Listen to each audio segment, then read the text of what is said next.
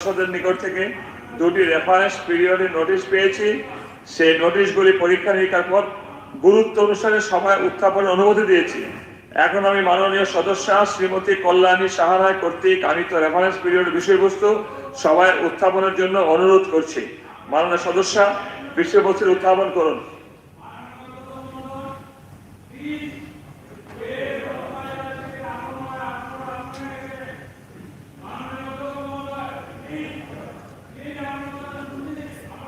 মাননীয় অধ্যক্ষ মহোদয়, ত্রিপুরা যে আমাদের যে বিমানবন্দরটি রয়েছে সেখানে 24 ঘন্টা বিমান চলাচল প্রসঙ্গে আমার মাননীয় 23শে মার্চ 2023 তারিখে স্থানীয় আমি পরিবহন দপ্তরের ভারপ্রাপ্ত মাননীয় মন্ত্রী মহোদয়কে এই বিষয়ের উপর ওনার বক্তব্য রাখার জন্য আহ্বান করছি। যদি এক্ষুনি দিতে বক্তব্য রাখতে প্রস্তুত না থাকেন তবে আগামীকালকের জন্য সময় চাইতে পারেন। Transport department. হ্যাঁ, মাননীয় মন্ত্রী গিয়েছেন, উনি আগামীকাল রিপ্লাই দেবেন। ওকে, ফাইন। বলুন আপনি কি বলছিলেন? এই যে একটা শুরু just a second, Gopal babu just a second, আরে জাস্ট এ সেকেন্ড, আমি এক সেকেন্ড কথা বলছি। আপনার সময় দিচ্ছি কি দেব কিংবা দেব না, আপনি ধৈর্য ধরুন। যা শুরুয়াত হলো, বলুন বলুন প্লিজ বলুন।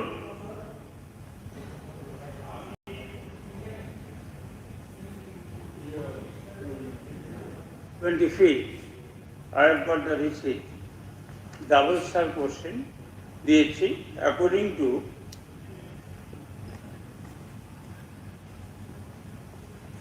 Article 42.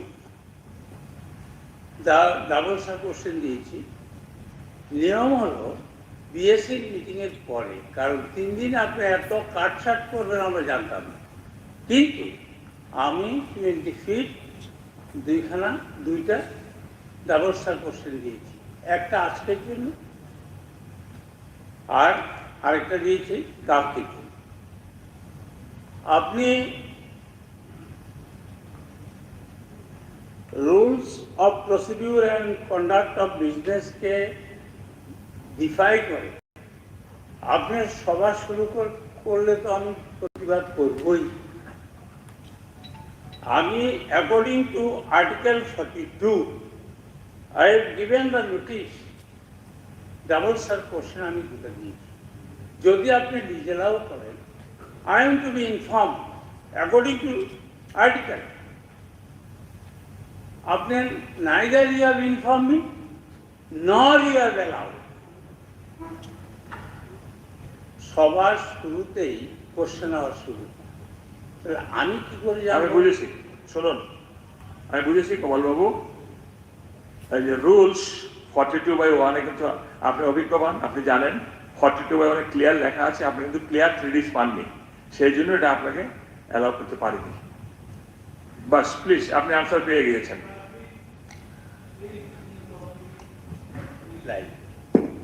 কারণ মাননীয় অধ্যক্ষ মহোদয় এখানে লেখা আছে, স্পেসিফিকলি লেখা আছে যে হ্যান্ডবুকেও লেখা আছে, রুল 42 লেখা আছে, আর্জেন্ট যখন ডাবল স্টার বা স্টার কোশ্চেন দেওয়া হয় 3 দিনের মধ্যে দেওয়া। আমি 20 ফিট দিয়েছি। আপনার রিসিপ্ট কপি আপনার অফিসের রিসিপ্ট কপি আছে? আচ্ছা, ঠিক আছে, কিন্তু তাইলে ক্লিয়ার 3Ds হয়নি না। ক্লিয়ার হয়নি মানে কি? তাইলে তো I am to be inform in writing. এখানে লেখা আছে আপনি you cannot go beyond this rules. আপনি পেয়ে যাবেন, কবে পেয়ে যাবেন? পাবেন আজকে? No no no no sir. ঠিক আছে বলবো sir. Once this allowed, sir. ও শুনুন, না না, once this allowed please, once this allowed please test the valuable time please. আমি ওদের না না শুধু লম্বা করবেন না please please. No, I am not trying to curtail your right. I have seated there to give the right to all members, not specially any individual one. Sir, please. Sir, just 1 second. Sir, if you are not allowing that question, before the commencing of this session, you have to, that is informed let him know that why, on what ground Okay. that doubtful Today, question has been today, cancelled. today he will be informed. No, today, now sir, it is question hour is, this No, session they are question hour. begins with the question hour, comments with the question hour. You have to give the answer to him before commencing of this. But without doing that, you are telling that beyond, that after that you will be getting it. No, no. Before getting the comments from the office, I am the highest authority giving what is the reason that he has not submitted the question not clear 3 days. Sir. He has got the answer. Sir, office is yours. Why you will be waiting for the office of any minister, any department? You are raising some technical. What this rule says. Okay, okay, ঠিক আছে. মাননীয় অধ্যক্ষ মহোদয়, I am speaking from here. কোন দিকে? Sir, Okay, sorry. yes. In fact, in the year 2003, when I had been elected as a member of this house, আমার মনে আছে, it was not 14 days. The 14 days before question জমা দিতে হবে, it was the discretionary power of the speaker. He did allow many questions. যে প্রশ্নের উত্তর মাননীয় মন্ত্রী মহোদয়গণ বেশি সময় না নিয়ে দপ্তর থেকে খবর নিয়ে উত্তর দেওয়া যায়, he allowed. But surprised to see that প্রথম দিনে তো নিশ্চয়ই হলো না. At least today and tomorrow, some of the questions, জনস্বার্থ সংক্রান্ত যে সমস্ত কোয়েশ্চেনগুলো, লাইক মাননীয় সদস্য যেটা বলছেন ডাবল স্টার্ট কোয়েশ্চেন, যেগুলো 3 দিন আগে জিজ্ঞেস করা, I think all these things should be allowed because he is not asking his personal question. The question is related to the people of Tripura. So এই বেঞ্চ থেকে আমরা অনুরোধ করব যে সমস্ত কোয়েশ্চেনগুলো অ্যাকসেপ্ট করা যায়, জনস্বার্থ জড়িত, সেগুলোকে গ্রহণ করবেন। Thank you. Thank you for suggestion. Next one. এখন আমি মাননীয় সদস্য শ্রী মানব দেববর্মা কর্তৃক আনিত রেফারেন্স পিরিয়ডের বিষয়বস্তু সভায় উত্থাপনের জন্য অনুরোধ করছি। মাননীয় সদস্য বিষয়বস্তুটি উত্থাপন করবেন। Hambai, Manoniyya Speaker, ani reference engka goto 25 March 2023 in দৈনিক সংবাদ পত্রিকায় প্রকাশিত নেশা কারবারির বাড়িতে তল্লাশি উদ্ধার পিস্তল কার্তুজ মাদক শীর্ষক সংবাদ সম্পর্কে আংর সানামুজঙ্গ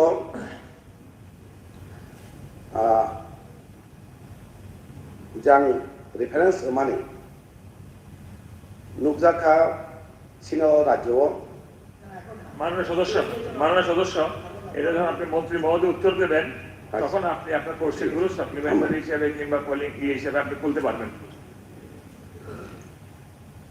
ঠিক আছে, আপনি নিউ কামার নতুন সদস্য, এটা শিখতে হবে, নো প্রবলেম।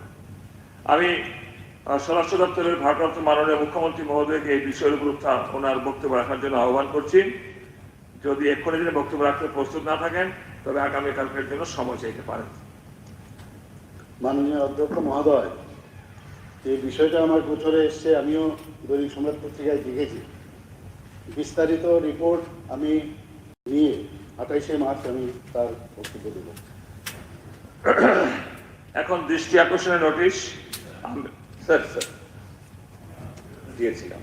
দেখেছি জিতেন বাবু, হ্যাঁ, আপনার রেফারেন্সটা আমি বলছি আপনাকে, সেদিন তো আপনি বললেন, গোপালবাবু বললেন, Honorable High Court already took cognizance on the postpone situation and issued ruling দিয়ে দিয়েছেন। you please sir, you please, High Court postpone you please read out the matter which I have submitted to you. You please read out. আমি পড়েছি। Sir, you please read out it. না সেদিন বলেছিলেন যে sub judice matter কোথায়, high court ruling দিয়ে দিয়েছে, এটার ব্যাপারে কেস নিয়ে নিয়েছে স্যার, সমস্ত ইস্যু এবং কোন ইস্যুতে পোস্টপোন সিচুয়েশন গুলোর উপরে। স্যার এছাড়া আপনারা যে আপনি রিড আউট করুন না, স্পেসিফিক তো বলেছি হাইকোর্ট কোনোটাই ইয়ে নেয়নি, that incident was there at Vishalgarh, Nihal Chandra Nagar, that a group of MPs and MLAs, they went there to visit the places where the shops are gutted. And immediately they have reached there and all this hooliganism has started. Whether on that matter, the Honorable High Court, they took this Sumuto PIL. Already you have raised the questions in the governor's speech, so that you will get the another time. Sir, আনতে পারবেন। sir, আনতে পারবেন। sir, এই কথা তো sir আপনি বলতে পারেন না from your না না আপনারা এনেছেন। no, স্যার এটা জিতেন না না বাবু, এটা আনতে বলুন পারি, না আনতে পারি না। তাহলে হোম মিনিস্টার বলুন স্যার, মাননীয় হোম মিনিস্টার বলতে দিন তাহলে দিস সাব জুডিস। স্যার, হাইকোর্টে in the meanwhile the respondent shall ensure that no further violence as alleged in the present PIL takes place. Registry is directed to list all other similarly placed violence and law and order related cases along with the present PIL. এবং এটা already ভোটে দাঁড়িয়েছিল এক ভদ্রলোক রামনগরে, উনি petition দেওয়ার পরে এটা হয়েছে। এবং এখানে এক মিনিট, এখানে দৈনিক সংবাদ, সন্ধান, ত্রিপুরা দর্পণ, ডেইলি দেশের কথা, প্রতিবাদী কলম, প্ল্যানেট, সব সুতরাং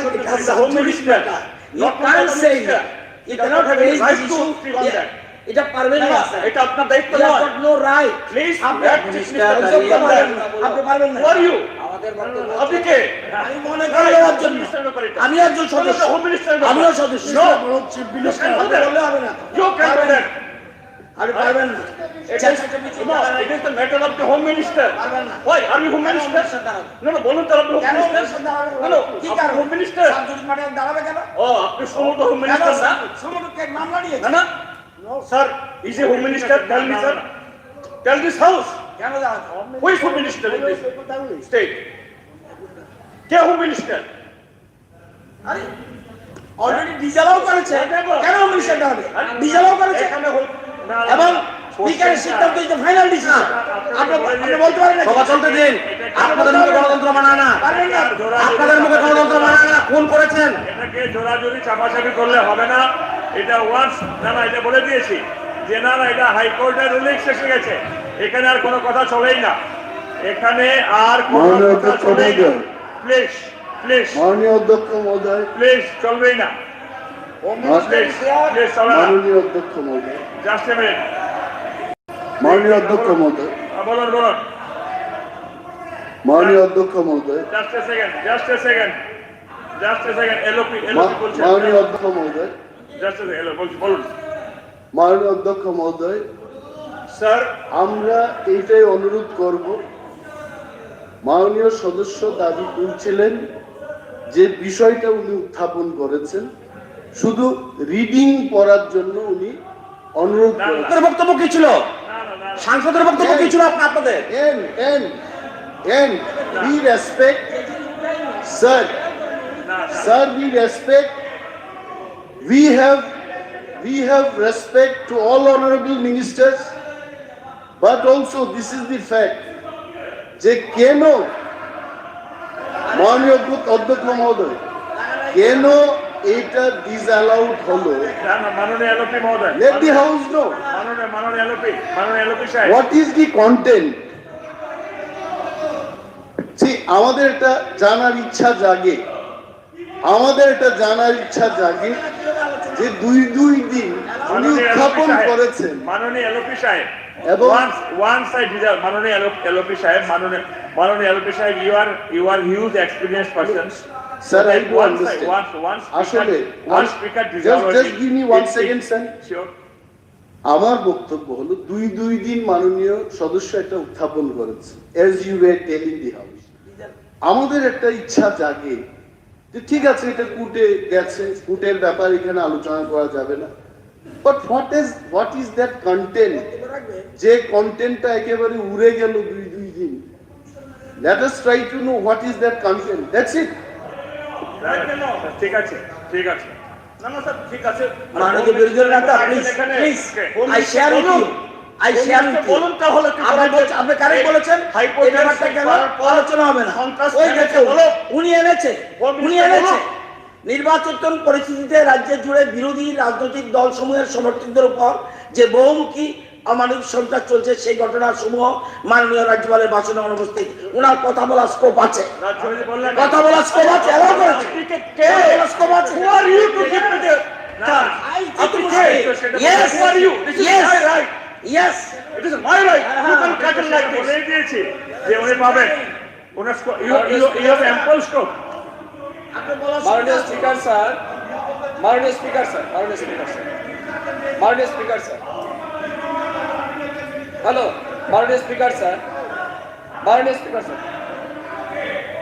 hello Okay. Honorable Speaker sir, Honorable Speaker sir, এখন Honorable Speaker sir, এখন আমার একটু বক্তব্য আছে। Just a minute.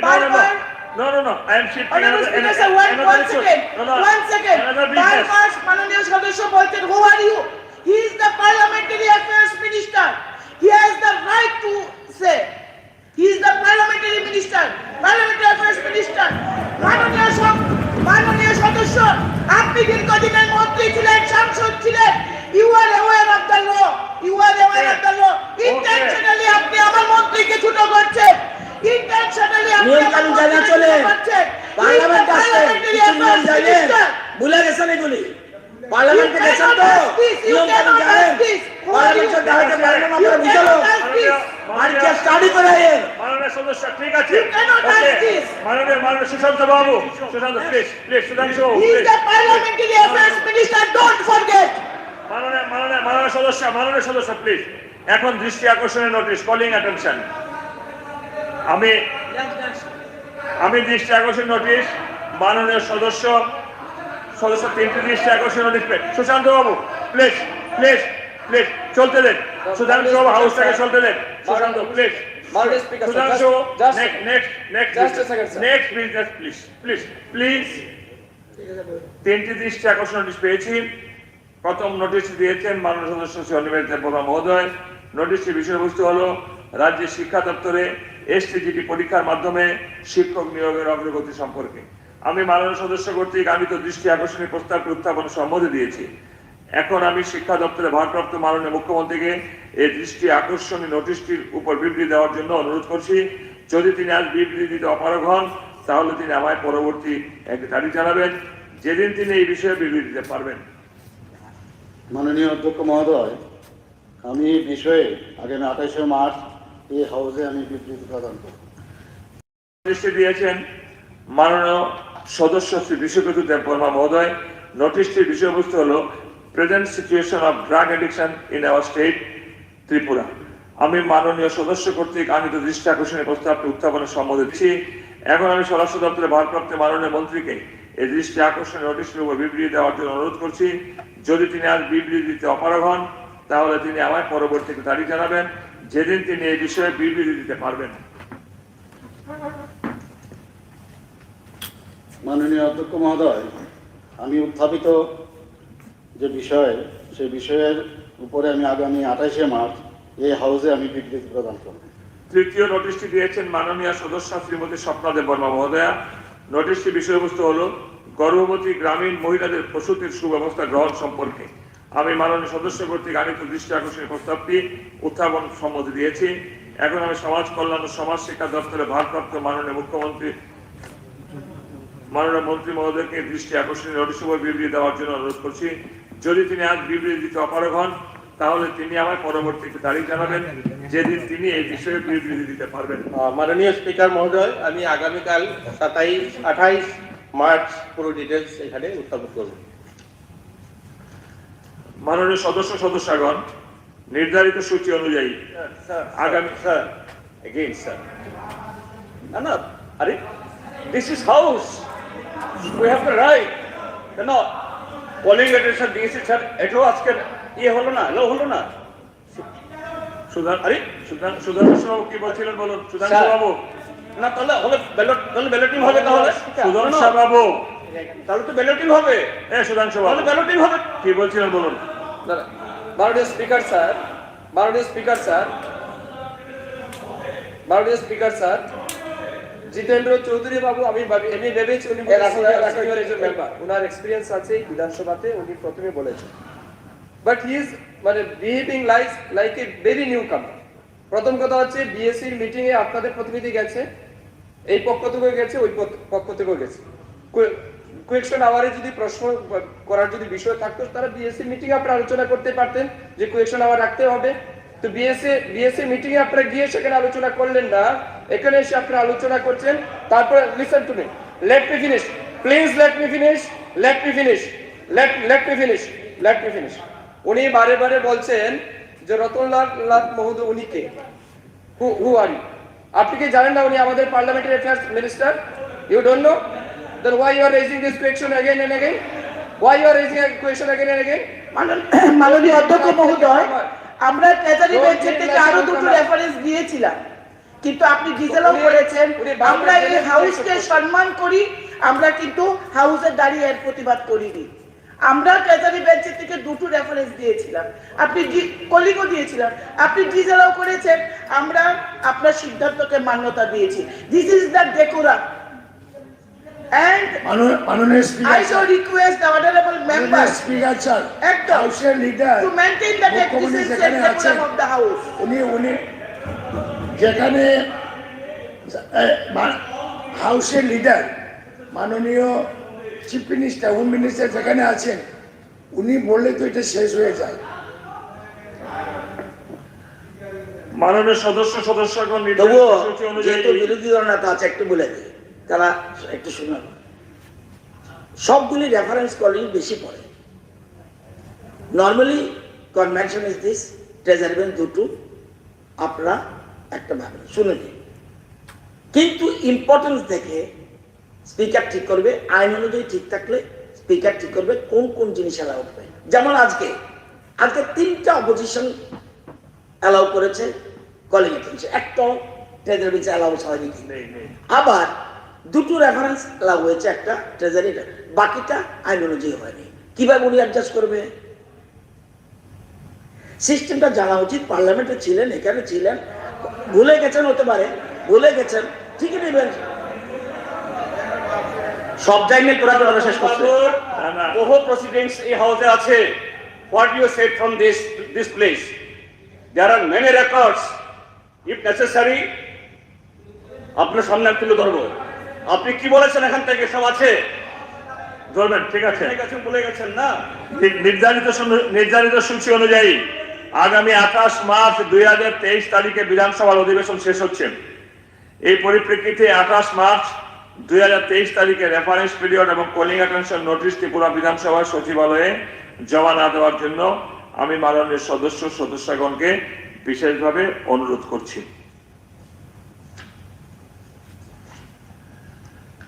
Laying up papers on the table of the House. Now, the business before the House, laying a copy each of the Tripura Land Revenue and Land Reforms (bracket 17th Amendment Rules 2022) and number 2, the annual report of Tripura Police Accountability Commission for the year 2021 on the table of the House. Now, I request the Honorable Chief Minister to lay a copy each of the above mentioned rules and annual report on the table of the House. মাননীয় অধ্যক্ষ মহোদয়, I hereby give notice of my intention to lay on the table of the Tripura Legislative Assembly the Tripura Land Revenue and Land Reform, that is 17th Amendment Rules 2022 as required under Section 198 of the TLR and LR Act 1960. Now, the business before the House, laying a copy each of the Tripura State Goods and Service Tax, within brackets 2nd Amendment, Rules 2022. Number 2, the Tripura State Goods and Service Tax, bracket, within bracket, 3rd Amendment, Rules 2022. Number 3, the Tripura State Goods and Services Tax, within bracket, 4th Amendment, Rules 2022. Number 4, the Tripura State Goods and Services Tax, within bracket, 5th Amendment, Rules 2022. And number 5, the 7 numbers of notification issued under the Tripura State Goods and Service Tax Act 20. Within bracket, Tripura Act number 9 of 2017. During the period from 1/9/2022 to 28/02/2023 on the table of the House. Now, I request the Honorable Minister in charge of the Finance and Sector Department to lay a copy each of the above mentioned rules and notifications on the table of the House.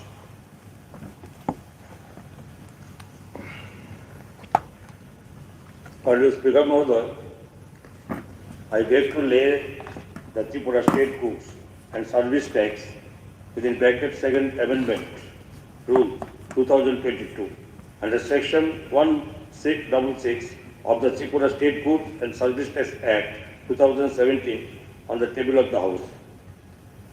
Again, I beg to lay the Tripura State Goods and Service Tax third amendment rule 2020. Again, I beg to lay the Tripura State Goods and Service Tax fifth amendment rule 2022 under section 166 of the Tripura State Goods and Service Tax Act 2017 on the table of the House.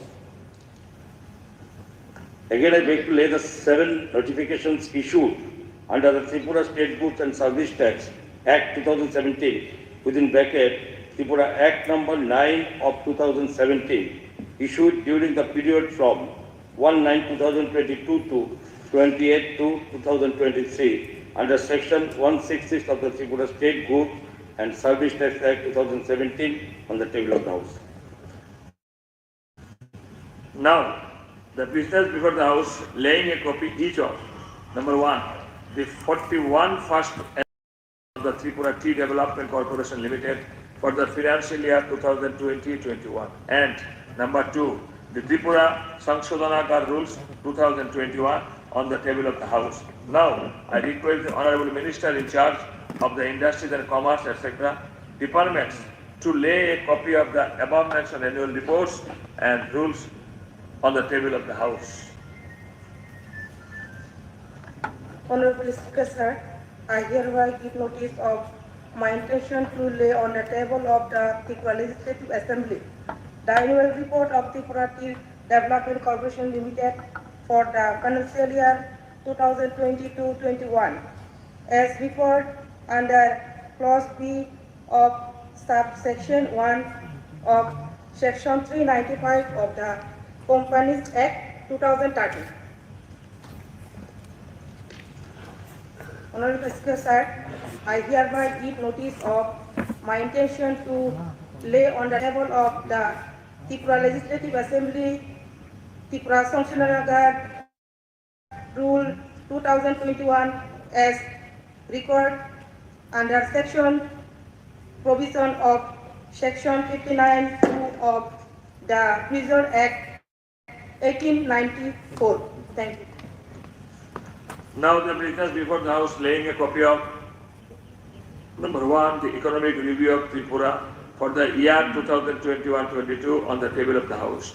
Now, I request the Honorable Minister in charge of the Tribal Welfare and Sector Department to lay a copy of the above mentioned economic review on the table of the House. Review of Tripura 2021-22 in the floor of the House. Honorable members are requested kindly to collect the copies of the annual reports, notification and economics review from the notice office of Tripura Legislative Assembly. Discussion on the motion of thanks to the address by the Governor. সবার পরবর্তী কার্যসূচি হলো মাননীয় রাজ্যপাল মহোদয়ের ভাষণের উপর গত 24 March শুক্রবার 2023 তারিখে যে ধন্যবাদ সূচক প্রস্তাব একটা বোধহয় মিস করে গেছেন বোধহয় লেইং এর মধ্যে একটা the annual report of Tripura police accountable commission for the year এটা বোধহয় বাদ গেছে মাঝখানে শুরুতে দেখেন চিফ মিনিস্টারের পুলিশ অ্যাকাউন্টেবল বলেছিলাম তো আচ্ছা আচ্ছা আচ্ছা আমাদের বিজনেস আছে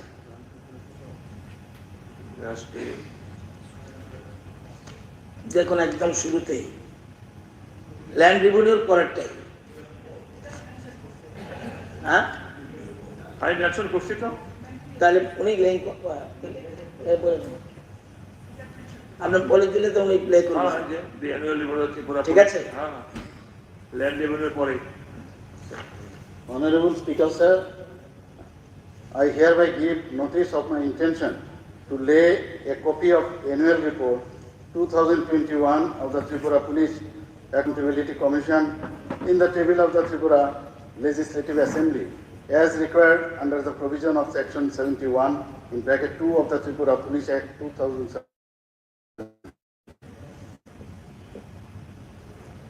গত 24শে মার্চ শুক্রবার 2023 তারিখে যে ধন্যবাদ সূচক ভাষণের উপর তার আলোচনা।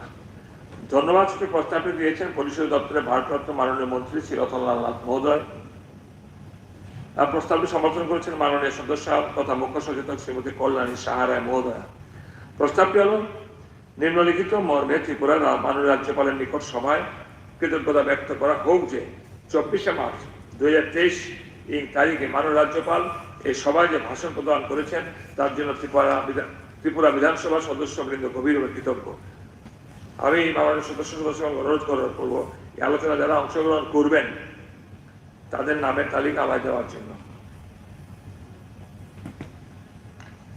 এখন মাননীয় অধ্যক্ষ মহোদয়, স্যার কেন এই যে কতক্ষণের আলোচনা হবে এবং ট্রেজারি বেঞ্চ বিরোধী বেঞ্চ কত টাইম পাবে, then accordingly we can make the লিস্টটা পাঠালে তারপরে time because time has to be allotted, then ঠিক আছে সবাই আলোচনা করুক না, সবাই যত বেশি আলোচনা করবেন তো ভালো। ভালো তো। আর এর মধ্যে তো কালকে আছে, কালকে লাস্টে chief minister no whole day today we can discuss on this আর এবং প্রয়োজনে কালকেও যত বেশি আলোচনা কালকে তো স্টপ হয়ে করা যাবে।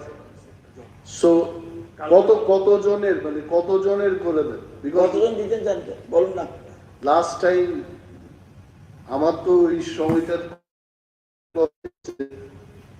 2 জন বা 4 জন প্রতিটি দলের পক্ষ থেকে এইভাবে দেওয়া যাবে, যত 13 জন দিয়েন না, 13 জনের দিন 13 জন দিলে আপনি অনেকক্ষণ চলবে। But most of them they want to speak.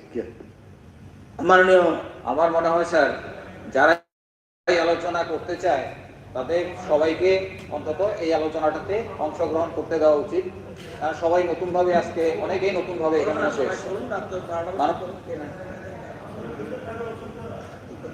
মহোদয়, মাননীয় অধ্যক্ষ মহোদয়, there is a procedure. Some honorable member has given the amendment. If you want the name, so what is the use of the amendment on the governor's speech? So those who have given the amendment, they have to give more time according to the rules. আপনি বুঝবেন কিভাবে? Opposition leader, honourable opposition leader বলছে যারা amendment দিয়েছে তাদের আলোচনা করতে পারো। Opposition those who have given the amendment, they have to be given more time. ঠিক আছে, এটা স্পিকার ঠিক করবে। ঠিক আছে, আসলে সবকিছু আলোচনা ভিত্তিতে স্থির হয় তো বলবো আপনি সিনিয়র এক্সপেরিয়েন্স হবে এবং ওনার তো মাননীয় অধ্যক্ষ মহোদয়, আমি এক সেকেন্ড নতুন বাবু এক সেকেন্ড, এটা তো নেবেন বাবু যারা সেদিন জিতেন বাবু বলেছিলেন আরে লিস্টটা দিলে তারপরে টাইম ডায়ালগ করবে। সেটা না, ওনাকে তো উনি এক্সপেরিয়েন্স, তারপরে বলতে হচ্ছে অনেক নিউ কামার এসছে হ্যাঁ সব দলের, সুতরাং তাদের সময় পাওয়া বলা উচিত দ্বিতীয় ফ্রম অল পার্টিস। ঠিক আছে, হবে নিশ্চয়ই হবে, আসুক না লিস্টে আসুক না। ওকে বলুন। মাননীয় অধ্যক্ষ মহোদয়, অধিবেশনের প্রথম দিন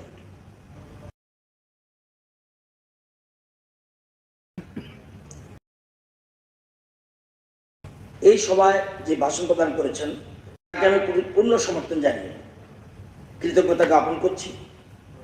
পাশাপাশি এই ভাষণের উপর মোট 8 জন 48টা সংশোধনী এনেছেন। এটার বিরোধিতা করে আমি আমার বক্তব্য শুরু করছি। নতুন বছরে সবাইকে স্বাগত। মাননীয় রাজ্যপালের ভাষণে এই রাজ্যে রাজ্য সরকার কি কি কাজ করছে এর প্রতিফলন এই ভাষণে রয়েছে। সরকারের নীতি কি, সরকারের দৃষ্টিভঙ্গি কি, সরকারের দিশা কি, রাজ্যপালের ভাষণে কিছুটা হলেও ফুটে উঠেছে। সবকা সাথ সবকা বিকাশ, সবকা প্রয়াস, এই নীতি অনুসরণ করে আমাদের সরকার কাজ করে চলছে। রাজ্যকে একটা মডেল রাজ্য বানানোর জন্য আমরা যে স্বপ্ন নিয়ে এগুচ্ছি সেটা এই ভাষণে উল্লেখ রয়েছে। মাননীয় রাজ্যপালের ভাষণে 5 নম্বর প্যারা মধ্যে রাজ্য সরকারের রয়েছে এই সরকারের মূল বিষয় এবং মূল ভাবনা। আমাদের সরকার অবশ্যই ত্রিপুরাকে একটা মডেল রাজ্য বানাতে চায় এবং সেই স্বপ্নকে বাস্তবায়িত করার জন্য আমরা এগিয়ে যাচ্ছি। এটা হলো রাজ্যপালের ভাষণের মূল বিষয়। আমি প্রথমে বিরোধী দল থেকে যারা যারা অ্যামেন্ডমেন্ট এনেছেন, বিশেষ করে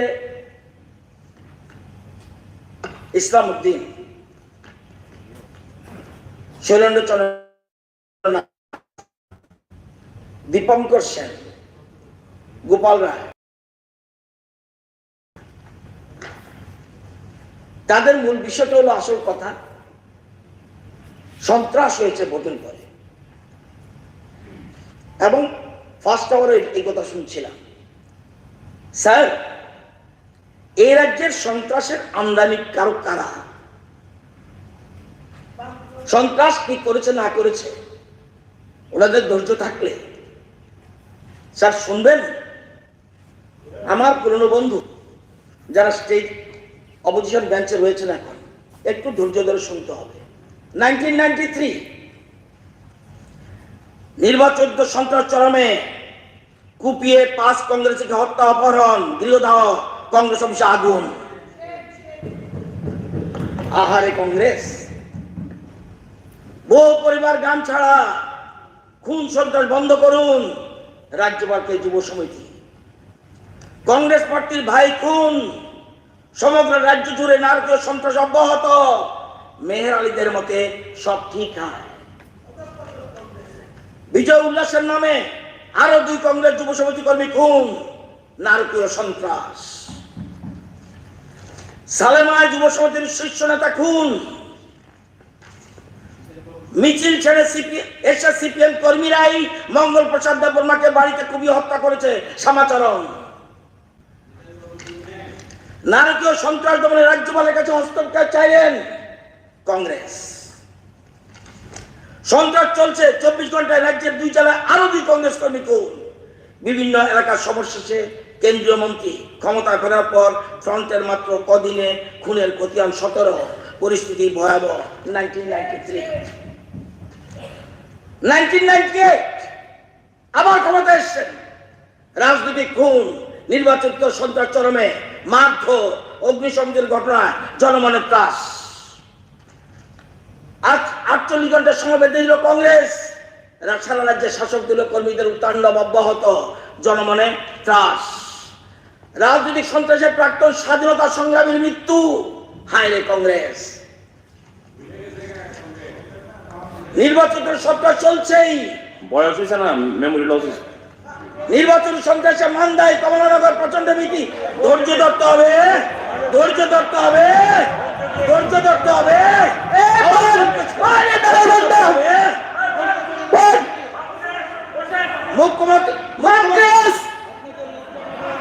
মুখ্যমন্ত্রী মানিক সরকারের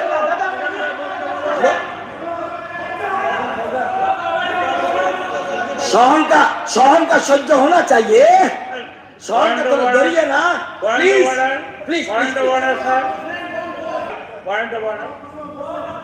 স্যার, মাননীয় অধ্যক্ষ মহোদয়, আমাদের পুরনো বন্ধু রতন বাবু সব সময় তথ্য দিয়ে কথা বলেন।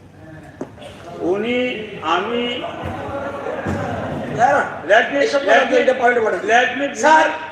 মুখ্যমন্ত্রী মানিক সরকারের কেন্দ্রে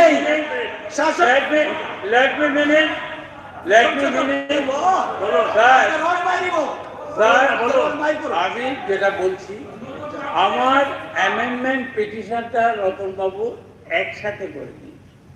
আমি অ্যামেন্ডমেন্টে রাজ্যপালের ভাষণের পরিপ্রেক্ষিতে আমি যা অ্যামেন্ডমেন্ট এনেছি, ঠিক আছে, এটা কি আছে এটা আগে পরে দেখে বললে ভালো। ঠিক আছে, ঠিক আছে, ঠিক আছে, ওকে। আপনারা বলবো, ঠিক আছে, বলবো। শুনলাম তো, বসুন। স্যার 1998 এর বেশি না, যে কটা ইলেকশন গেছে সেটা সারা বছর বলবো না, 25-30 বছর বলবো না। মুখ্যমন্ত্রী মানিক সরকারের কেন্দ্রেই শাসক দলের নারকীয় সন্ত্রাস অব্যাহত, আতঙ্ক চরমে। নির্বাচন সন্ত্রাস 24 ঘন্টায় নিহত 5 শিক্ষক অপহৃত। আসুন 2003 মহিলাকে জ্যান্ত পুড়িয়ে হত্যা, চণ্ডীপুরে খুন, দুর্বৃত্তদের হাত থেকে রেহাই পাচ্ছে না যুবতীরা। রাজ্যে নির্বাচন সন্ত্রাস, এআইসিসির 3 শীর্ষ নেতা ত্রিপুরা পাঠাচ্ছেন শুনিয়া। পঞ্চম দিনও সন্ত্রাস থামেনি, আক্রান্ত হচ্ছেন বিজেপি প্রার্থীরাও। পরিস্থিতির তালাশ রাজ্যে আসছেন আহমেদ প্যাটেল, অনেকে এখন নেই। সন্ত্রাসের থেকে স্তম্ভিত এআইসিসি নেতারা প্রসঙ্গত বোর্ডের বিশ্বনাথ ভৌমিকের খোঁজ খবর নিচ্ছেন সোনিয়া গান্ধীর রাজনৈতিক সচিব আহমেদ প্যাটেল। আইরে কংগ্রেস প্রবল কপিল সিবাল শনিবার আম্বেদকর হাসপাতালে। স্যার পঞ্চবটিতে বিজয় উৎসবের নামে হিংসাত্মক কার্যকলাপ। দিল্লি কমলপুর নির্বাচনী সন্ত্রাসের চেহারা দেখে স্তম্ভিত কংগ্রেসের নেতারা। সিপিএম এর বিজয় উৎসব করছে আগুন, খুন, দর্শনে। শপথের আগের দিন বিরোধীদের হুমকি, সন্ত্রাস বন্ধ না হলে শুরু হবে প্রতিরোধ। হায় কংগ্রেস!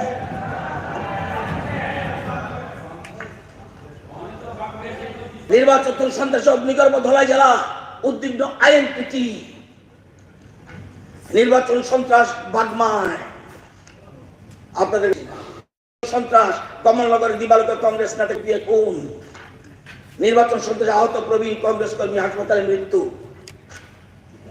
2008 কৈলাসহরের সন্ত্রাস দাবি বিরোধীদের কর্তা অভিযোগ বিজিত প্রার্থী। হায়রে কংগ্রেস! নির্বাচন সন্ত্রাস রাষ্ট্রীয় সন্ত্রাসের চেহারা নিচ্ছে। নির্বাচন সন্ত্রাস অব্যাহত, প্রতিবাদের মনোমিছিল। রাজ্য জুড়ে লাল সন্ত্রাস অব্যাহত। সন্ত্রাস বিধ্বস্ত কর্মী সমর্থকদের খোঁজ নিতে গ্রাম পাহাড়ে যাচ্ছেন নেতারা। নির্বাচন সন্ত্রাস নিয়ে উত্তপ্ত বিধানসভা। নির্বাচন সন্ত্রাসে দায় সংবাদপত্রের কাঁধে চাপালেন তৎকালীন মুখ্যমন্ত্রী। হায়রে কংগ্রেস!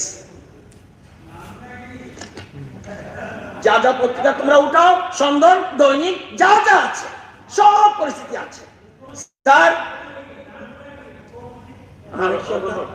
মানিক সব আরে এটাও ভুলে গেছো?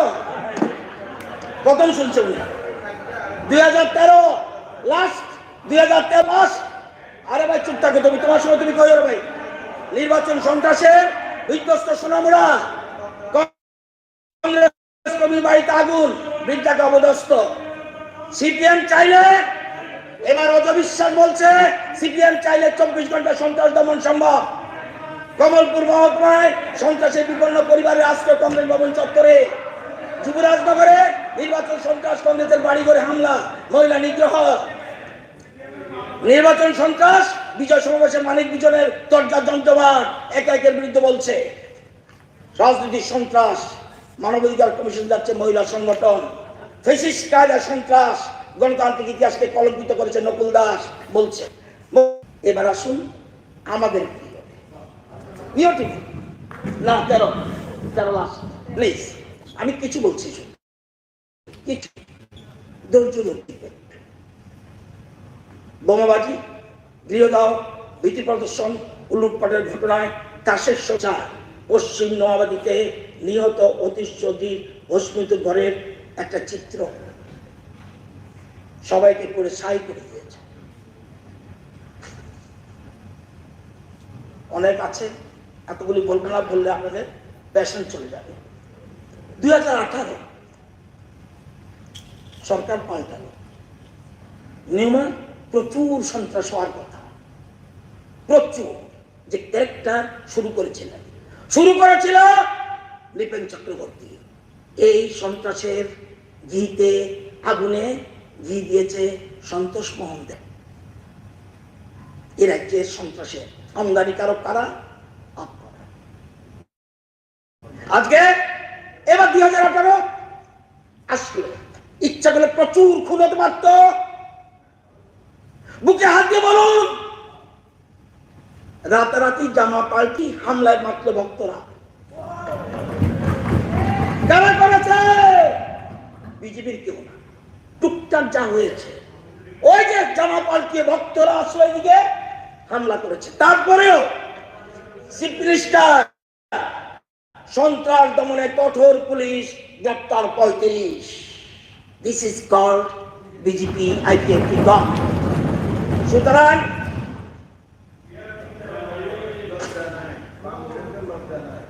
স্যার একটু সন্ত্রাস টুকটাক যে হয়েছে না আমি বলি না, কিন্তু ইতিহাস টানলে কত। আর প্লিজ ভাই আপনারা কইতাছেন কি করতেছেন? সব হাজার হাজার কর্মী খুন, ধৈর্য হবে আপনি দক্ষিণ ত্রিপুরা? সময় আছে? সময় দেবে আমাকে বিধানসভা? দেবে না। আরে না, কতদিন বলবো? স্বপন দাস, দেবল দেব, দ্বিগুণনাথ শর্মা, অতীশ চৌধুরী, নৃপেন্দ্র দেবনাথ, সুজিত গোস্বামী, হারদন দেবনাথ, শ্যামল বর্ধন, মন্টু দাস, ভজন ঘোষ, ভূষণ ঘোষ, কত বলবো? চুপচাপ তো 1 বছর সাইলেন্ট থাকা উচিত, চুপচাপ। স্যার আমি তাতে যাচ্ছি না। এবারে টুকটাক যে ঘটনার জন্য দায়ী আইয়া ভুগতাছে, চলে আইসি, 2 দল মিলছি, আইয়া লই কেমনে গাড়ি চালাস, কেমনে রাবার বাগান থাকবনি, কোনখানে ট্রান্সফার করে দেখবি। অনেক লোক প্লেনের টিকিট করে কাটতে গেছে গা,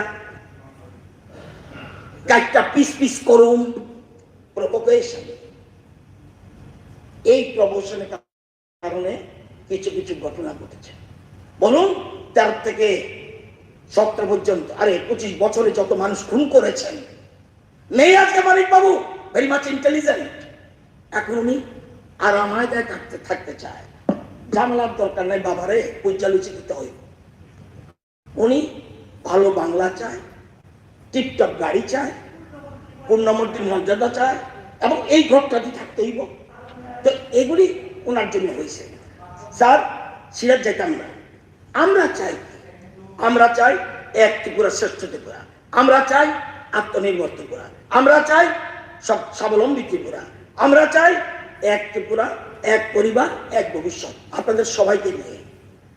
স্যার যারা সমালোচনা করছেন, মাননীয় মুখ্যমন্ত্রীকে বলছি, করছেন তাদের দিকে নজর দেওয়ার দরকার নেই। যারা আপনার সমালোচনা করছে তারা চেষ্টা করে আপনার সমান হতে পারছে না, তাই তাদের ঈর্ষা হচ্ছে, তারা আপনার মতো করতে পারেনি, তাদের ঈর্ষা থেকে সমালোচনা করছে।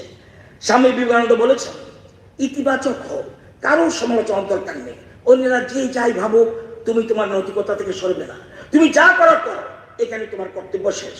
স্বামীজি বলছেন, দোষ দেখা বড়ই সহজ, গুণ দেখা মহাপুরুষের ধর্ম। স্যার স্বামীজি বলেছেন, পৃথিবীর ইতিহাস কয়েকজন আত্মবিশ্বাসী মানুষের ইতিহাস, এবং জগতের যা কিছু উন্নতি হয়েছে সব মানুষ করেছে। স্যার বিশ্বাসের শক্তিতে হয়েছে। স্যার যে মানুষকে বিশ্বাস করে না সে নাস্তিক। বিশ্বাস যে এটা আমার কথা নয়, স্বামীজির কথা। স্যার আমরা জানি আমাদের মাননীয় মুখ্যমন্ত্রী আত্মবিশ্বাসে ভরপুর, এবং উনি এই হয়েছে। বামপন্থীরা কত বছর ছিল?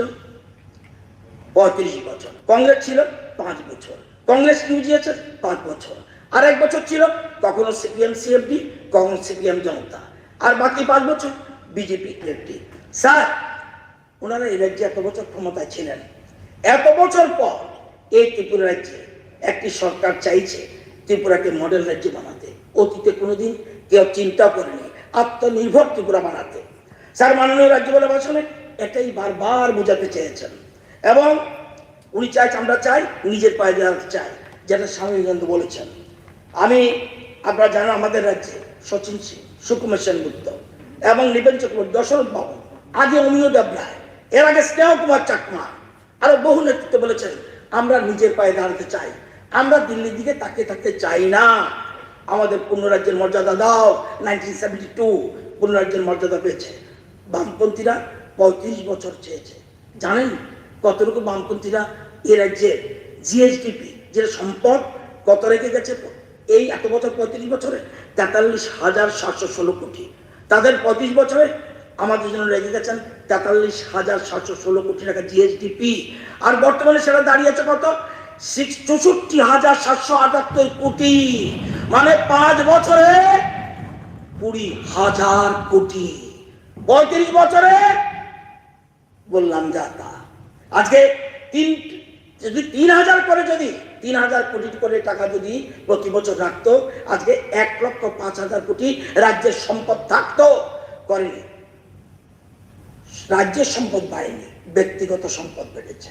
আজকে সেই জন্যই আমরা, এবং ওনারা কখনো চাইনি মানুষ স্বাবলম্বী হোক। উনি কখনো চাইনি ওনারা মানুষ, কারণ স্বাবলম্বী যদি হয়ে যায় ওনাদের কাছে যাবে না।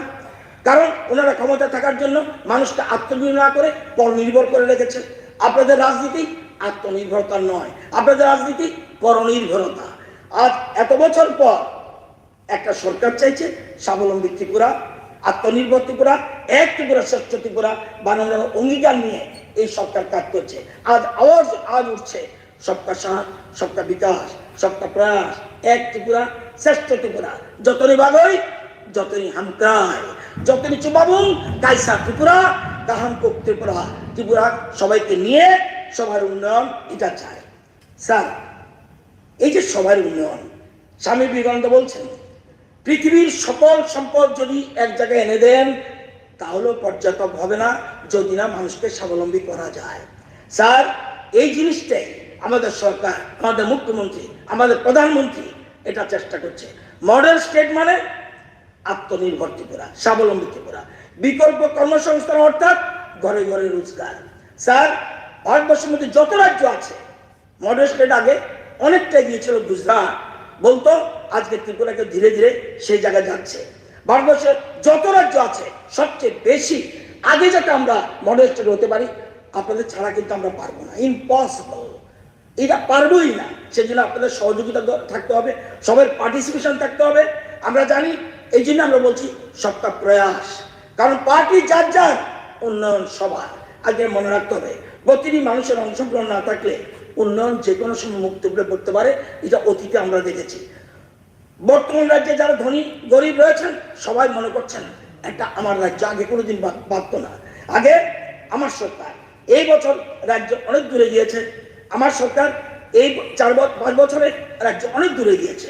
স্বামীজির আদর্শকে পাথ্য করে আমাদের সরকার এগিয়ে যাচ্ছে। স্বামীজির আদর্শ নীতি ছাড়া কোনো মতে আত্মনির্ভর হওয়া যায় না। আজকে সারা পৃথিবী ওনাকে মনে করছেন। স্যার, আমরা স্বামীজির ভাব দ্বারা অনুপ্রাণিত, বর্তমান সরকার সেই আদর্শকে সামনে রেখে এগিয়ে চলছে।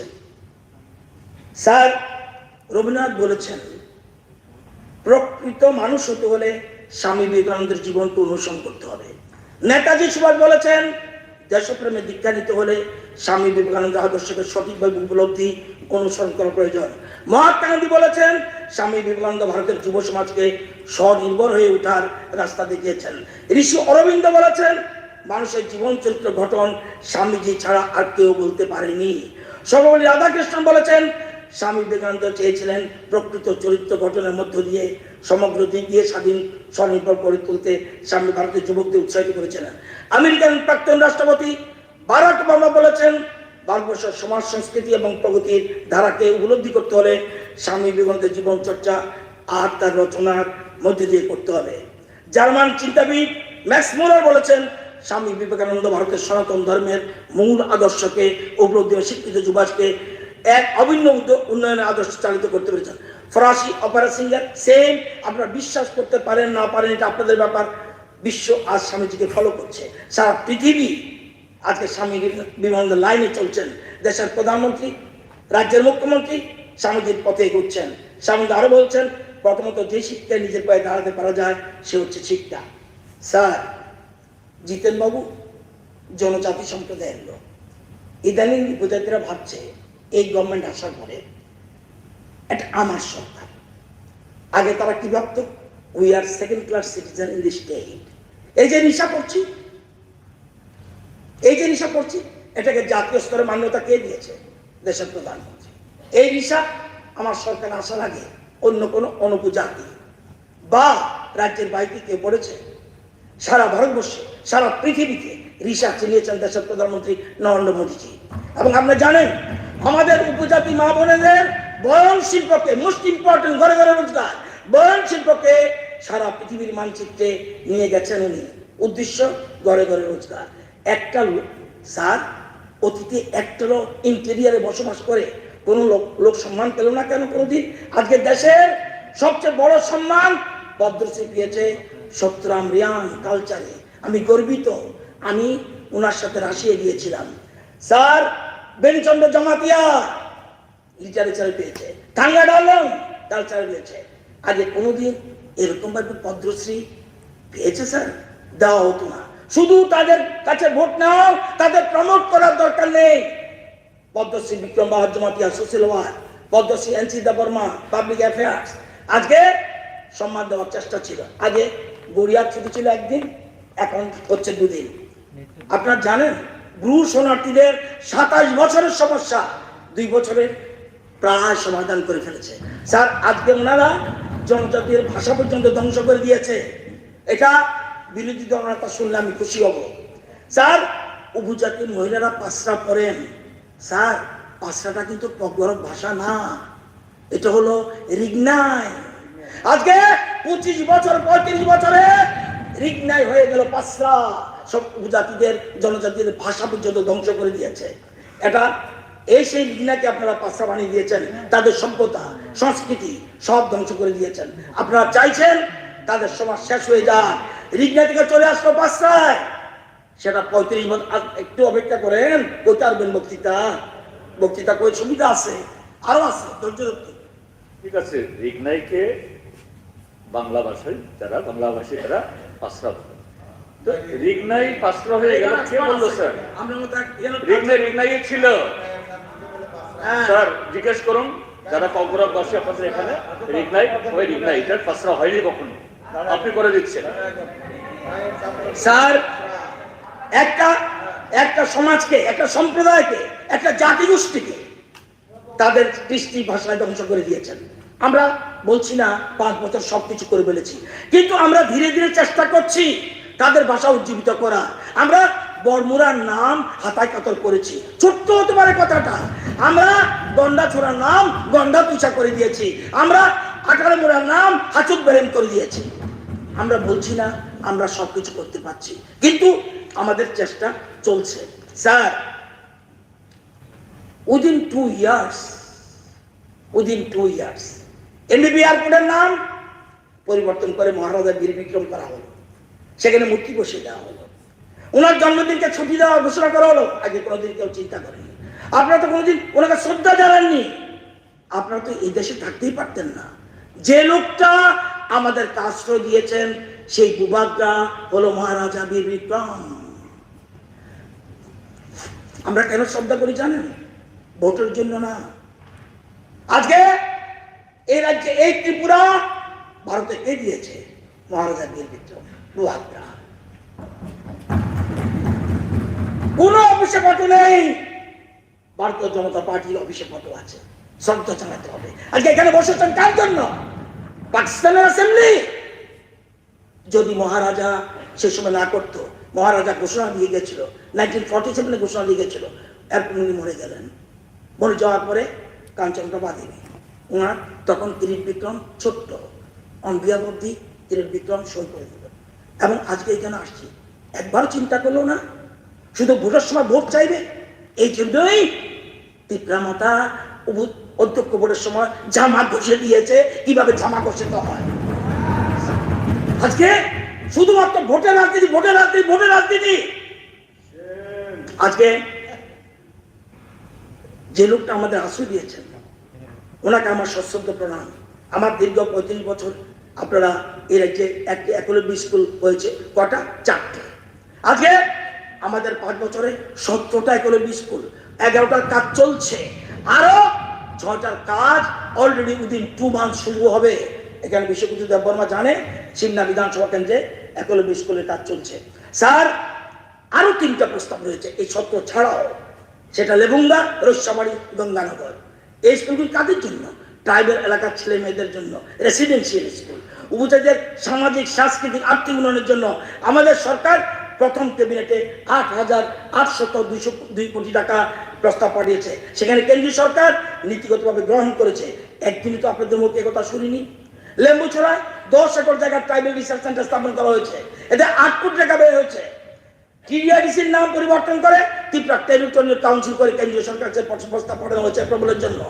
জনজাতি অধ্যুষিত পিছিয়ে পড়া 12টা ব্লক, চামুনু, মঙ্গিয়াকামি, করব, শিলাছড়ি, রূপাছড়ি, অম্পি, তুলাসিকর, দলদা, দামছড়া, রাজশাবাড়ি, ডম্বুরনগর, গঙ্গানগরকে স্পেশাল ব্লক হিসেবে ঘোষণা দিয়েছে।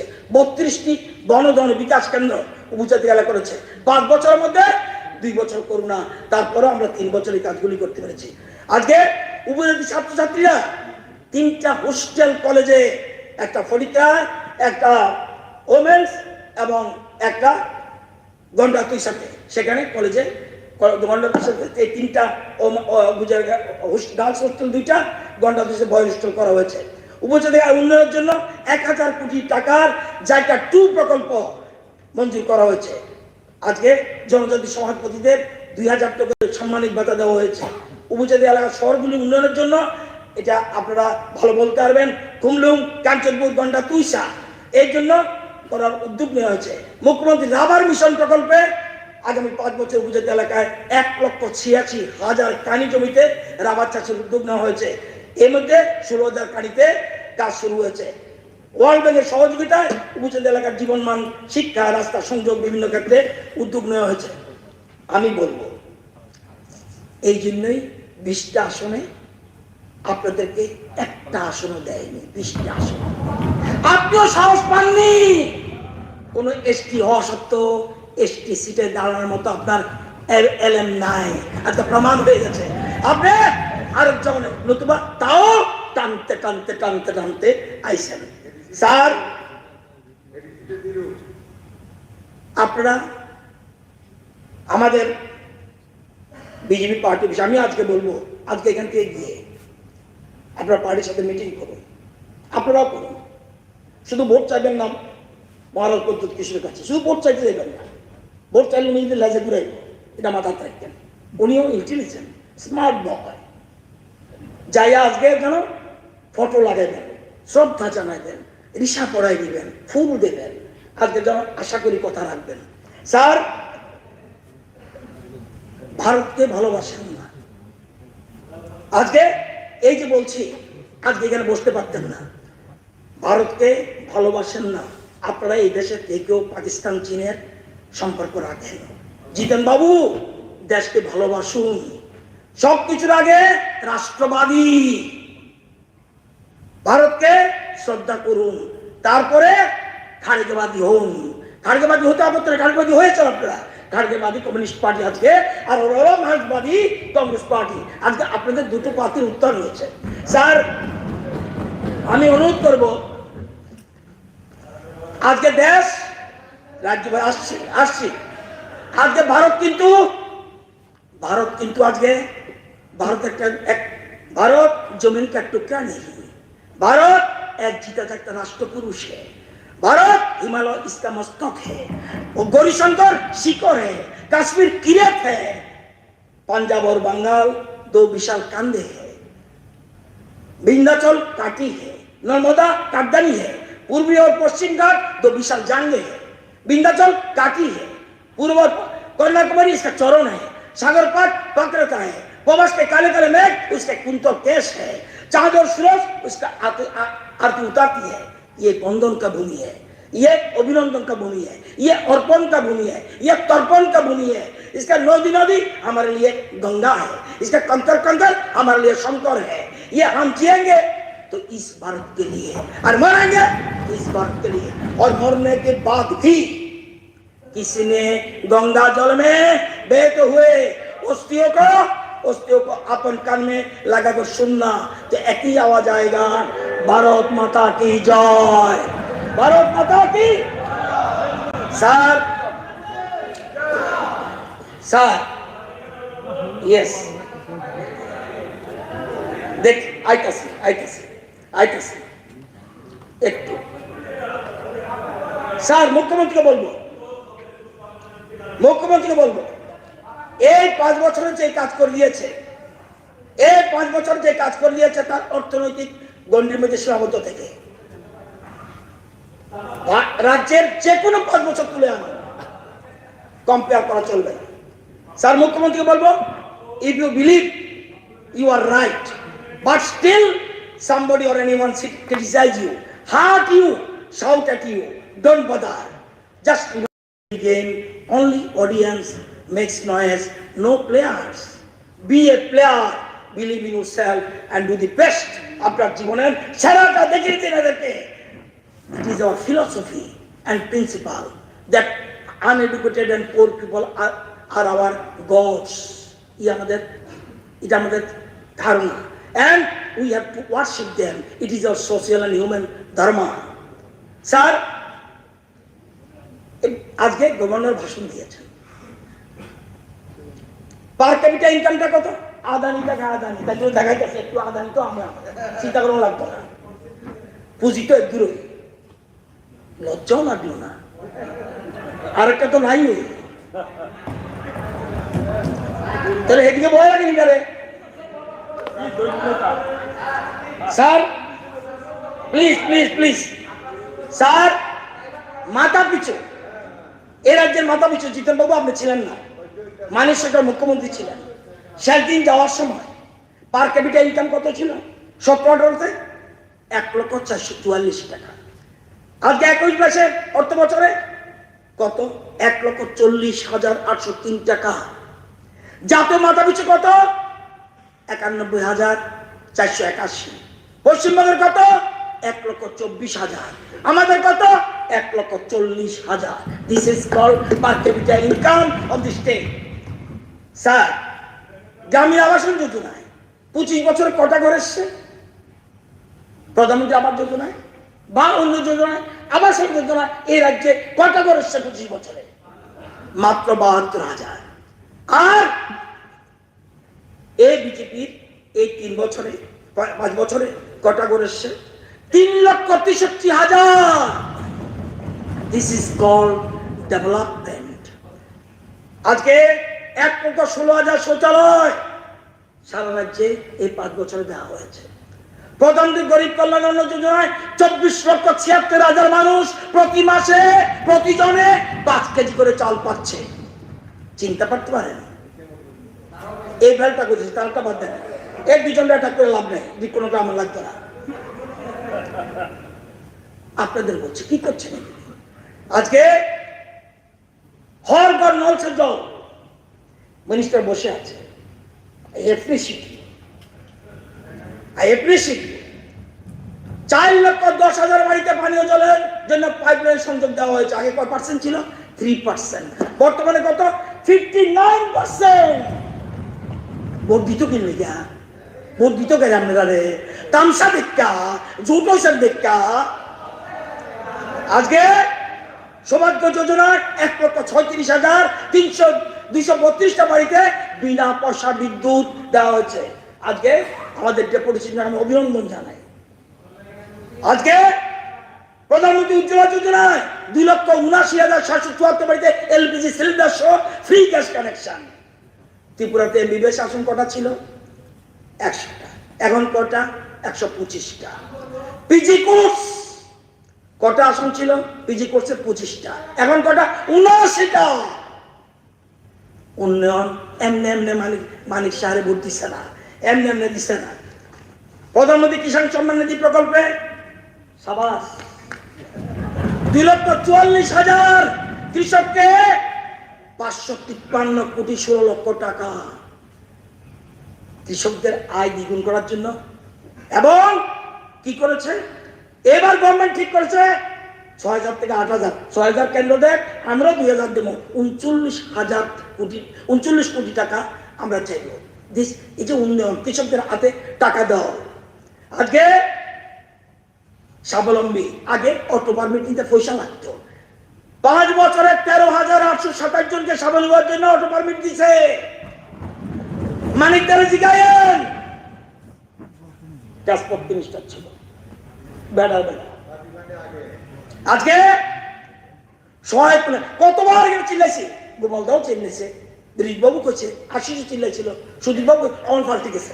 কারণ নিজের 3টা জিততেই হতো, এ আর কাম হইতো না, এখানটা জামগা লাগবো। সারা দেশ রাজ্যের মানুষের কথা ভুললে গেলেন গা। সহায়ক মূল্যে ধান কিনছে 89,000 কৃষক থেকে, কত টাকা তাদের কাছে পড়ছে? 325 কোটি টাকা। আজকে 10 লক্ষ 3 বছরে 10,08,068 জন কৃষককে ফসল বীমা যোজনা।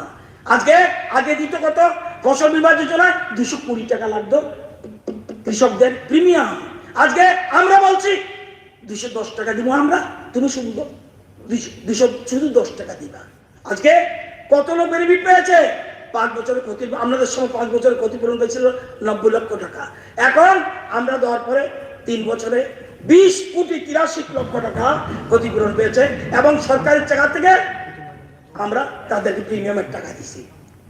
এবং সার বীজ কৃষকদের 5 বছরে সময় মতো দেওয়ার জন্য 41,85,00,000 টাকা সাবসিডি দিচ্ছে।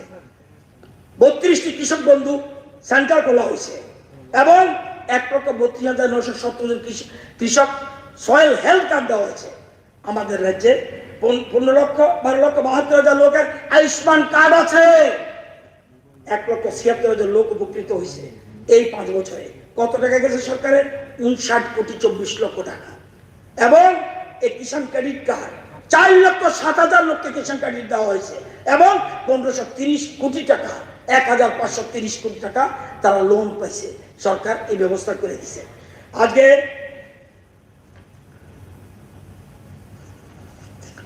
মানুষ শুধু রাজনীতি করছেন, সেলফ হেল্প গ্রুপে কেবল ভোট পাইবেন কেন? সেলফ হেল্প গ্রুপ কটা আসলো? 4,140। 5 বছর কটা বানাই গেল? 37,071টা। আগে কতজন মেম্বার ছিল? 39,000। এখন কত মেম্বার? 3,34,000। তাদের কি করছেন? শুধু ভোট চাইতেন। রিভলভিং ফান্ড কত দিছিলেন?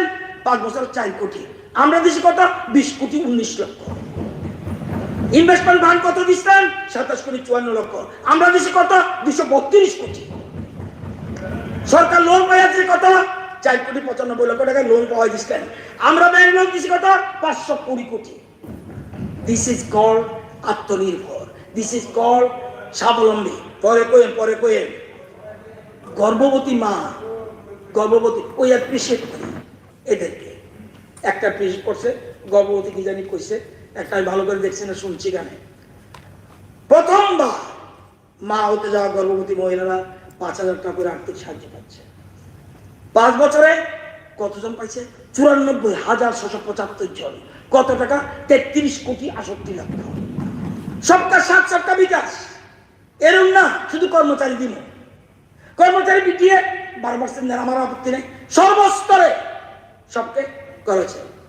37,000 সরকারি কর্মচারী অ্যাডক প্রমোশন দিয়েছে।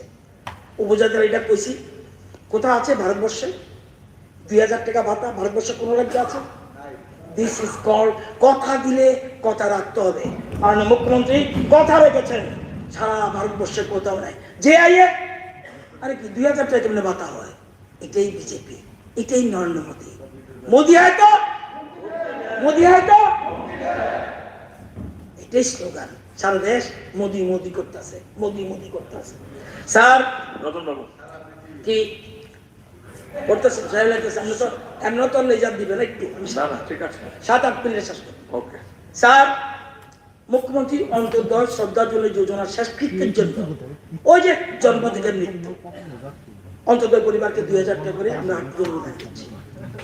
শুধু বিদ্যালয় শিক্ষা দপ্তরে, শুধু বিদ্যালয়, কলেজ না, বিদ্যালয় শিক্ষা দপ্তরে মোট শিক্ষক নেওয়া হয়েছে কতজন জানেন? 5 বছরে 8,659 জন। একজন টেট টিচার নাই। আর এইটা বাদ দাও, তাদেরটাই তাদের আমার যেটা কইতেছি 8,659 জন। এই প্রথম রাজ্যে বিরোধী দল নেতা, বিরোধী দল নেতা এই রাজ্যে প্রথম ককবরকে অ্যাসিস্ট্যান্ট প্রফেসর আমার মুখ্যমন্ত্রী নিয়োগ করেছে 18 জন। That's the first time in Tripura history 18 জন ককবরক টিচার। এবং ডিগ্রি কলেজে 74 জন অ্যাসিস্ট্যান্ট প্রফেসর, পলিটিক্যাল কলেজে 57 জন রেগুলার লেকচারার, ল কলেজে 10 জন অ্যাসিস্ট্যান্ট প্রফেসর। 86 সনে ল কলেজে ছিল, 15তে 3 জন মাত্র নিছেন, আর 2022 সালে আমরা 10 জন নিছি। এই কথাগুলি বুঝতে হইব। আজকে অন্যান্য চাকরি তো আছে। স্যার, বিরোধী দলের জনক সদস্য এক টিভি সাক্ষাৎকারে করছিলেন এবারে বিধানসভা নির্বাচন একবারে শান্তিপূর্ণ হয়েছে। ঠিক আছে, মানুষ শান্তির পক্ষে ভোট দিছে, মানুষ সন্ত্রাসের পক্ষে ভোট দিছে, ভোট দেয়নি। মানুষ শান্তির পক্ষে ভোট দিয়েছে, সন্ত্রাস পক্ষে ভোট দেয়নি। মানুষের শেষ কথা বলবে, ওই ভদ্রলোক বলছে। হ্যাঁ, সত্যি সত্যি রাজ্যের মানুষ শেষ কথা দিয়ে বলেছে, রায় দিয়েছে বিজেপির পক্ষে, উন্নয়নের পক্ষে। ওনাকে সাক্ষাৎকারে বলা হয়েছিল সিপিএম কংগ্রেস কয়টা আসন পাবে। উনি বলছেন সিপিএম কয়টা পাবে, কংগ্রেস কয়টা পাবে এটা না বলে আমি একটু ঘুরিয়ে বলছি। কি বলছেন রেকর্ডটা ঠিক করে রাখবো, যাওয়া শুনতে আসো। সিপিএম কয়টা পাবে, কংগ্রেস কয়টা পাবে এটা না বলে আমি একটু ঘুরিয়ে বলছি। বিজেপি ডাবল ডিজিটে পৌঁছতে পারবে না, বড় জোর 5টা আসন পাবে। বিজেপি বিশ্রীভাবে হারবে। যখন রেজাল্ট বেরোবে প্লিজ, যখন রেজাল্ট বেরোবে ওনাকে প্লিজ প্লিজ প্লিজ, আপনারটাও আছে আজিত আছে, যখন রেজাল্ট বেরোবে তখন টিভি চ্যানেল সাক্ষাৎকার দেওয়ার লোক খুঁজে পাবেন না। আমি শুনেছি রেজাল্ট পরে ওনাকে অনেকে খুঁজে পায়নি। মানুষ বলা বলি করছে that member is expert in English but very weak in mathematics.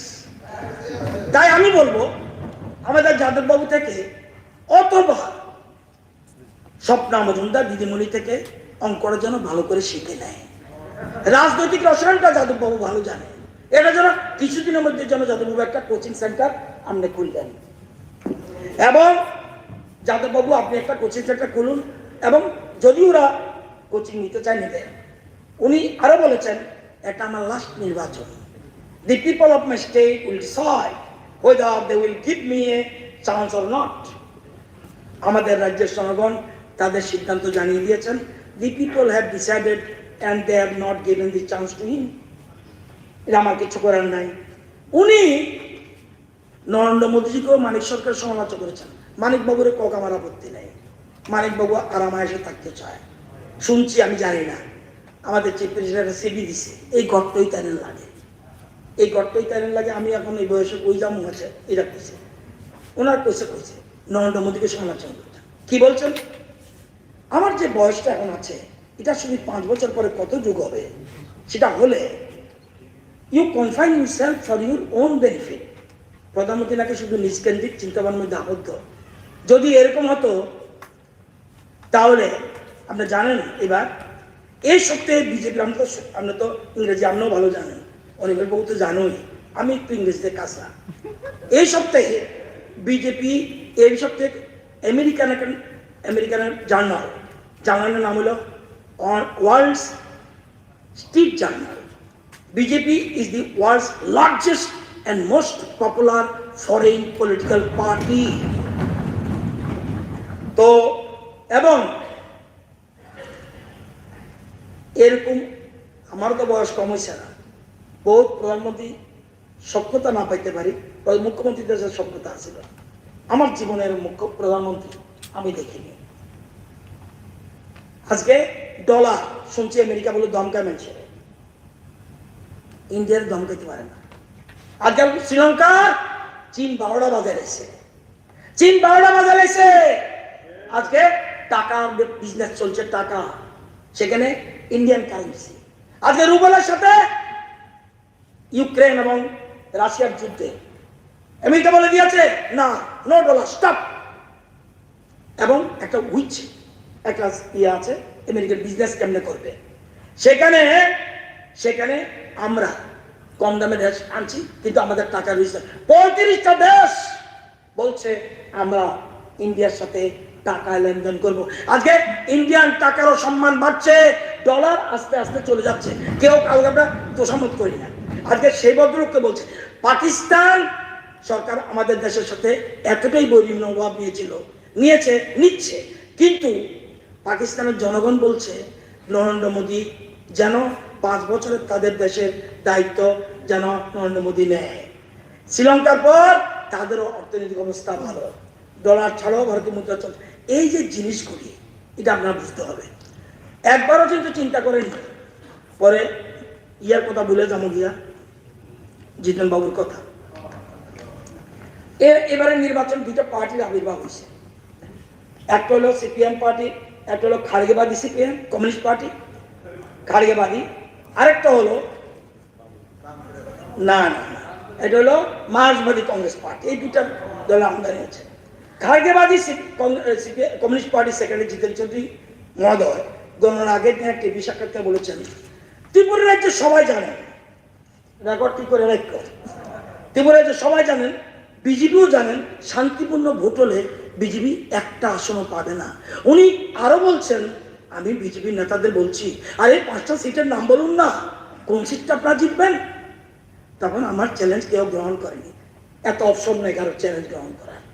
Sir সেখানে উনি আরো বলছেন যেহেতু শান্তিপূর্ণ ভোট হয়েছে বিজেপি জিতবে না এবং আমরা কমফোর্টেবল মেজরিটি পাবো। এটার নাম যদি কমফোর্টেবল মেজরিটি হয় আই ডোন্ট নো। গণতন্ত্রের পক্ষে, শান্তির পক্ষে, উন্নয়নের পক্ষে ভোট হয়েছে। ত্রিপুরা নির্বাচন সারা দেশকে পথ দেখাবে। আজকে আপনাকেও পথ দেখিয়েছে। আগরতলায় বসে রঙিন স্বপ্ন দেখছেন, এদিকে গ্রাম পাহাড়ে যে মানুষ আপনাদের প্রত্যাখ্যান করেছেন, খবরটাও রাখেন নাই। ওনারা হোটেলে বইয়া মিটিং করবেন সেটা হিসাব নাই। রাজনগর একটা আমার ছোট গৃহবধূ কেমন ভাবে 72 সালের পরে ঠান্ডা করে দিল। আজকে সমর চৌধুরীর সাজানো বাগান, মানিক সরকারের ধনপুর নেই, কাকাবান ভদ্রলোক খুব চিল্লাই তো আগে নেই কই আমরা কই ঠিক আছে থ্যাংক ইউ। ভদ্রলোক মজুমদারের চণ্ডীপুর কই আমরা টিঙ্কু বাবু কই আচ্ছা। কমলা সাগর কই দিদিমণি সব কটিতে হেরে ভূত, কয়েকটা মেলা দিয়া দিছে, তাও কার দয়া কইতাম না। মনুসিট আপনার অরিজিনাল বাড়ি সিটিয়ারিসের। এই যে জিনিসগুলি এখানে আমরা কেউ বলছে আলবিদা পলিটিক্স, আবার কেউ এখন বলছে Alvida electoral politics. Comrade Gopal babu আছে, কমরেড বিরজিৎ বাবু আছে, আরেকজন কমরেড এখানে নেই, কিন্তু আমার বক্তব্য হলো আমরা মোদীজির মার্গদর্শনে চলছি। আমাদের লক্ষ্য এক ত্রিপুরা শ্রেষ্ঠ ত্রিপুরা। এবং এই সময় সবসময় ওই ভদ্রলোক যিনি বারবার বলছেন মোদীজির সমালোচনা করেছেন, কিন্তু লোক উনি কোনোদিন বড় বড় কথাই বলে। এখন ঠিক বলছে চিন্তা করিস না, অমুক দলের সাথে সেটিং হয়ে গেছে। ওই লোকটা বহু মানুষকে ধ্বংস করেছে, ওনার জন্ম হয়েছে মানুষকে ধ্বংস করার জন্য। কবি কুসুম কুমারী দাস লিখেছিলেন আমাদের দেশে হবে সেই ছেলে কবে কথায় না বড় হয়ে কাজে বড় হবে। এবার ভোট পড়ায় মহিলারা গান তৈরি করেছে।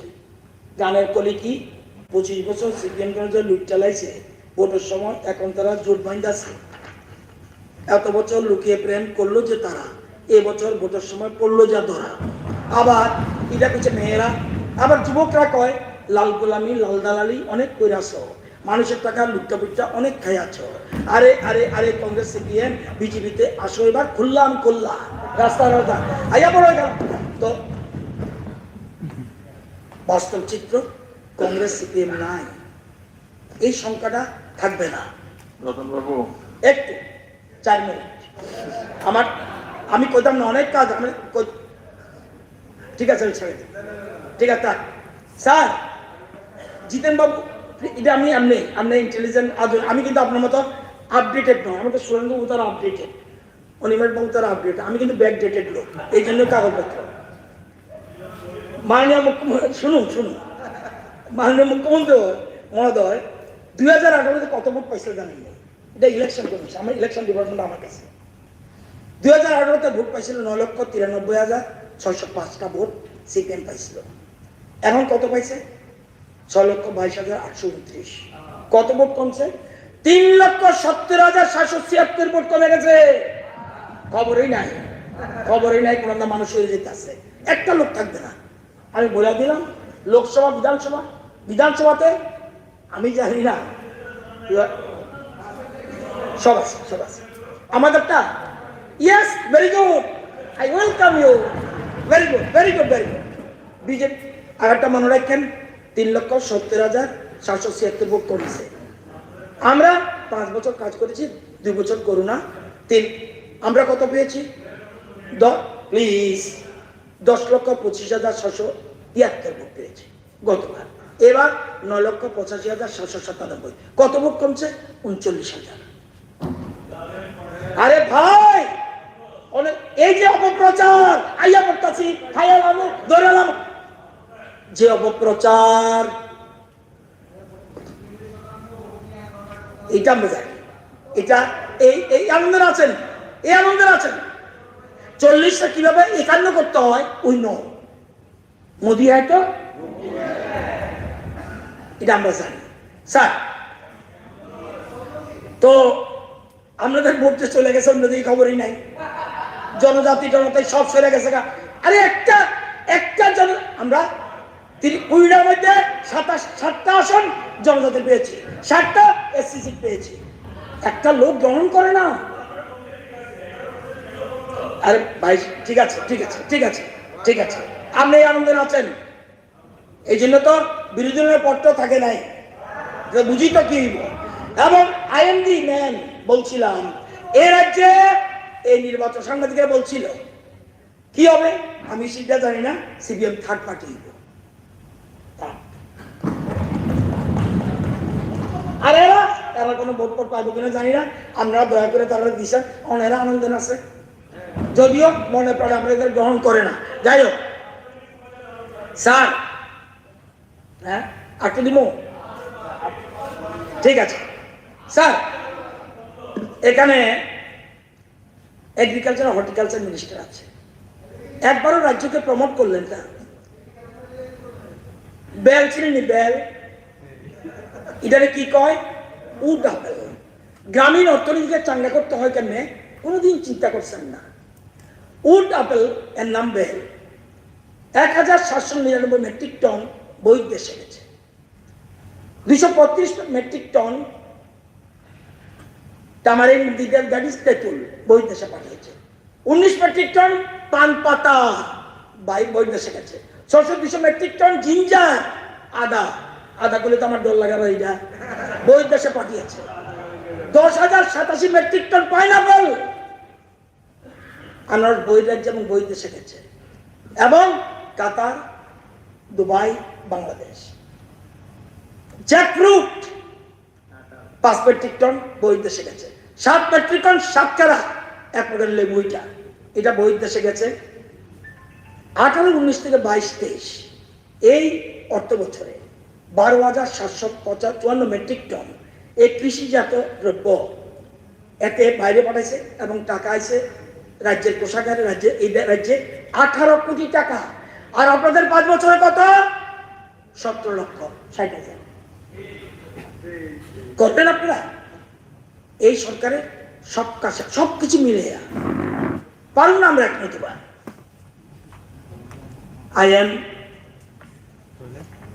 বড় কথা বলেন, ট্রিপোলাইটি আমার মনে আছে আপনাদের সময় আইছিল কি? না এটা লাগবে না, ট্রিপোলাইটি বলে আমার শিক্ষিত হয়েছে বোধ। আমরা ট্রিপোলাইটি স্থাপন করেছি, আমরা লক্ষ্য স্কিম চালু করেছি, এবং আইএস, আইপিএস, আইআরএস, আইএফএস পরীক্ষার জন্য তৈরি করে দিয়েছি। আমাদের এই পয়সা পাইয়া শতাব্দী মজুমদার, তেলিয়ামুড়ার আইএস হয়েছে। আমরা ন্যাশনাল ফরেন্সিক সায়েন্স ইউনিভার্সিটি খুলছি, প্রথম বর্ষে 90 জন, এবং সারা দেশের মধ্যে এটা থার্ড। আমরা ইংলিশ মিডিয়াম কলেজ করছি সরকারি ভাবে, কোনোদিন করতে পারিনি। আমরা ন্যাশনাল ল ইউনিভার্সিটি আমরা চালু করছি, পিপি মডেল জেনিয়াতে ল কলেজ করেছি, ওল্ড আগরতলা পানিসাগরে গভর্নমেন্ট ল কলেজ, 11টা ডিগ্রি কলেজে ভোকেশনাল স্কিল ডেভেলপমেন্ট করছি, 6টি কলেজে বাংলা ইংরেজিতে মাস্টার ডিগ্রি কোর্স চালু করছি, যাতে দূরের থেকে কৈলাসরের ছেলেরা ত্রিপুরা ইউনিভার্সিটি আইন লাগে। আমরা টিএটির 4টা বিষয়ে এমটেক কোর্স চালু করছি। আমরা এমবিতে কেমিস্ট্রি অ্যান্ড বিবিএমসিতে কমার্স ইন্টিগ্রেটেড মাস্টার ডিগ্রি চালু করছি। আমরা টিএটিতে ড্রোন সেন্টার চালু করছি। আমরা দক্ষিণ ত্রিপুরা সবসময় ইউনিভার্সিটি আগরতলা আগরতলা আগরতলা, সাবরুমে বেসরকারি বুদ্ধিস্ট ইউনিভার্সিটি, হ্যাঁ বাদ দিছে, আমি খুশি। ইয়েস, আরেকটা দপ্তর আরো লইতাম, এটাই কষ্ট থাকে না, আপনারা দিব।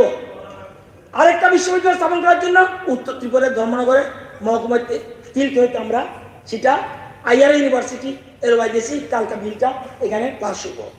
আরেকটা বিশ্ববিদ্যালয় স্থাপন করার জন্য টেকনো গ্রুপকে এলওয়াই দিয়েছি, এটাও বিধানসভা বিল এসছে। ইউজিসি বেতনক্রম চালু করছি। এনসিআরটি পাঠ্যক্রম জীবনে করলেন না, কারণ পোলাবান কোয়ালিটি হয়েছে বোকা। আমরা চালু করছি 295 বিদ্যালয়ে ভোকেশনাল কোর্স, ওই যে স্বামী বিবেকানন্দ বলছে বৃত্তিমূলক শিক্ষা, সুপার 30 স্কিম চালু করছি। বহু ছেলে ডাক্তার ইঞ্জিনিয়ারিং পড়তেছে রাজ্য সরকারের অর্থে। 118টা বিদ্যালয়ে প্রাক প্রাইমারি, অর্থাৎ 8 বছরের আগে ছেলে মেয়েদের ব্রেইন ডেভেলপ হয়ে যায়। একদম প্রি প্রাইমারি আগে কটা করছেন? 9টা। 5 বছরের কটা? 118টা। নবম ষষ্ঠ শ্রেণীতে অঙ্ক এবং গণিতে, বিজ্ঞান এবং গণিতে মেধা অন্বেষণ পরীক্ষা চালু করছি। বেসিক ম্যাথ, স্ট্যান্ডার্ড ম্যাথ, একটা জীবনের ছেলে থেকে যেন তার 1 বছর চলে না যায়। আমরা বেসিক ম্যাথ, স্ট্যান্ডার্ড ম্যাথ, অর্থাৎ যাতে যে ডাক্তার ইঞ্জিনিয়ারিং পড়বো সে স্ট্যান্ডার্ড ম্যাথ পড়ুক, যে আর্টস পড়বো তার বেসিক ম্যাথ, যাতে পোলাপানের স্ট্যান্ডার্ড ভালো হয়। আমরা 100 বিদ্যা থেকে বিদ্যা, যদি আপনি এটা কইছেন যখন উত্তর দেওয়ার সময় দিব, আমরা বছর বছর একটা জীবনের ছেলের থেকে যেন 1 বছর নষ্ট না হয়ে যায়। উইদিন 2 মান্থস তাকে তৈরি করে দিয়ে মাধ্যমিক এবং উচ্চ মাধ্যমিক পরীক্ষা দিতে পারবো। 4টা ডায়েট ছিল এই 5 বছরে, এত কলেজ 5 বছরে আরো 4টা ডায়েট কলেজ, 8টা ডিস্ট্রিক্ট, 8টা। কোনোদিন করতে পারলেন না কেন? 4টা বিদ্যালয়ে আইসিটি প্রজেক্ট চালু করা হয়েছে, আগে ছিল না। যদি কোনো কারণে এই ধরনের মহামারী আসে, পোলাপানের যেন ঘরে বসেই ছেলে মেয়েরা যেন দেখতে পারে, সেই জন্য বন্ধে ত্রিপুরা নামে 124 জনের শিক্ষা বিষয় ইলেকট্রনিক চালু করছি। এবং আপনি স্যার, আপনি জানলে খুশি হবেন, একটা জিনিস আছে, এটাকে বলে পিজিআই, পারফরমেন্স গ্রেডিং ইন্ডেক্স। কোন রাজ্যে কোন জায়গায় কোন অবস্থা আছে শিক্ষা। 17-18তে গ্রেড 5-এ ছিলাম আমাদের ত্রিপুরা রাজ্যে, তাদের সময় 643 নম্বর পাইছিলাম। 18-19-এ গ্রেড 3 727, 19-20-তে grade 1 68। This is called BJP aggregative government. আর কমনি তা এবার আমরা বলছি, মোদিজির কথা বলছেন যে পৃথিবী জুড়ে আমেরিকান ডলার। আপনারা তো স্মার্ট, ওই অবশ্য আমি আমার এত স্মার্ট না, আমার ফলোয়ার থেকে শিখি, তারা স্মার্ট আপনাদের। পৃথিবী জুড়ে আমেরিকান ডলার একাধিপত্য শুরু হয়েছে, কিন্তু আন্তর্জাতিক বাণিজ্যে ইন্ডিয়ান কারেন্সি স্টার্ট নতুন শুরু হয়ে গেছে। বিশ্বগুরুর আসনে বসাবে, যেখানে আপনার বন্ধু, ছোট ভাই, বাকি যাবো বলেন নরেন্দ্র মোদীকে সমালোচনা করে, ওই নিয়ে গেছে দেশটাকে। চিন্তা করতে পারেন, আদানি আদানি আদার মধ্যে থেকে দেবেন আপনারা। স্যার, আজকে রুপির আন্তর্জাতিক বিশ্বাসযোগ্যতা এমন জায়গায় পৌঁছেছে, বিশ্বের 35টা দেশ ডলারের পরিবর্তে ভারতীয় রুপি দিয়ে বিজনেস করতে চায়। আমরা সুপার পাওয়ার হিসেবে প্রতিষ্ঠা করতে হয়। সুইফট সিস্টেম যেটা বলছিলাম, এটা ওইখানে যে দেশ ডলারে করতে হলে আমেরিকা সুইফট একটা সিস্টেম আছে, সেখানে সবাই অ্যাকাউন্ট করতে হয়। যদি আমি বাংলাদেশের সাথে বিজনেস করি, আমার বলবো যে ইন্ডিয়ান এখান থেকে আমাদের রাজ্য দেশ থেকে ওইখানে বলে দেবে এই অ্যাকাউন্টে এত টাকা চলে যায়। এই আজকে সেটা ইন্ডিয়া কিন্তু সেই জায়গায় থাকে নাই। ইন্ডিয়া ডাইরেক্ট সব ব্যবসা শুরু করে দিয়েছে। শ্রীলঙ্কাতে 35টা দেশ আসছে। আরেকটা জিনিস বলেন, ডিজিটাল লেনদেন। এই যে বলছে বয়স হলে বয়স কইছিল, আপনার বয়স হতে পারে। ডিজিটাল লেনদেনের 52% ইউপিআই, মানে মোবাইলে। 21-22 অর্থনীতি ভারতের মোট 8,840 কোটি ডিজিটাল লেনদেন, 52%, যার মধ্যে মূল হচ্ছে 126 লক্ষ কোটি ইউপিআই এর মাধ্যমে। অর্থাৎ মোবাইল টিপ দিলে ব্যাংকের থেকে টাকা দেবো, টাকা উইথড্র করতে পারবো, এই সিস্টেম। এবং এই করোনার সময় ভারতের মধ্যে মোট 25.5 billion real time payment transaction, 2,550 কোটি ট্রানজাকশন। এরপরে চীন আমাদের আগেরা 15.7, সাউথ কোরিয়া 6 বিলিয়ন, এবং থাইল্যান্ড 5.2 বিলিয়ন, এবং এই ইউকে 2.8। অর্থাৎ আমরা, আমাদের দেশ আজকে এই ডিজিটাল লেনদেনে অনেক এগিয়ে। এবং গুগল আমরা চিনবেন ভালো, আমি তা কম বুঝি। এই গুগল বলছে, আমেরিকান কোম্পানি বলছে না আমরা ইউপে, গুগল আমেরিকান বলছে তোমরা কেন এটার মধ্যে ঢুকছো ইউপিআই এর মধ্যে? বলছে ইন্ডিয়ান এই সিস্টেমের মধ্যে ডেমোক্রেসি আছে। 2 টাকা থেকে 2 লক্ষ টাকা, 2 কোটি টাকা লেনদেন হবে, কোনো কমিশন দেবে না, ওরা কমিশন দিচ্ছে। আজকে সেই জায়গায় চলে যাচ্ছে। আমি বক্তব্য দীর্ঘায়িত করব না, আমি শুধু মাননীয় শুধু খবর রাখেন, নরেন্দ্র মোদীর নেতৃত্বে ভারত বিশ্বগুরুর আসনে বসতে যাবে। 81 প্যারা এবং 5 নম্বর প্যারা, এই দুটো ফলো রাখবেন। এই ভাষণে, রাজ্যপালের ভাষণে এই জিনিসগুলি আছে। আমি অনুরোধ করব, আজকে যারা ভুল করছেন নতুবা আগামী দিনে মুশকিলে পড়বেন। আমি তো আগামী দিনে আসতে নাও পারি, আমারও বয়স হচ্ছে। Young generation, welcome everybody. এই যে আছেন, বাস্তবের মাটিতে থাকতেন, কমিউনিস্টের ধ্যান ধারণা মানুষ গ্রহণ করে না। এখন ট্রাইবেল ছেলেমেয়েরা স্মার্ট হয়ে গেছে। আগে এসব বস্তা বস্তা পুরোনো কথা করতেন, ঘুরে ঘুরে কুয়ার মধ্যে থাকতেন। কুয়ার ব্যাং আমি বলবো না, কিন্তু এই জায়গায় চলে গেছেন। গোপাল বাবু, বীর বাবুকে আমি রেসপেক্ট করি, গেছেন জিততে বলছেন, সঙ্গ ছেড়ে দেন, দরকার নেই। এদের সাথে যারা থাকবো, আমরা জেলে ঢুকেছে মনে রাখতেন, এরা এত হীনমন্যতা মানুষ চিন্তা করতে পারবে না। আমি অনুরোধ করবো সবাই মিলে একটু গুড কাজটা দেখেছেন। সেদিন বাবু বলছে যে আমাদের বললে তো আমরা সর্বসম্মতিক্রমে স্পিকার বানাইতাম, ভালো, এটা আমাদের হইতে পারে। অ্যাপিল যদিও করছি, কিন্তু অ্যাপিলের ঢংটা অন্যরকম হওয়া উচিত ছিল। আমি অনুরোধ করব সবাই মিলে আমরা এক ত্রিপুরা শ্রেষ্ঠ ত্রিপুরা বানাবো। এই রাজ্যে আপনারা যাবেন, আপনাদের কোনো রকম অসুবিধা মুখ্যমন্ত্রীকে বলবেন। মুখ্যমন্ত্রীর কাছে যেতে অসুবিধা হলে অন্যান্য মন্ত্রী আছে তাদের কাছে বলবেন, এতে লজ্জা কিছু নেই। আপনারা বলবেন অল টাইম। যেমন কালকে আমাদের অপোজিশন লিডার বলছিল একটা বিষয়, আমি বলছি একটা চিঠি দিয়ে রাখেন মুখ্যমন্ত্রীকে, মুখ্যমন্ত্রী নিশ্চয়ই কনসিডার করবে। ডেমোক্রেটিক, এ কথা নিশ্চিত থাকেন। এটা মানিক বাবু না, মানে মানিক সরকার না, এটা মানিক শাহ। এর আগে আরো কয়েকটা জিনিস আছে, প্রফেসর ডাক্তার মানিক শাহ। তো সুতরাং অনুরোধ করব, এবং অযথা আজকে এখানে কথা বলার উদ্দেশ্য হলো ডেমোক্রেটিক প্রসেসে এটা বলতে হয়, আমি বলেছি। কিন্তু আমি জানি অ্যামেন্ডমেন্ট এনেছেন, অ্যামেন্ডমেন্ট গ্রহণ হবে না, আপনারাও জানেন এটা হবে না। সুতরাং আলোচনা করুন, কিন্তু আলোচনাটা যাতে গ্রহণ করতে পারে যেসব জিনিস, সেগুলোর মধ্যে থাকেন। আর আমি অনুরোধ করবো সবাই মিলে, আর একটা দিন হাউস রয়েছে, চলুন রাত 12টা পর্যন্ত আলোচনা, কে না করবে, সবাইকে আমি বলবো আমরা যেন একটা নতুন জিনিস, আমি দেখেছি আমাদের ক্যাবিনেট মিটিংয়ে মুখ্যমন্ত্রী একটা নতুন জিনিস এবার দিয়েছে। সারা ভারতবর্ষে ক্যাবিনেট আছে, আমরা কেন একটু অন্য ধরনের হব না? আমরা কেন ব্যতিক্রম হব না? আমরা সারা দেশকে দেখিয়ে দিতে অসুবিধা কি? সেরকম এই বিধানসভা আপনাদের ইয়াং বয়েজ এসছে, অল আর এডুকেটেড, আমি না ব্যাকডেটেড, কিন্তু আপনারা কিছু পজিটিভ কথা। আর একটা জিনিস, পজিটিভ থাকুন, পজিটিভ না থাকলে কি হবে জানেননি? আমি একটু বলছি আপনাদেরকে, পজিটিভ না থাকলে কি হবে। মহাকাশ বিজ্ঞানী বলছে ঘর থেকে বেরিয়ে আসুন, এ আকাশের দিকে তাকান, দেখবেন মনের প্রসারতা বাড়বে। নেগেটিভ ছেড়ে দিন। আপনারা এতদিন নেগেটিভলি, আপনাকে বলছি না, এই বেঞ্চ না, আপনাদের পুরো টিম নতুন, আপনারা নতুন চিন্তাধারা নিয়ে এসেছেন।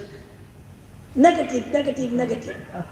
আজকে নেগেটিভ যারা করতো তারা কি করতো, আগরতলা শহরে বেরিয়েছে ছেলেকে নিয়ে, একজন ঝাড়ুদার ঝাড়ু দিচ্ছে। ওনারা এতদিন বলতো বাবা তুই যদি ভালো করে লেখাপড়া না করস তাদের মতো হবে, এটা নেগেটিভ। আমরা কি বলি, বাবা তুই যদি ভালো করে লেখাপড়া না করস, ভালো করে পড়া কর, যদি ভালো করে লেখাপড়া করস তাহলে তাদের জন্য কিছু করতে পারবি। This is positive. এই পজিটিভ কথা বলবো এবং সবাই পজিটিভ থাকবেন, না বলে শুনতে নাই। ঠিক আছে, ঠিক আছে। সবাইকে ধন্যবাদ জানিয়ে আগামী দিনে এক ত্রিপুরা শ্রেষ্ঠ ত্রিপুরা এবং সবকা প্রয়াস, আপনাদের পার্টিসিপেশন দরকার। আমাদের মুখ্যমন্ত্রী অত্যন্ত সজ্জন ব্যক্তি, আমি অনুরোধ করবো সবাই সমর্থন করবেন গভর্নরের ভাষণকে। ধন্যবাদ, নমস্কার। আমাদের হাতে 15 মিনিট সময় আছে। আমি একজনকে বলার সুযোগ দিচ্ছি, আমাদের যে নূতন সদস্য শ্রী জিতেন্দ্র মজুমদার মহোদয়, আপনি রাজ্যপাল ভাষণ করে বক্তব্য রাখুন। 15 মিনিট সময় আছে। নমস্কার মাননীয় অধ্যক্ষ সাহেব, আমাকে কিছু বলার সুযোগ দেওয়ার জন্য। আমি প্রথমেই 24 তারিখ মাননীয় রাজ্যপাল কর্তৃক যে ভাষণ দিয়েছেন তার যে প্রতিলিপি, তাকে পূর্ণ সমর্থন জানিয়ে আমি সংক্ষেপে কিছু বলার চেষ্টা করি। আমি ত্রিপুরা বিধানসভায় নতুন সদস্য, সুতরাং আমার অনভিজ্ঞতার কারণে যদি কোনো ভুল হয়ে থাকে আমাকে ক্ষমা সুন্দর দৃষ্টিতে দেখবেন। আমি প্রথমে রাজ্যপালের ভাষণে আমাদের সার্বিকভাবে ত্রিপুরার সমস্ত দিক এখানে উল্লেখ হয়েছে। বিশেষ করে কৃষিক্ষেত্রে গত 5 বছরে যে উন্নয়ন, এটা একটা অন্যরকম মাত্রা ত্রিপুরা রাজ্যের ক্ষেত্রে নিয়ে এসছে। আপনারা জানেন আমি এমন একটা বিধানসভা থেকে নির্বাচিত হয়ে এসেছি যেটা 78 সাল থেকে 18 পর্যন্ত একটানা সিপিআইএম এর সদস্য ছিলেন, মন্ত্রী ছিলেন। আমার শিক্ষক শ্রদ্ধেয় কেশববাবু থেকে শুরু করে পরবর্তী সময় রতনবাবু, উনি প্রথমবারে মন্ত্রী, দ্বিতীয়বারে এমএলএ। আমি সারা রাজ্যের কথা আমি বলতে স্বল্প সময়ে পড়ার চেষ্টা করেছি। সারা ত্রিপুরা রাজ্যে সন্ত্রাস নিয়ে তিনি বলেছেন ওনার 1 নম্বরে সন্ত্রাসের আতুরঘর কাকরাবন বিধানসভা। আমি জানি না সারা ত্রিপুরা রাজ্যে আমাদের শ্রদ্ধেয় মন্ত্রী মহোদয় রতনলাল নাথ এখানে উল্লেখ করেছেন। আমি সারা রাজ্যের কথা বলবো না, আমার অভিজ্ঞতাও নেই। তো কাকরাবনে যে পরিমাণ সন্ত্রাস হয়েছে, আমার মনে হয় তিনি যে কথাটা বলছেন ঠিক 18 নির্বাচনের আগে ওনাদের সন্ত্রাসে বলি আমি নিজে হয়েছি। 11ই অক্টোবর হিয়ারিং চলছিল মির্জা তহসিলে, সেদিন আমি অসুস্থ ছিলাম, আমি যাইনি। কিন্তু ভারতীয় জনতা পার্টির কিছু কার্যকর্তা সেখানে গেছেন, তাদেরকে আক্রমণ করা হলো।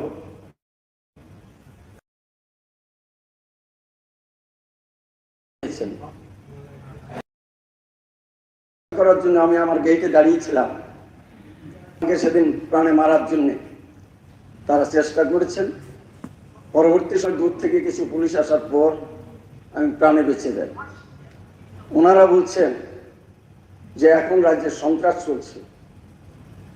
যতবারই নির্বাচন হয়েছে 2092 সালের 10ই অক্টোবরের আগে আমি মার্ক্সবাদী কমিউনিস্ট পার্টির একজন সদস্য ছিলাম।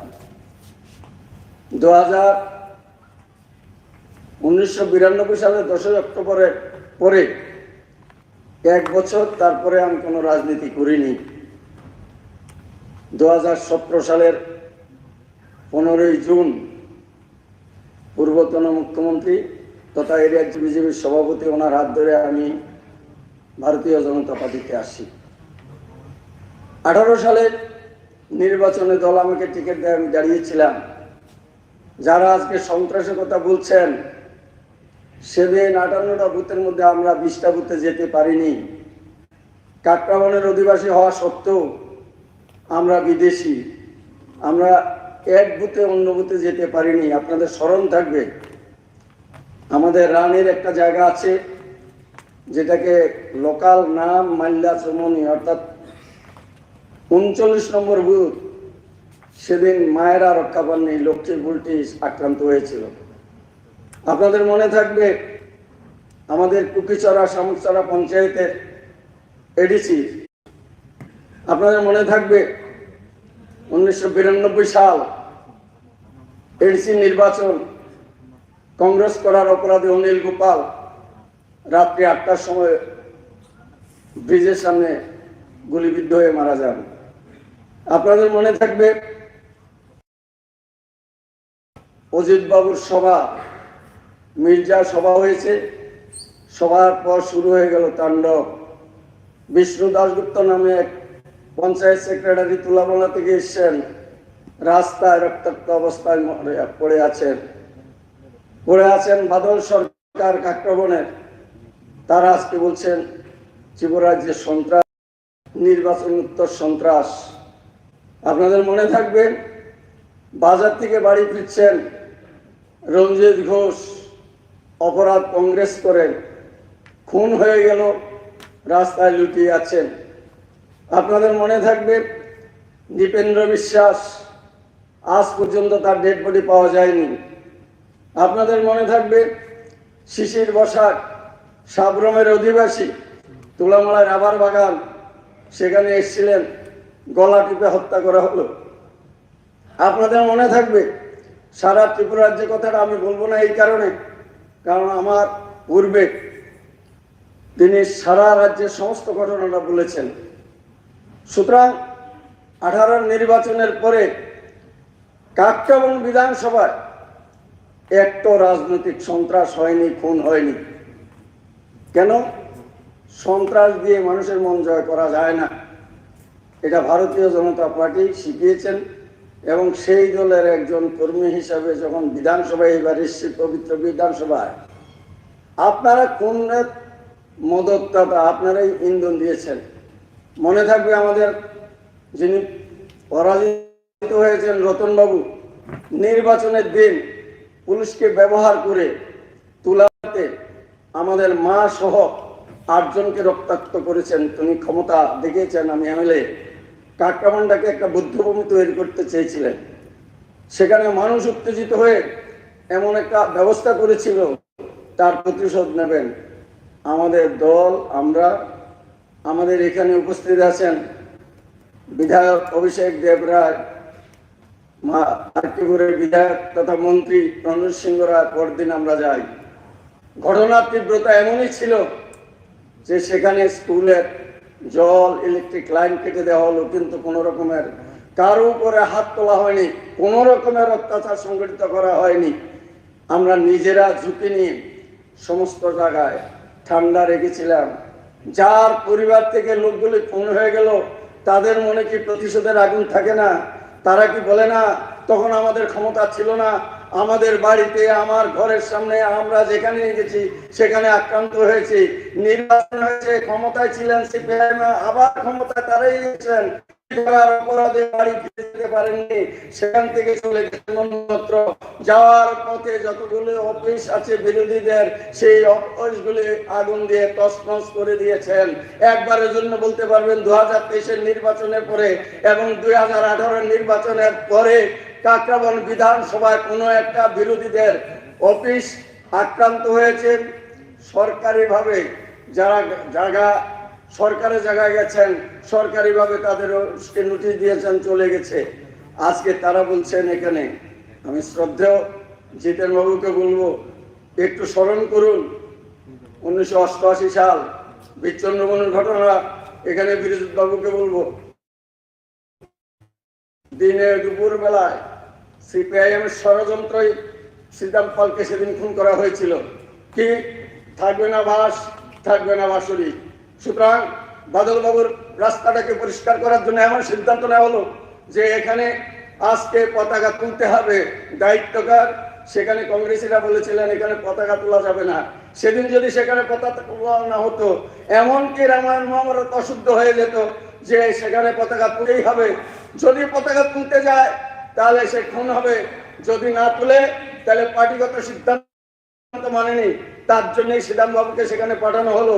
2 জন দেহরক্ষী সহ 11 জন মানুষ ও 13 জন মানুষ দিনে দুপুরে খুন হয়ে গেল। এই খুনের রাজনীতি কোথায় না হয়েছে?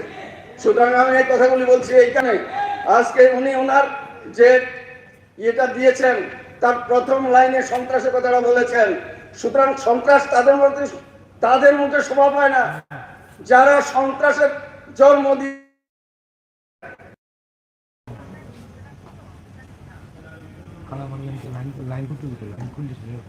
তথ্য দিচ্ছেন। আমি শুধু একটু বলবো, আমি অন্য দিকে যাচ্ছি। বীরচন্দ্র মন্ডল এই ঘটনার পর মাননীয় আদালত বেশ কয়েকজন যারা এর সাথে যুক্ত তাদেরকে শাস্তি প্রদান করা হয়েছে। তো আজকে যদি এটাকে অন্য গল্প এখানে শোনানো হয় স্যার, তাহলে এটা আদালতকেই আইনকেই অশ্রদ্ধা করা এবং এই পবিত্র বিধানসভাকেও মিসগাইড করা। স্যার এটা উচিত কি? আমি আদালতের রায় নিয়ে আমার কোনো মন্তব্য নয়। আদালত কি দিয়েছে সেটাকে আমি মান্যতা দিয়েই বলছি। আমি বলছি ঘটনাটা আপনারা কতদূর যেতে পারেন সন্ত্রাসের ক্ষেত্রে সেটা বলার জন্য আমি এই কথাটা বলেছি। সুতরাং কংগ্রেস এবং সিপিআইএম এক জায়গায় এসেছেন, হাজার হাজার মানুষ আপনাদের কথা মেনে রাজনীতি করেছে, তার মধ্যে আমিও একজন আছি। এবং কংগ্রেসের একটু আগে যে আপনি আদালতের কথা কইলেন, একটু আগে আদালতের কথা কইলেন যে ওইটা কেন হবে, এখন আবার আদালতের কথা বললো, ইয়ার পরে সব শেষ হয়ে গেছে গা, ইয়ার পরে করতে আছে। যাই হোক, আমি এই কথাগুলি বলছি এই কারণে, এ নিয়ে অনেকগুলি কথা বলেছেন, সবগুলি জবাব দেওয়া যাবে না কারণ সময় সংকীর্ণ। আমাকে 15 মিনিট সময় দেওয়া হয়েছে। আপনি কারখানা বন্ধ হয়ে গেছে সেটার উল্লেখ নাই কেন? আমি মাননীয় জিতেন বাবুকে প্রশ্ন করতে চাই, DS group rubber base industry এশিয়ার মধ্যে সর্ববৃহত্তম, সেটা কার সময়ে কখন কেন বন্ধ হয়ে গেল একবার কি জবাব দেবেন? সেটা পুনরায় চালু হয়েছে এই বিজেপি সরকার আসার পর। ত্রিপুরার যে রাবারের কোনো ইন্ডাস্ট্রি নেই, এখানে রাবার বেসড ইন্ডাস্ট্রি প্রথম শুরু হয়েছে ডিএস গ্রুপ দিয়ে। ধরমপাল সৎপাল তারা এসেছেন। কাদের কারণে কারখানাটা বন্ধ হয়ে গেল? নতুন করে আরো নতুন নতুন অনেকগুলো স্ক্র্যাপের কারখানা হলো। ত্রিপুরা রাজ্যে অনেক কারখানা হয়েছে। কারখানা বন্ধের নায়ককে লঘুভাবে গুরুদণ্ড, ম্যানেজমেন্টে কোনো কারণে কোনো কিছু হলে পরেই ছাঁটাই, লে অফ, এই বন্ধ করে দাও, অর্থাৎ মুছে বেড়াতে হবে, কারখানা বন্ধ করে দিতে হবে। তার জন্য দায়ীকে। সুতরাং আমি এখানে বেশি সময় নেব না। আমি শুধু যে সন্ত্রাসের কথা আপনি বলেছেন তার জন্য এক ঝলক এখানে বললাম। এবং সার্বিকভাবে ত্রিপুরা রাজ্যে যে উন্নয়ন, অন্য জায়গায় জানি না। আমাদের কাকরাবন বিধানসভায় বিধায়ক না থাকা সত্ত্বেও নিয়ন্ত্রিত রুমে ছিলেন, কিন্তু এলাকাতে করোনা থেকে শুরু করে কোনো ভোট বাদ দিয়ে। আমি এই কথাটা বলছি এই কারণে, রতন ভৌমিক আজকে এখানে কথা হচ্ছে কাকরাবন নিয়ে, তার জন্য আমি রতন চক্রবর্তী বা রতন লাল নাথ বলিনি। আপনার নিশ্চয়ই সম্মানিত বিধায়ক যারা আছেন, নির্বাচিত প্রতিনিধি, তারা বুঝবেন। আমি এই জন্যই কাকরাবনটাকে উল্লেখ করছি। যারা 78 থেকে 18 পর্যন্ত সবার সময় তারাই মন্ত্রী ছিলেন, কিন্তু কাকরাবনের উন্নয়নটা কি হয়েছে? সার্বিক রাজ্যের উন্নয়নের কথা উনি বলেছেন। আমি তাকে মান্যতা দিয়ে এবং সমর্থন করেই বলছি যে আমাদের কাকরাবনে 64 সালে একটা হাসপাতাল, কাকরাবনে একটা লেখা আর কিছু নেই, রোগী গেলেই রেফার টু আইএলএস পর্যন্ত পরে মৃত। সেই হাসপাতাল কি করেছেন? মির্জা হাসপাতাল নেই, তুলামারা একটা হাসপাতাল ছিল, এখন নতুন করে মির্জা হাসপাতাল হয়েছে, তুলামারা আর কাকরাবনে হাসপাতাল হয়েছে। কৃষি ক্ষেত্রে তো বলে লাভ নেই। সারা কাকরাবনে কৃষিতে এমন একটা জোয়ার এসে, কি ফুলে বলুন, মাছে বলুন, ধানে বলুন, অন্যান্য সবজিতে বলুন, কাকরাবন একটা অন্য মাত্রা নিয়েছে। আমিও তো সেদিন 92 সালের আগে কৃষক সভার সাথে ছিলাম। ওই ঘটের নিচে যাওয়ার জন্য এক মুষ্টিক চাউল তো ধানও তো এফসিআই ক্রয় করেনি। আর বিজেপি সরকার আসার পর প্রথম দফায় 17 টাকা 50 পয়সা পার কিলো ধান সেখানে নিয়ে গেছেন। আমাদের মির্জা এবং কাকরাবনে দুটো সেন্টার করা হয়েছে, এটা কৃষি প্রধান, প্রত্যেক ব্লকে একটা করে করা হয়েছে, কাকরাবনে দুটো করা হয়েছে, কারণ সেখানে ধান উৎপাদক বেশি। সুতরাং ধান কেনা হলো, পরবর্তী সময় 18 টাকা 68 পয়সা পর্যন্ত হলো। আপনাদের সময় 1 কেজি ধান নেওয়া হয়নি, 300 থেকে 400 টাকার বেশি ধান কেনা যায়নি, অথচ রাস্তা দাবিয়ে ফেলেছে কৃষক সভা, ধান নিতে হবে আর এর মাধ্যমে। শিক্ষা ক্ষেত্রে বলুন, স্বাস্থ্যের ক্ষেত্রে বলুন, সমস্ত ক্ষেত্রে কাকরাবনে একটা অন্য মাত্রা, মনে হয় যেন এটা একটা বর্ডার এরিয়া। সেই দিকে লক্ষ্মণা অর্থাৎ বিলেরিয়া এবং কাকরাবনের বর্ডার, সেই দুপতলির কুটি বাড়ির পর রাস্তা ভাঙা, 14 সালের রাস্তা, তখন বাদলবাবু পূর্তমন্ত্রী, সেই রাস্তায় গাড়ি চলা যায় না, রাস্তার এমন অবস্থা। 14 সালে টেন্ডার হওয়ার পরেও, 18 সাল পর্যন্ত ক্ষমতা থাকার পরেও আমাদের রাস্তাটা মেরামত হলো না। কত চিৎকার চেঁচামেচি, কত অ্যাক্সিডেন্ট, কত মানুষ মারা গেল, মারা যায়নি, আহত হয়েছেন অ্যাক্সিডেন্টের ফলে। সুতরাং রাস্তার এই অবস্থা ছিল। সে আর কিশোরগঞ্জ থেকে আমাদের হাসপাতাল তেপানিয়া পর্যন্ত রাস্তা, আমার একজন অবস্থা, গাড়ি করে যেতে গিয়ে সে রাস্তায় প্রসব হয়ে গেছে, গাড়ি এমন ঝাঁকুনি। সে অবস্থার মধ্যে উন্নয়নের কথা বলেন, কারখানা বন্ধ হয়ে গেছে বলেন, আনারস আমাদের কন্ট্রোল টুকি ধূপতলির 25 কানি আনারস আর বাগান দেখা গেছে বেচা যায় না, রাস্তার পাশে দাঁড়িয়ে চিল্লি দেয় আনারস নেবেন, আর এখন আনারস বাইরে চলে যায়। কোথায় ছিল তখন আপনাদের এইসব কথাগুলি, যে শ্রমিকের কথা বলছেন, কৃষকের কথা বলছেন, যেই কথাগুলি আপনি বলছেন, 21টা পয়েন্ট এখানে উল্লেখ করেছেন, সবগুলি পয়েন্ট যদি আমি উত্তর দিতে যাই আমার সময় নেই। সুতরাং আমি বিনয়ের সঙ্গে বলবো, যাদের কথা আপনারা বলেন, রেগার মজুরির কথা বলেন, আপনারা পক্ষপাতিত্বের কথা, আমি তো আমার জানা মতো এমন তো জায়গা নেই যে সিপিআইএম করার অপরাধে রেগার কাছ থেকে উঠিয়ে দেওয়া হয়েছে। কোনো মানুষের ঘর, কিষাণ সম্মান নিধি থেকে শুরু করে ভাতা, কাউর ভাতা কাটা হয়নি। আপনারা নির্বাচনের সময় বলেছেন ভাতা দ্বিগুণ করেছে, কেন? ভাতা কেটে দিয়েছে। আমি বিনয়ের সঙ্গে বলবো, পরিচারিকা ভাতা, কাকরাবনে সিডিও অফিসে যখন বললো ভাতার একটা ইনকোয়ারি হবে, যারা পরিচারিকা ভাতা নিচ্ছেন আসুন, কোন পরিবারের ঝিচা করে আপনি সেই মালিকের থেকে একটা লিখিত নিয়ে আসুন। একটা লোক এলেন না, আসবেন কি করে? তিনি তো হয়তো কোনো বড় ধরনের নেতার, হয়তো ভাইজি হবেন, শালিকা হবেন, গৃহবধূ, তাই লজ্জা করবে না সেখানে গিয়ে ফিজিক্যালি বলতে আমি বাসায় ঝিচা কাজ করি? অটোমেটিক্যালি ডিপার্টমেন্টালি কিছু ভাতা কাটা গেছে, অবৈধ ভাতা। সেই ভাতা কাটা যাওয়ার পরে আপনারা যদি বলেন দলীয়করণ করে ইচ্ছাকৃতভাবে কারো ভাতা কাটা হয়েছে, এটা দুর্ভাগ্যজনক। অন্যায়ভাবে ভাতা দেবেন, সেই ব্যক্তি ইনকোয়ারি করে সে ভাতা কাটা যাবে না, এটা তো হতে পারে না। সুতরাং কারো ভাতা ইচ্ছাকৃতভাবে কাটা যায়নি। আমি বিনয়ের সঙ্গে বলবো, বাস্তবের মাটিতে দাঁড়িয়ে নিশ্চয়ই গঠনমূলক সমালোচনা করবেন। আমি নতুন একজন বিধায়ক, কাকরাবনকে আমরা এই গত 5 বছরে ঢেলে সাজানোর জন্য অঙ্গীকারবদ্ধ ছিলাম।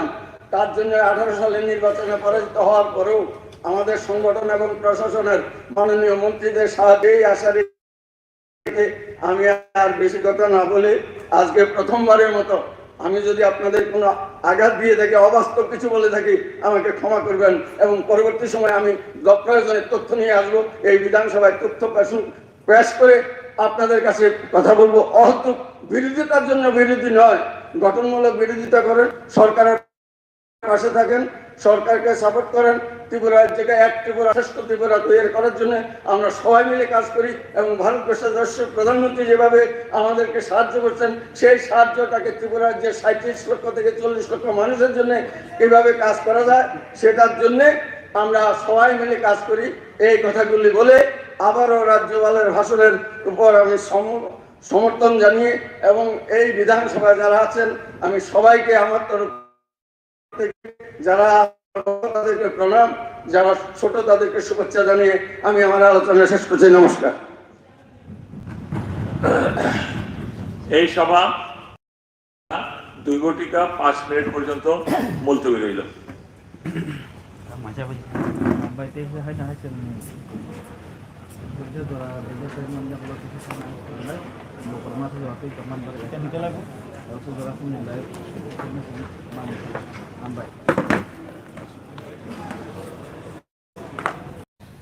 প্লিজ আমাকে আমাকে বলতে দিন। এখন রেফারেন্স পিরিয়ড, আমি মাননীয় সদস্যদের নিকট থেকে দুটি রেফারেন্স পিরিয়ডের নোটিশ পেয়েছি। সেই নোটিশগুলি পরীক্ষা নিরীক্ষার পর গুরুত্ব অনুসারে সভায় উত্থাপনের অনুমতি দিয়েছি। এখন আমি মাননীয় সদস্যা শ্রীমতী কল্যাণী সাহারায় কর্তৃক আনিত রেফারেন্স পিরিয়ডের বিষয়বস্তু সভায় উত্থাপনের জন্য অনুরোধ করছি। মাননীয় সদস্যা বিষয়বস্তু উত্থাপন করুন।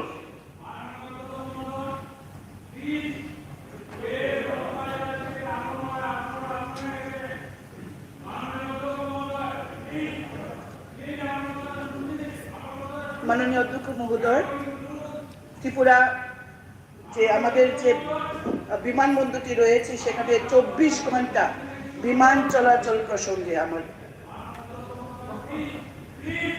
মাননীয় 23শে মার্চ 2023 তারিখে স্থানীয় আমি পরিবহন দপ্তরের ভারপ্রাপ্ত মাননীয় মন্ত্রী মহোদয়কে এই বিষয়ের উপর ওনার বক্তব্য রাখার জন্য আহ্বান করছি। যদি এক্ষুনি তিনি দিতে বক্তব্য রাখতে প্রস্তুত না থাকেন তবে আগামীকালকের জন্য সময় যেতে পারেন। ট্রান্সপোর্ট ডিপার্টমেন্ট হ্যাঁ,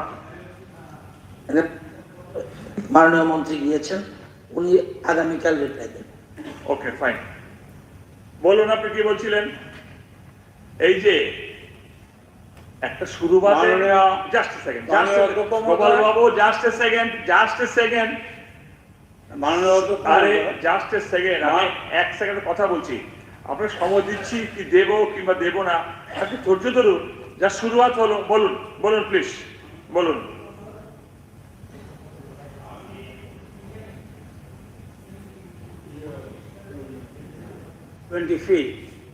I have got the receipt.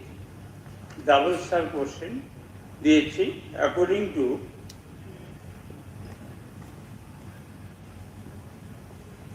Article 42. Double star question দিয়েছি। নিয়ম হলো বিএসসি মিটিং এর পরে, কারণ 3 দিন আপনি এত কাটছাট করবেন আমরা জানতাম না, কিন্তু আমি 20 ফিট দুইটা ডাবল স্টার কোশ্চেন দিয়েছি। একটা আজকের জন্য আর আরেকটা দিয়েছি কালকের জন্য। আপনি rules of procedure and conduct of বিজনেসকে ডিফাই করে আপনি সভা শুরু করলে তো আমি প্রতিবাদ করবই। আমি according to article 42 I have given the notice, double star question আমি তুলে দিয়েছি। যদি আপনি ডিজেলাও করেন, I am to be informed according to article. আপনি neither you have informed me nor you have allowed. সবার শুরুতেই কোশ্চেন আওয়ার শুরু, তাহলে আমি কি করে জানবো? আমি বুঝেছি, শুনুন, আমি বুঝেছি কমলবাবু।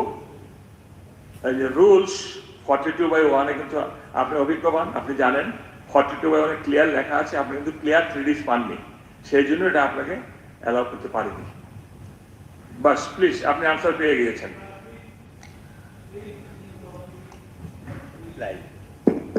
কারণ মাননীয় অধ্যক্ষ মহোদয় এখানে লেখা আছে, স্পেসিফিকলি লেখা আছে যে হ্যান্ডবুকেও লেখা আছে, রুল 42 লেখা আছে, আর্জেন্ট যখন ডাবল স্টার বা স্টার কোশ্চেন দেওয়া হয় 3 দিনের মধ্যে দেওয়া। আমি 20 ফিট দিয়েছি, আপনার রিসিপ্ট কপি আপনার অফিসের রিসিপ্ট কপি আছে। আচ্ছা ঠিক আছে, কিন্তু তাইলে ক্লিয়ার 3Ds হয়নি।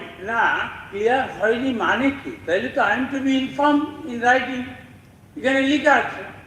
আপনি you cannot go beyond this rules. আপনি পেয়ে যাবেন, কবে পেয়ে যাবেন? পাবেন আজকে? No no no no sir. ঠিক আছে বলবো স্যার, once is allowed, শুনুন, না না, once is allowed, please, once is allowed, please just by the available time, please. আমি ওদের না না শুধু লম্বা করবেন না, please. No, I am not trying to curtail your right. I have seated there to give the right to all members, not specially any individual one. Sir, Please. sir, just 1 second. Sir, if you are not allowing that question, before the commencing of this session, you have to, that is informed, let him know that why, on what ground, Okay. that doubtful Today, question has been today, cancelled. today he will be informed. No, today, now sir, it is question hour is, this No, session yeah, question hour. begins with the question hour, comments with the question hour. You have to give the answer to him before commencing of this. But without doing that, you are telling that beyond, that after that you will be getting it. No, no. Before getting the comments from the office, I am the highest authority giving what is the reason that he has not submitted the question, not clear 3 days. Sir. He has got the answer. Sir, office is yours. Why will you be waiting for the office of any minister, any department? You are raising some technical. What this rule says. Okay, ঠিক আছে. মাননীয় অধ্যক্ষ মহোদয়, মাননীয় অধ্যক্ষ মহোদয়, I am speaking from here. কোন দিকে? Sir, Okay, sorry. yes. In fact, in the year 2003, when I had been elected as a member of this house, আমার মনে আছে, it was not 14 days, যে 14 days before question জমা দিতে হবে, it was the discretionary power of the speaker. He did allow many questions, যে প্রশ্নের উত্তর মাননীয় মন্ত্রী মহোদয়গণ বেশি সময় না নিয়ে দপ্তর থেকে খবর নিয়ে উত্তর দেওয়া যায়, he allowed. But surprised to see that প্রথম দিনে তো নিশ্চয় হলো না, at least today and tomorrow some of the questions, জনস্বার্থ সংক্রান্ত যে সমস্ত কোয়েশ্চেনগুলো, লাইক মাননীয় সদস্য যেটা বলছেন ডাবল স্টার কোয়েশ্চেন, যেগুলো 3 দিন আগে জিজ্ঞেস করা, I think all these things should be allowed because he is not asking his personal question. The question is related to the people of Tripura. So এই বেঞ্চ থেকে আমরা অনুরোধ করব যে সমস্ত কোয়েশ্চেনগুলো অ্যাকসেপ্ট করা যায়, জনস্বার্থ জড়িত, সেগুলোকে গ্রহণ করতে। Thank you. Thank you for suggestion. Next time. এখন আমি মাননীয় সদস্য শ্রী মানব দেববর্মা কর্তৃক আনিত রেফারেন্স পিরিয়ডের বিষয়বস্তু সভায় উত্থাপনের জন্য অনুরোধ করছি। মাননীয় সদস্য বিষয়বস্তুটি উত্থাপন করবেন। Hambai, Honorable Speaker, ani reference engkau goto posisi Mars 2023 ing দৈনিক সংবাদ পত্রিকায় প্রকাশিত নেশা কারবারির বাড়িতে তল্লাশি উদ্ধার পিস্তল কার্তুজ মাদক শীর্ষক সংবাদ সম্পর্কে আমরা সানামুসঙ্গ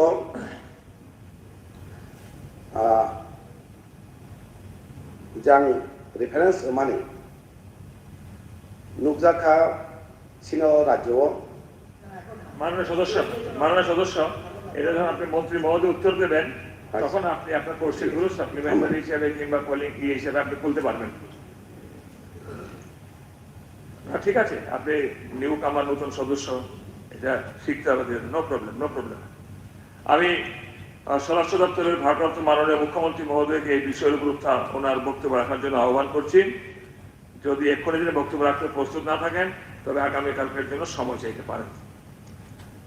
মাননীয় অধ্যক্ষ মহোদয়, এই বিষয়টা আমার গোচরে এসছে, আমিও দৈনিক সম্বাদ পত্রিকায় দেখেছি। বিস্তারিত রিপোর্ট আমি নিয়ে 28শে মার্চ আমি তার বক্তব্য দেব। এখন দৃষ্টি আকর্ষণের নোটিশ স্যার দিয়েছিলাম, দেখেছি জিতেন বাবু। আপনার রেফারেন্সটা আমি বলছি আপনাকে, সেদিন তো আপনি বললেন, গোপালবাবু বললেন, Honorable High Court already took cognizance on the postpone situation and issued ruling দিয়ে দিয়েছেন। You please, sir. High Court postpone situation. You please read out the matter which I have submitted to you. You please read out. Sir, you please read out it.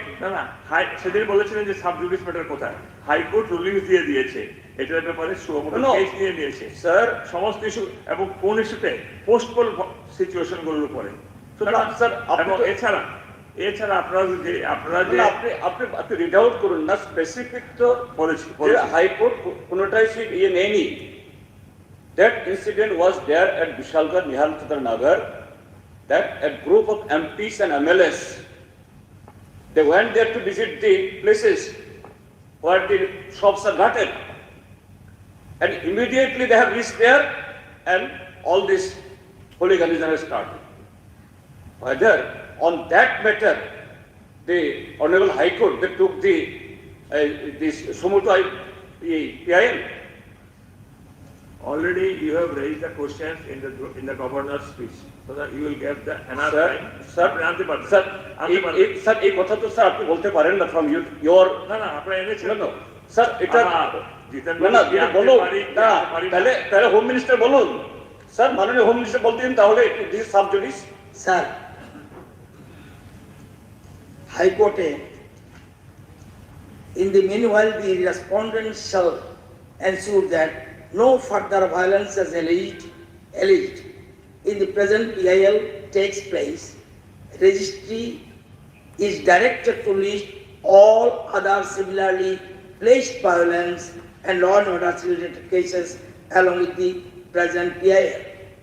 এবং এটা already ভোটে দাঁড়িয়েছিল এক ভদ্রলোক রামনগরে, উনি petition দেওয়ার পরে এটা হয়েছে। এবং এখানে এক মিনিট, এখানে দৈনিক সংবাদ, সন্দন, ত্রিপুরা দর্পণ, ডেলি দেশের কথা, প্রতিবাদী কলম, প্ল্যানেট, সব সুতরাং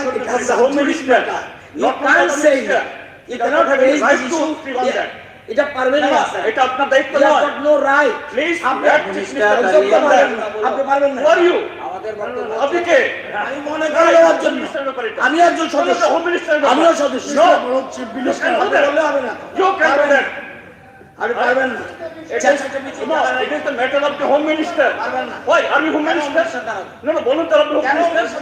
No, কি কারণ? Home Minister? দাঁড়াবে কেন? আপনি সমুদ্র Home Minister না? সমুদ্রকে মামলা নিয়েছে না Sir, is a Home Minister? Tell me, sir. Tell this house. কেন দাঁড়াবে? Who is Home Minister in this state? কে Home Minister? আরে অলরেডি ডিজালাও করেছে, কেন মিনিস্টার দাঁড়াবে? ডিজালাও করেছে এবং স্পিকারের সিদ্ধান্ত ইজ দ্য ফাইনাল ডিসিশন। আপনি বলতে পারেন না সভা চলতে দিন। আপনাদের মুখে গণতন্ত্র মানায় না, আপনাদের মুখে গণতন্ত্র মানায় না। খুন করেছেন, এটাকে জোরাজোরি চাপাচাপি করলে হবে না। এটা ওয়ান্স না এটা বলে দিয়েছি যে না এটা হাইকোর্টের রুলিং শেষ হয়ে গেছে, এখানে আর কোনো কথা চলেই না, এখানে আর কোনো কথা চলেই না। প্লিজ প্লিজ মাননীয় অধ্যক্ষ মহোদয়, প্লিজ চলবেই না, প্লিজ প্লিজ চলবে না। মাননীয় অধ্যক্ষ মহোদয়, জাস্ট এ মিনিট, মাননীয় অধ্যক্ষ মহোদয়, বলুন বলুন, মাননীয় অধ্যক্ষ মহোদয়, just a second, just a second, just a second, LOP বলছেন, মাননীয় অধ্যক্ষ মহোদয়, জাস্ট এ সেকেন্ড, বলুন। মাননীয় অধ্যক্ষ মহোদয়, স্যার আমরা এইটাই অনুরোধ করব, মাননীয় সদস্য দাবি করছিলেন যে বিষয়টা উনি উত্থাপন করেছেন, শুধু রিডিং পড়ার জন্য উনি অনুরোধ করেছেন। বক্তব্য কি ছিল? সাংসদের বক্তব্য কি ছিল আপনাদের?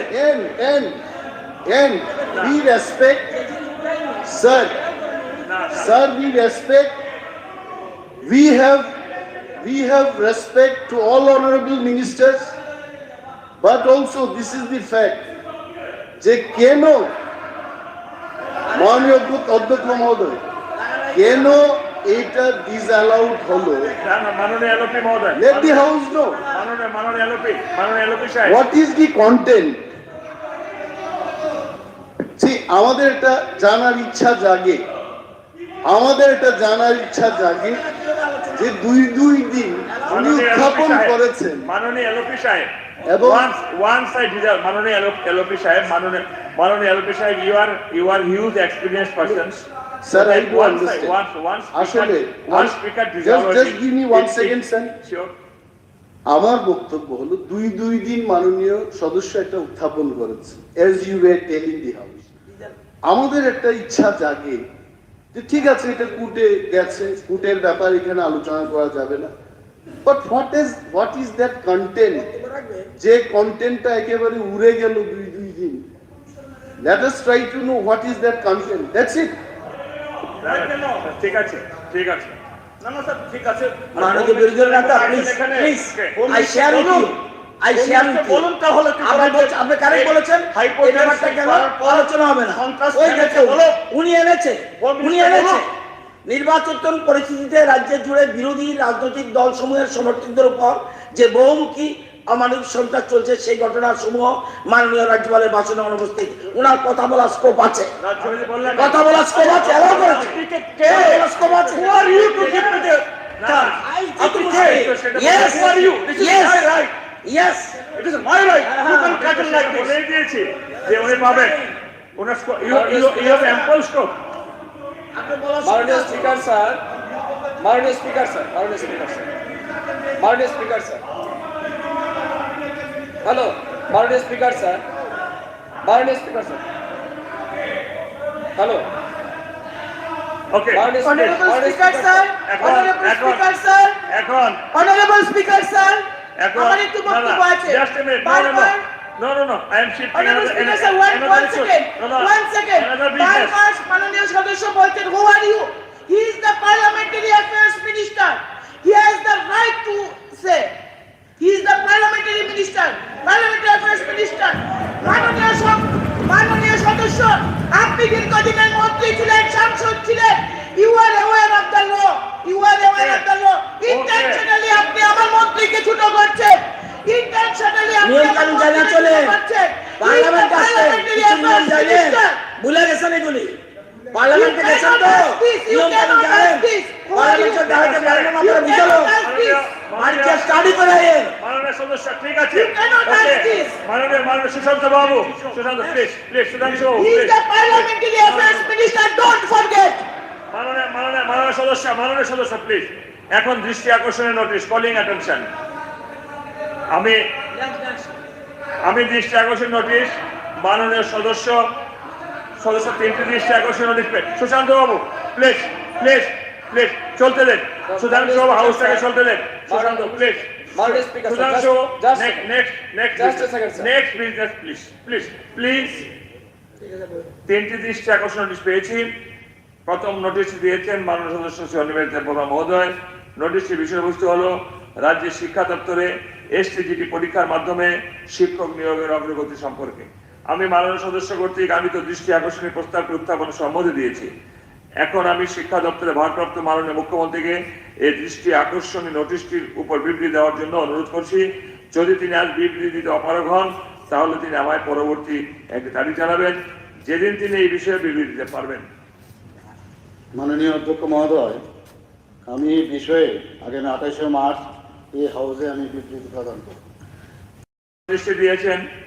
মাননীয় সদস্য শ্রী বিশ্বজিৎ দেববর্মা মহোদয় নোটিশটির বিষয়বস্তু হলো present situation of drug addiction in our state Tripura আমি মাননীয় সদস্য কর্তৃক আনিত দৃষ্টি আকর্ষণের প্রস্তাবটি উত্থাপনের সম্মতি দিচ্ছি এখন আমি স্বরাষ্ট্র দপ্তরে ভারপ্রাপ্ত মাননীয় মন্ত্রীকে এই দৃষ্টি আকর্ষণের নোটিশটির উপর বিবৃতি দেওয়ার জন্য অনুরোধ করছি যদি তিনি আজ বিবৃতি দিতে অপারগ হন তাহলে তিনি আমায় পরবর্তী তারিখ জানাবেন যেদিন তিনি এই বিষয়ে বিবৃতি দিতে পারবেন মাননীয় অধ্যক্ষ মহোদয় আমি উত্থাপিত যে বিষয় সেই বিষয়ের উপরে আমি আগামী 28 মার্চ এই হাউসে আমি বিবৃতি প্রদান করব তৃতীয় নোটিশটি দিয়েছেন মাননীয় সদস্য শ্রীমতী স্বপ্না দেববর্মা মহোদয়া নোটিশটির বিষয়বস্তু হলো গর্ভবতী গ্রামীণ মহিলাদের প্রসূতির সুব্যবস্থা গ্রহণ সম্পর্কে আমি মাননীয় সদস্য কর্তৃক আনিত দৃষ্টি আকর্ষণের প্রস্তাবটি উত্থাপন সম্মতি দিয়েছি এখন আমি সমাজ কল্যাণ ও সমাজ শিক্ষা দপ্তরে ভারপ্রাপ্ত মাননীয় মন্ত্রী মহোদয়কে দৃষ্টি আকর্ষণের নোটিশ উপর বিবৃতি দেওয়ার জন্য অনুরোধ করছি যদি তিনি আজ বিবৃতি দিতে অপারগ হন তাহলে তিনি আমায় পরবর্তী তারিখ জানাবেন যেদিন তিনি এই বিষয়ে বিবৃতি দিতে পারবেন মাননীয় স্পিকার মহোদয় আমি আগামীকাল 27-28 মার্চ পুরো ডিটেলস এখানে উত্থাপন করব মাননীয় সদস্যগণ নির্ধারিত সূচি অনুযায়ী আগামী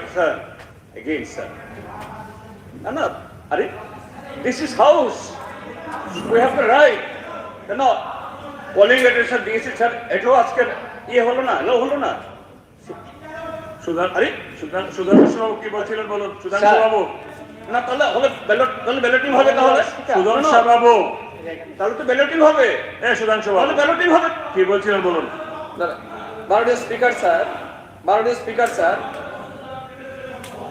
মাননীয় স্পিকার স্যার, জিতেন্দ্র চৌধুরী বাবু আমি ভেবেছি উনি সিনিয়র একজন মেম্বার, ওনার এক্সপিরিয়েন্স আছে বিধানসভাতে, উনি প্রথমে বলেছেন।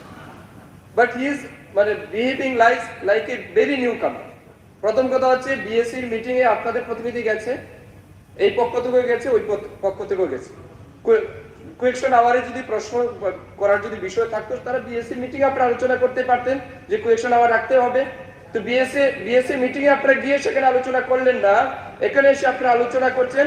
তারপর listen to me, let me finish please, let me finish, let me finish, let me finish, let me finish. উনি বারে বারে বলছেন যে রতনলাল মহোদয় উনি কে, হু আর ইউ? আপনি কি জানেন না উনি আমাদের parliamentary affairs minister? You don't know? Then why you are raising this question again and again? Why you are raising a question again and again? মাননীয় অধ্যক্ষ মহোদয়, আমরা ট্রেজারি বেঞ্চের থেকে আরো দুটো রেফারেন্স দিয়েছিলাম, কিন্তু আপনি ডিজেলও করেছেন। আমরা এই হাউসকে সম্মান করি, আমরা কিন্তু হাউসে দাঁড়িয়ে এর প্রতিবাদ করিনি। আমরা ট্রেজারি বেঞ্চের থেকে দুটো রেফারেন্স দিয়েছিলাম, আপনি কলিগও দিয়েছিলাম, আপনি ডিজেলও করেছেন। আমরা আপনার সিদ্ধান্তকে মান্যতা দিয়েছি। This is the decorum. And I shall request the honorable member to maintain the decency and decorum of the house. যেখানে হাউসের লিডার মাননীয় চিফ মিনিস্টার, হোম মিনিস্টার যেখানে আছেন, উনি বললে তো এটা শেষ হয়ে যায়। মাননীয় সদস্যগণ তবুও যেহেতু বিরোধী দল নেতা আছে একটু বলে দিই, তারা একটু শুনুন। সবগুলি রেফারেন্স কলিং বেশি পড়ে। Normally convention is this, treasury bench দুটো, আপনারা একটা ভাবেন শুনে নিন। কিন্তু ইম্পর্টেন্স দেখে স্পিকার ঠিক করবে, আইন অনুযায়ী ঠিক থাকলে স্পিকার ঠিক করবে কোন কোন জিনিস অ্যালাউ করবে। যেমন আজকে 3টা অপোজিশন অ্যালাউ করেছে কলিং অ্যাটেনশন, একটা ট্রেজারি বেঞ্চ অ্যালাউ হয়নি। আবার দুটো রেফারেন্স অ্যালাউ হয়েছে, একটা ট্রেজারি, বাকিটা আইন অনুযায়ী হয়নি। কিভাবে উনি অ্যাডজাস্ট করবে? সিস্টেমটা জানা উচিত। পার্লামেন্টে ছিলেন, এখানে ছিলেন, ভুলে গেছেন, হতে পারে ভুলে গেছেন, ঠিকই নেবেন। সব জায়গায় তোরা তোরা শেষ করছে। বহু প্রসিডিংস এই হাউসে আছে। What you said from this place, there are many records. If necessary, আপনার সামনে তুলে ধরবো। আপনি কি বলেছেন এখান থেকে সব আছে, ধরবেন, ঠিক আছে, বলে গেছেন না? নির্ধারিত সূচি অনুযায়ী আগামী 28 মার্চ 2023 তারিখে বিধানসভার অধিবেশন শেষ হচ্ছে। এই পরিপ্রেক্ষিতে 28 মার্চ 2023 তারিখে রেফারেন্স পিরিয়ড এবং কলিং অ্যাটেনশন নোটিশ ত্রিপুরা বিধানসভার সচিবালয়ে জমা না দেওয়ার জন্য আমি মাননীয় সদস্যগণকে বিশেষভাবে অনুরোধ করছি।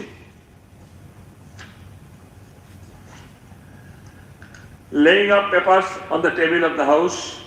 Now, the business before the house, laying a copy each of the Tripura Land Revenue and Land Reforms bracket 17th Amendment Rules 2022, and number 2, the annual report of Tripura Police Accountability Commission for the year 2021 on the table of the house.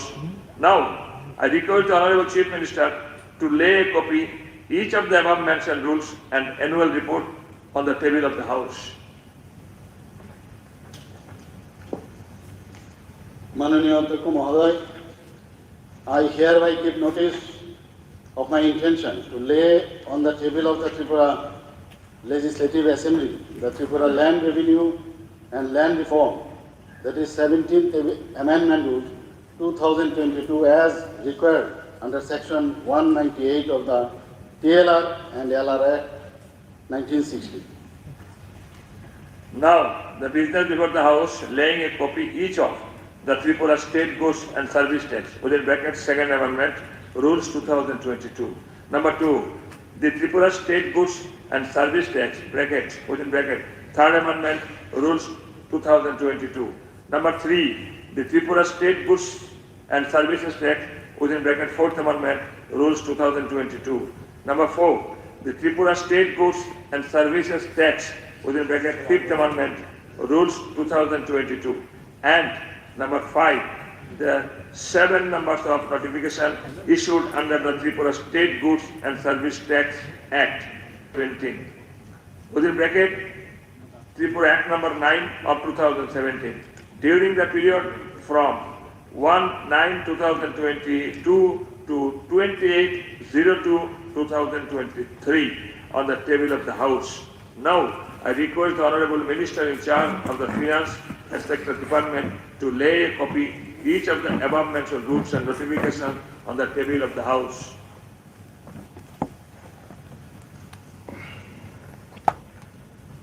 Honorable Speaker Mahoday, I beg to lay the Tripura State Goods and Service Tax within bracket 2nd Amendment Rule 2022 under Section 1666 of the Tripura State Goods and Service Tax Act 2017 on the table of the House. Again, I beg to lay the Tripura State Goods and Service Tax 3rd Amendment Rule 2020.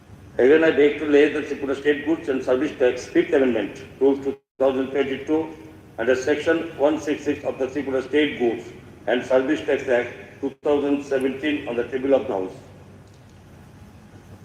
Again, I beg to lay the 7 notifications issued under the Tripura State Goods and Service Tax Act 2017 within bracket Tripura Act number 9 of 2017 issued during the period from 1/9/2022 to 28/2/2023 under Section 166 of the Tripura State Goods and Service Tax Act 2017 on the table of the House.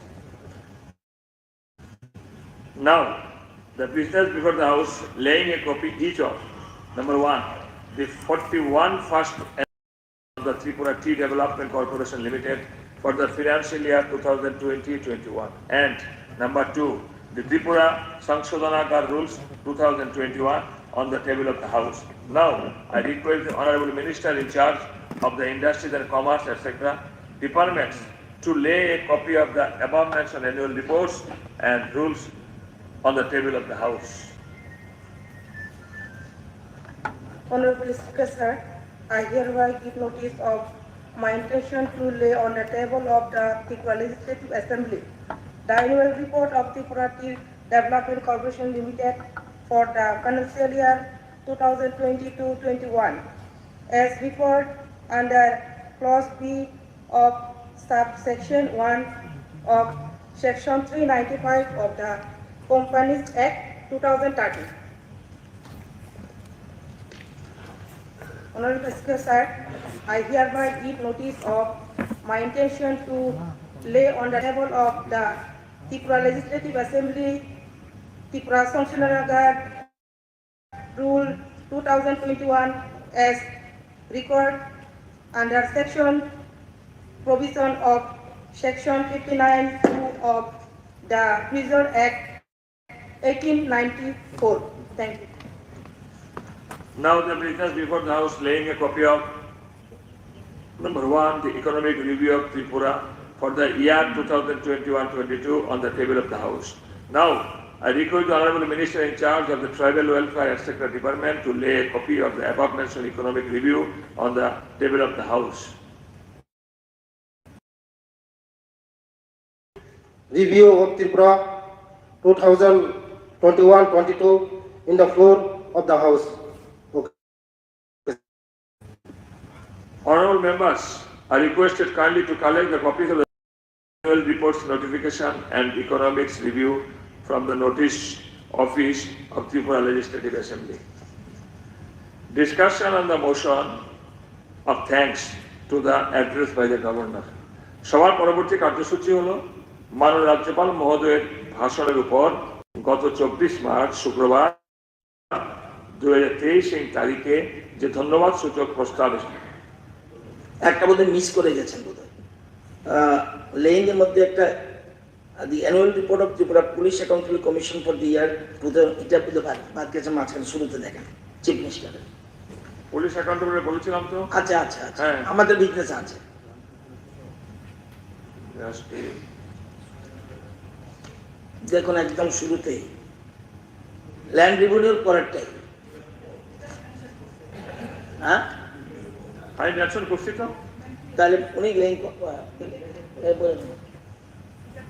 আপনি বলে দিলে তো উনি play করবেন। হ্যাঁ, যে the annual report of Tripura ঠিক আছে। হ্যাঁ, ল্যান্ড রেভিনিউর পরে।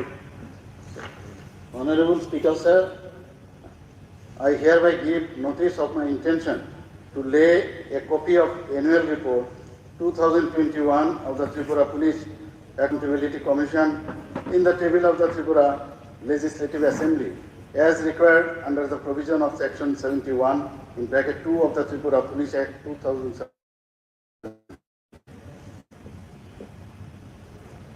গত 24শে মার্চ শুক্রবার 2023 তারিখে যে ধন্যবাদ ভাষণের উপর তার আলোচনা। ধন্যবাদ সূচক প্রস্তাবটি দিয়েছেন পরিষদ দপ্তরের ভারপ্রাপ্ত মাননীয় মন্ত্রী শ্রী রতনলাল নাথ মহোদয়। প্রস্তাবটি সমর্থন করেছেন মাননীয় সদস্য তথা মুখ্য সচেতক শ্রীমতী কল্যাণী সাহা রায় মহোদয়া। প্রস্তাবটি হল নিম্নলিখিত মর্মে ত্রিপুরার মাননীয় রাজ্যপালের নিকট সভায় কৃতজ্ঞতা ব্যক্ত করা হোক যে 24শে মার্চ 2023 তারিখে মাননীয় রাজ্যপাল এই সভায় যে ভাষণ প্রদান করেছেন তার জন্য ত্রিপুরা বিধানসভা সদস্যবৃন্দ গভীরভাবে কৃতজ্ঞ। আমি মাননীয় সদস্য অনুরোধ করবো এই আলোচনা যারা অংশগ্রহণ করবেন তাদের নামের তালিকা আমায় দেওয়ার জন্য। এখন মাননীয় অধ্যক্ষ মহোদয়, স্যার কেন এই যে কতক্ষণের আলোচনা হবে এবং ট্রেজারি বেঞ্চ বিরোধী বেঞ্চ কত টাইম পাবে, then accordingly we can make the লিস্টটা পাঠালে তারপরে time because time has to be allotted, then ঠিক আছে, time সবাই আলোচনা করুক না, সবাই যত বেশি আলোচনা করবেন তো ভালো। ভালো তো। আর এর মধ্যে তো কালকে আছে, কালকে লাস্টে chief minister no, whole day today we can discuss on this আর এবং প্রয়োজনে কালকেও যত বেশি আলোচনা কালকে তো স্টপ হয়ে গেল করা যাবে। সো কতজনের মানে কতজনের করে দেন, কতজন দিতেন জানতে বলুন না। লাস্ট টাইম আমার তো এই সময়টা 2 বা 4 জন প্রতিটি দলের পক্ষ থেকে এইভাবে দেওয়া যাবে, যত 13 জন দিয়েন না, 13 জনের দিন 13 জন দিলে আপনি অনেকক্ষণ চলবে। But most of them they want to speak. মাননীয়, আমার মনে হয় স্যার যারা এই আলোচনা করতে চায় তাদের সবাইকে অন্তত এই আলোচনাটাতে অংশগ্রহণ করতে দেওয়া উচিত। কারণ সবাই নতুনভাবে আজকে অনেকেই নতুনভাবে এখানে আসে।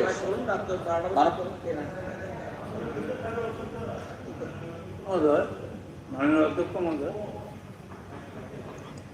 there is a procedure. Some honorable member has given the amendment.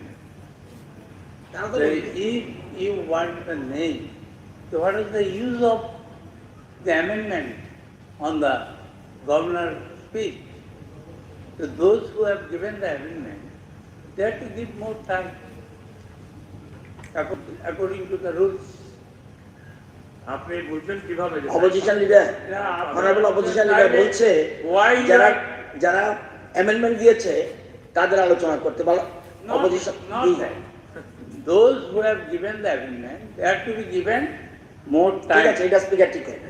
ঠিক আছে, আসলে সবকিছু আলোচনা ভিত্তিতে স্থির হয় তো বলবো আপনি সিনিয়র এক্সপিরিয়েন্স হবে এবং ওনার তো মাননীয় অধ্যক্ষ মহোদয়, আমি এক সেকেন্ড নতুন বাবু এক সেকেন্ড, এটা তো নেবের বাবু যারা সেদিন জিতেন বাবু বলেছিলেন আরে লিস্টটা দিলে তারপরে টাইম ডায়ালগ করবে। এটা না, ওনাকে তো উনি এক্সপিরিয়েন্স, তারপরে বলতে হচ্ছে অনেক নিউ কামার এসছে হ্যাঁ সব দলে, সুতরাং তাদের সময় পাওয়া বলা উচিত। দ্বিতীয় ফ্রম অল পার্টিস, ঠিক আছে, হবে নিশ্চয়ই হবে, আসুক না লিস্টে আসুক না।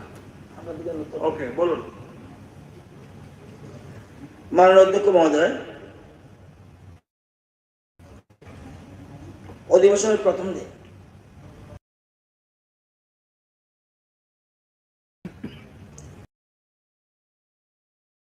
এই সভায় যে ভাষণ প্রদান করেছেন আমি পূর্ণ সমর্থন জানিয়ে কৃতজ্ঞতা জ্ঞাপন করছি। পাশাপাশি এই ভাষণের উপর মোট 8 জন 48টা সংশোধনী এনেছেন। এটার বিরোধিতা করে আমি আমার বক্তব্য শুরু করছি। নতুন বছরে সবাইকে স্বাগত। মাননীয় রাজ্যপালের ভাষণে এই রাজ্যে রাজ্য সরকার কি কি কাজ করছে এর প্রতিফলন এই ভাষণে রয়েছে। সরকারের নীতি কি, সরকারের দৃষ্টিভঙ্গি কি, সরকারের দিশা কি, রাজ্যপালের ভাষণে কিছুটা হলেও ফুটে উঠেছে। সবকা সাথ সবকা বিকাশ, সবকা প্রয়াস, এই নীতি অনুসরণ করে আমাদের সরকার কাজ করে চলছে। রাজ্যটা একটা মডেল রাজ্য বানানোর জন্য আমরা যে স্বপ্ন নিয়ে এগুচ্ছি সেটা এই ভাষণে উল্লেখ রয়েছে। মাননীয় রাজ্যপালের ভাষণে 5 নম্বর প্যারা মধ্যে রাজ্য সরকারের রয়েছে এই সরকারের মূল বিষয় এবং মূল ভাবনা। আমাদের সরকার অবশ্যই ত্রিপুরাকে একটা মডেল রাজ্য বানাতে চায় এবং সেই স্বপ্নকে বাস্তবায়িত করার জন্য আমরা এগিয়ে যাচ্ছি। এটা হলো রাজ্যপালের ভাষণের মূল বিষয়। আমি প্রথমে বিরোধী দল থেকে যারা যারা অ্যামেন্ডমেন্ট এনেছেন, বিশেষ করে ইসলাম উদ্দিন, শৈলেন্দ্র চন্দ্র, দীপঙ্কর সেন, গোপাল রায়, তাদের মূল বিষয়টা হলো আসল কথা সন্ত্রাস হয়েছে ভোটের পরে। এবং ফার্স্ট আওয়ারে এই কথা শুনছিলাম, স্যার এই রাজ্যের সন্ত্রাসের আমদানি কারক কারা, সন্ত্রাস কি করেছে না করেছে, ওনাদের ধৈর্য থাকলে স্যার শুনবেন। আমার পুরনো বন্ধু যারা স্টেট অপোজিশন বেঞ্চে রয়েছেন এখন একটু ধৈর্য ধরে শুনতে হবে। 1993 নির্বাচন সন্ত্রাস চরমে, কুপিয়ে 5 কংগ্রেসকে হত্যা, অপহরণ, গৃহদাহ, কংগ্রেস অফিসে আগুন। আহারে কংগ্রেস, বহু পরিবার গান ছাড়া, খুন সন্ত্রাস বন্ধ করুন। রাজ্যপালকে যুব সমিতি, কংগ্রেস পার্টির ভাই খুন, সমগ্র রাজ্য জুড়ে নারকীয় সন্ত্রাস অব্যাহত, মেহের আলীদের মতে সব ঠিক হয়। বিজয় উল্লাসের নামে আরো 2 কংগ্রেস যুব সমিতি কর্মী খুন, নারকীয় সন্ত্রাস। সালেমায় যুব সমিতির শীর্ষ নেতা খুন, মিছিল ছেড়ে এসে সিপিএম কর্মীরাই মঙ্গল প্রসাদ দেববর্মাকে বাড়িতে কুপিয়ে হত্যা করেছে। সমাচরণ, নারকীয় সন্ত্রাস দমনে রাজ্যপালের কাছে হস্তক্ষেপ চাইলেন কংগ্রেস। সন্ত্রাস চলছে 24 ঘন্টায়, রাজ্যের 2 জেলায় আরো 2 কংগ্রেস কর্মী খুন। বিভিন্ন এলাকার সমস্যা শেষে কেন্দ্রীয় মন্ত্রী ক্ষমতা ফেরার পর ফ্রন্টের মাত্র কদিনে খুনের খতিয়ান 17। পরিস্থিতি ভয়াবহ। 1998 আবার ক্ষমতা এসছেন, রাজনৈতিক খুন, নির্বাচন সন্ত্রাস চরমে, মারধর, অগ্নিসংযোগের ঘটনায় জনমনের ত্রাস।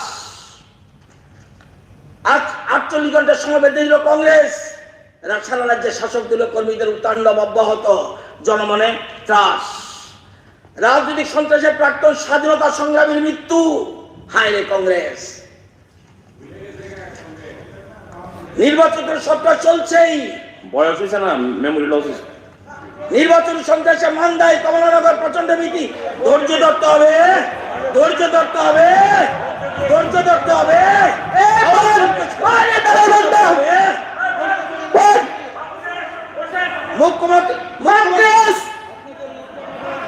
মুখ্যমন্ত্রী মালিক সরকারের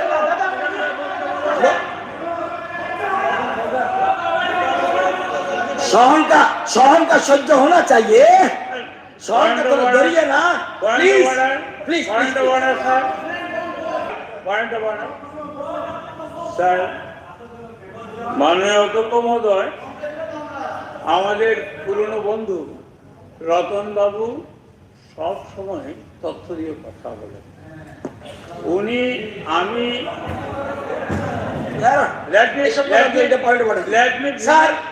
মুখ্যমন্ত্রী মানিক সরকারের কেন্দ্রে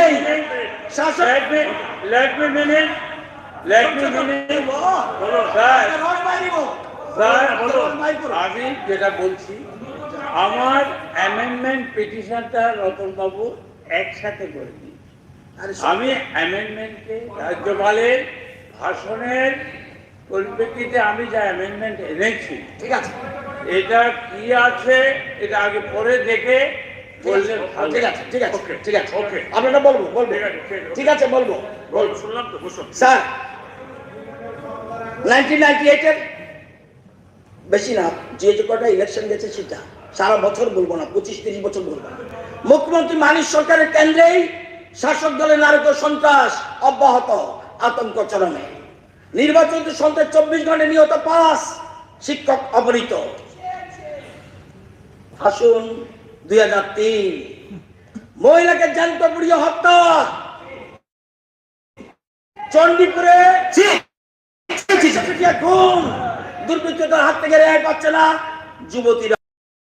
রাজ্যে নির্বাচন সন্ত্রাস, এআইসিসির 3 শীর্ষ নেতা ত্রিপুরা পাঠাচ্ছেন শুনিয়া। পঞ্চম দিনও সন্ত্রাস থামেনি, আক্রান্ত হচ্ছেন বিজিত প্রার্থীরাও। পরিস্থিতির তালাশ রাজ্যে আসছেন আহমেদ প্যাটেল, অনেকে এখন নেই।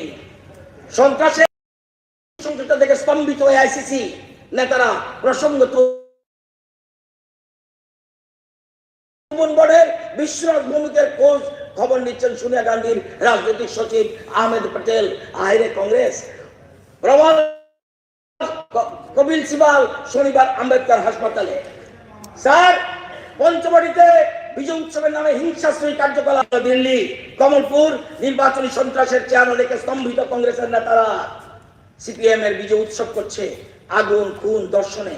শপথের আগের দিন বিরোধীদের হুমকি, সন্ত্রাস বন্ধ না হলে শুরু হবে প্রতিরোধ। হায় কংগ্রেস!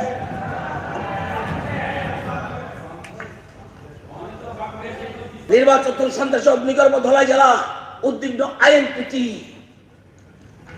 নির্বাচন সন্ত্রাস বাগমায়, আপনাদের সন্ত্রাস কমলনগরের দিবালোকে কংগ্রেস নেতা দিয়ে খুন।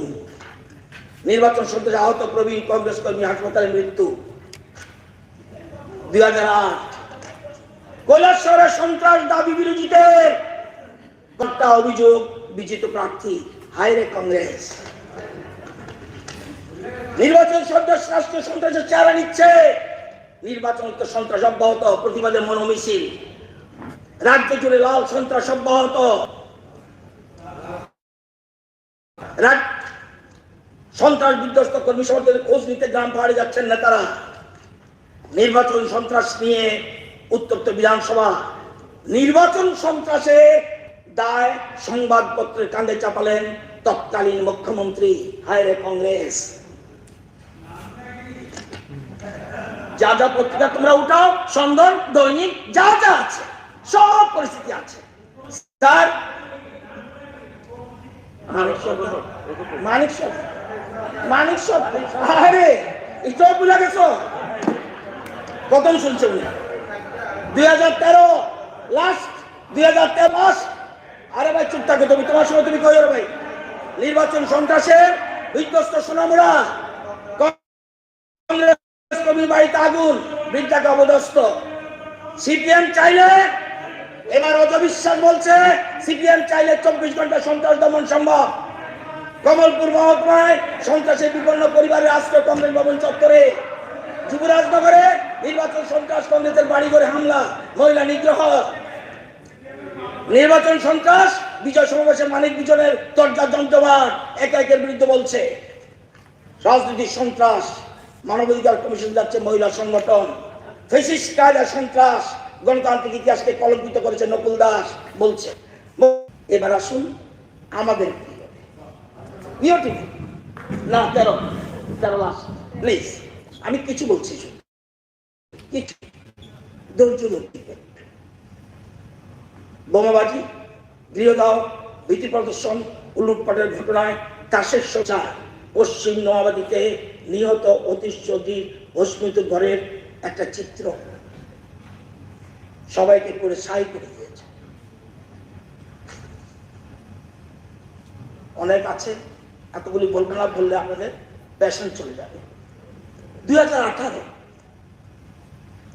সরকার পাল্টালো, নিয়মা প্রচুর সন্ত্রাস হওয়ার কথা, প্রচুর, যে একটা শুরু করেছিল নৃপেন চক্রবর্তী।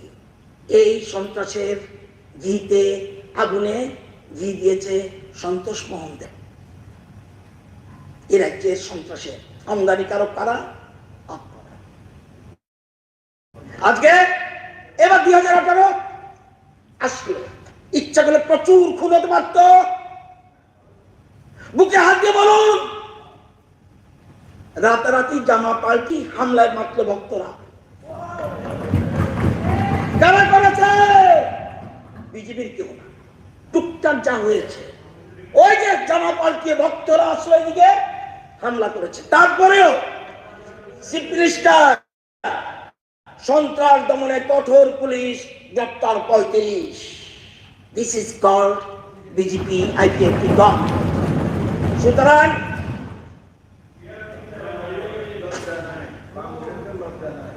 স্যার একটু সন্ত্রাস টুকটাক যে হয়েছে না আমি বলি না, কিন্তু ইতিহাস টানলে কত, আর প্লিজ ভাই আপনারা কইতাছেন কি করতেছেন সব? হাজার হাজার কর্মী খুন, ধৈর্য হবে আপনি দক্ষিণ ত্রিপুরা? সময় আছে? সময় দেবে আমাকে বিধানসভা? দেবে না। আরে না, কতদিন বলবো? স্বপন দাস, দেবল দেব, দ্বিগুণনাথ শর্মা, অতীশ চৌধুরী, নৃপেন্দ্র দেবনাথ, সুজিত গোস্বামী, হারদন দেবনাথ, শ্যামল বর্ধন, মন্টু দাস, ভজন ঘোষ, ভূষণ ঘোষ, কত বলবো? কত বলবো? চুপচাপ তো 1 বছর সাইলেন্ট থাকা উচিত, চুপচাপ। স্যার আমি তাতে যাচ্ছি না, এবারে টুকটাক যে ঘটনার জন্য দায়ী আইয়া ভুগতাছি, চলে আইসি, 2 দল মিলছি, আইয়া লই কেমনে গাড়ি চালাস, কেমনে রাবার ওখান থাকবনি, কোনখানে ট্রান্সফার করে দেখবি। অনেক লোক প্লেনের টিকিট করে কাটটা গেছে গা,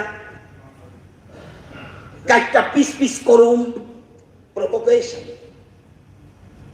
এই প্রভোকেশনের কারণে কিছু কিছু ঘটনা ঘটেছে।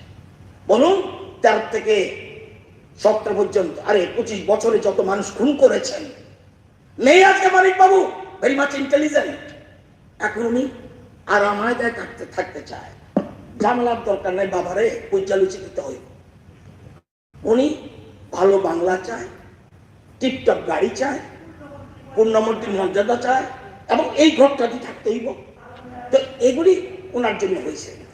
স্যার সিরাজ যাইতাম না, আমরা চাই, আমরা চাই এক ত্রিপুরা শ্রেষ্ঠ ত্রিপুরা, আমরা চাই আত্মনির্ভর ত্রিপুরা, আমরা চাই সব স্বাবলম্বী ত্রিপুরা, আমরা চাই এক ত্রিপুরা, এক পরিবার, এক ভবিষ্যৎ, আপনাদের সবাইকে নিয়ে। স্যার যারা সমালোচনা করছেন, মাননীয় মুখ্যমন্ত্রীকে বলছি, করছেন তাদের দিকে নজর দেওয়ার দরকার নেই। যারা আপনার সমালোচনা করছে তারা চেষ্টা করে আপনার সমান হতে পারছে না, তাই তাদের ঈর্ষা হচ্ছে, তারা আপনার মতো করতে পারেনি, তাদের ঈর্ষা থেকে সমালোচনা করছে। স্বামী বিবেকানন্দ বলেছেন, ইতিবাচক হোক, কারোর সমালোচনার দরকার নেই, অন্যরা যে যাই ভাবুক, তুমি তোমার নৈতিকতা থেকে সরবে না, তুমি যা করার করো, এখানে তোমার কর্তব্য শেষ। স্বামীজি বলছেন, দোষ দেখা বড়ই সহজ, গুণ দেখা মহাপুরুষের ধর্ম। স্যার স্বামীজি বলেছেন, পৃথিবীর ইতিহাস কয়েকজন আত্মবিশ্বাসী মানুষের ইতিহাস, এবং জগতের যা কিছু উন্নতি হয়েছে সব মানুষ করেছে। স্যার বিশ্বাসের শক্তিতে হয়েছে। স্যার যে মানুষকে বিশ্বাস করে না সে নাস্তিক, বিশ্বাস যে এটা আমার কথা নয়, স্বামীজির কথা। স্যার স্যার আমরা জানি আমাদের মাননীয় মুখ্যমন্ত্রী আত্মবিশ্বাসে ভরপুর, এবং উনি এই হয়েছে। বামপন্থীরা কত বছর ছিল? 35 বছর। কংগ্রেস ছিল 5 বছর। কংগ্রেস কি বুঝিয়েছে? 5 বছর। আর 1 বছর ছিল কখনো সিপিএম সিএফডি, কখনো সিপিএম জনতা, আর বাকি 5 বছর বিজেপি এফডি। স্যার ওনারা এই রাজ্যে এত বছর ক্ষমতায় ছিলেন, এত বছর পর এই ত্রিপুরা রাজ্যে একটি সরকার চাইছে ত্রিপুরাকে মডেল রাজ্য বানাতে। অতীতে কোনোদিন কেউ চিন্তা করেনি আত্মনির্ভর ত্রিপুরা বানাতে। স্যার মাননীয় রাজ্যপালের ভাষণে এটাই বারবার বোঝাতে চেয়েছেন এবং উনি চাইছেন, আমরা চাই নিজের পায়ে দাঁড়াতে চাই, যেটা স্বামী বিবেকানন্দ বলেছেন। আমি আপনারা জানেন আমাদের রাজ্যে সচিন সিং, সুকুমার সেনগুপ্ত এবং নিপেন চক্রবর্তী, দশরথ বাবু, আগে অমিয় দেব রায়, এর আগে স্নেহ কুমার চাকমা, আরো বহু নেতৃত্ব বলেছেন আমরা নিজের পায়ে দাঁড়াতে চাই, আমরা দিল্লির দিকে তাকিয়ে থাকতে চাই না, আমাদের পূর্ণ রাজ্যের মর্যাদা দাও। 1972 পূর্ণ রাজ্যের মর্যাদা পেয়েছে। বামপন্থীরা 35 বছর চেয়েছে। জানেন কতটুকু বামপন্থীরা এ রাজ্যের জিএসডিপি, যেটা সম্পদ, কত রেখে গেছে এই এত বছর, 35 বছরে 43,716 কোটি। তাদের 35 বছরে আমাদের জন্য রেখে গেছেন 43,716 কোটি টাকা জিএসডিপি। আর বর্তমানে সেটা দাঁড়িয়েছে কত? 64,778 কোটি। মানে 5 বছরে 20,000 কোটি। 35 বছরে বললাম যা তা। আজকে যদি 3,000 করে, যদি 3,000 কোটি করে টাকা যদি প্রতি বছর রাখতো, আজকে 1,05,000 কোটি রাজ্যের সম্পদ থাকতো। করেনি।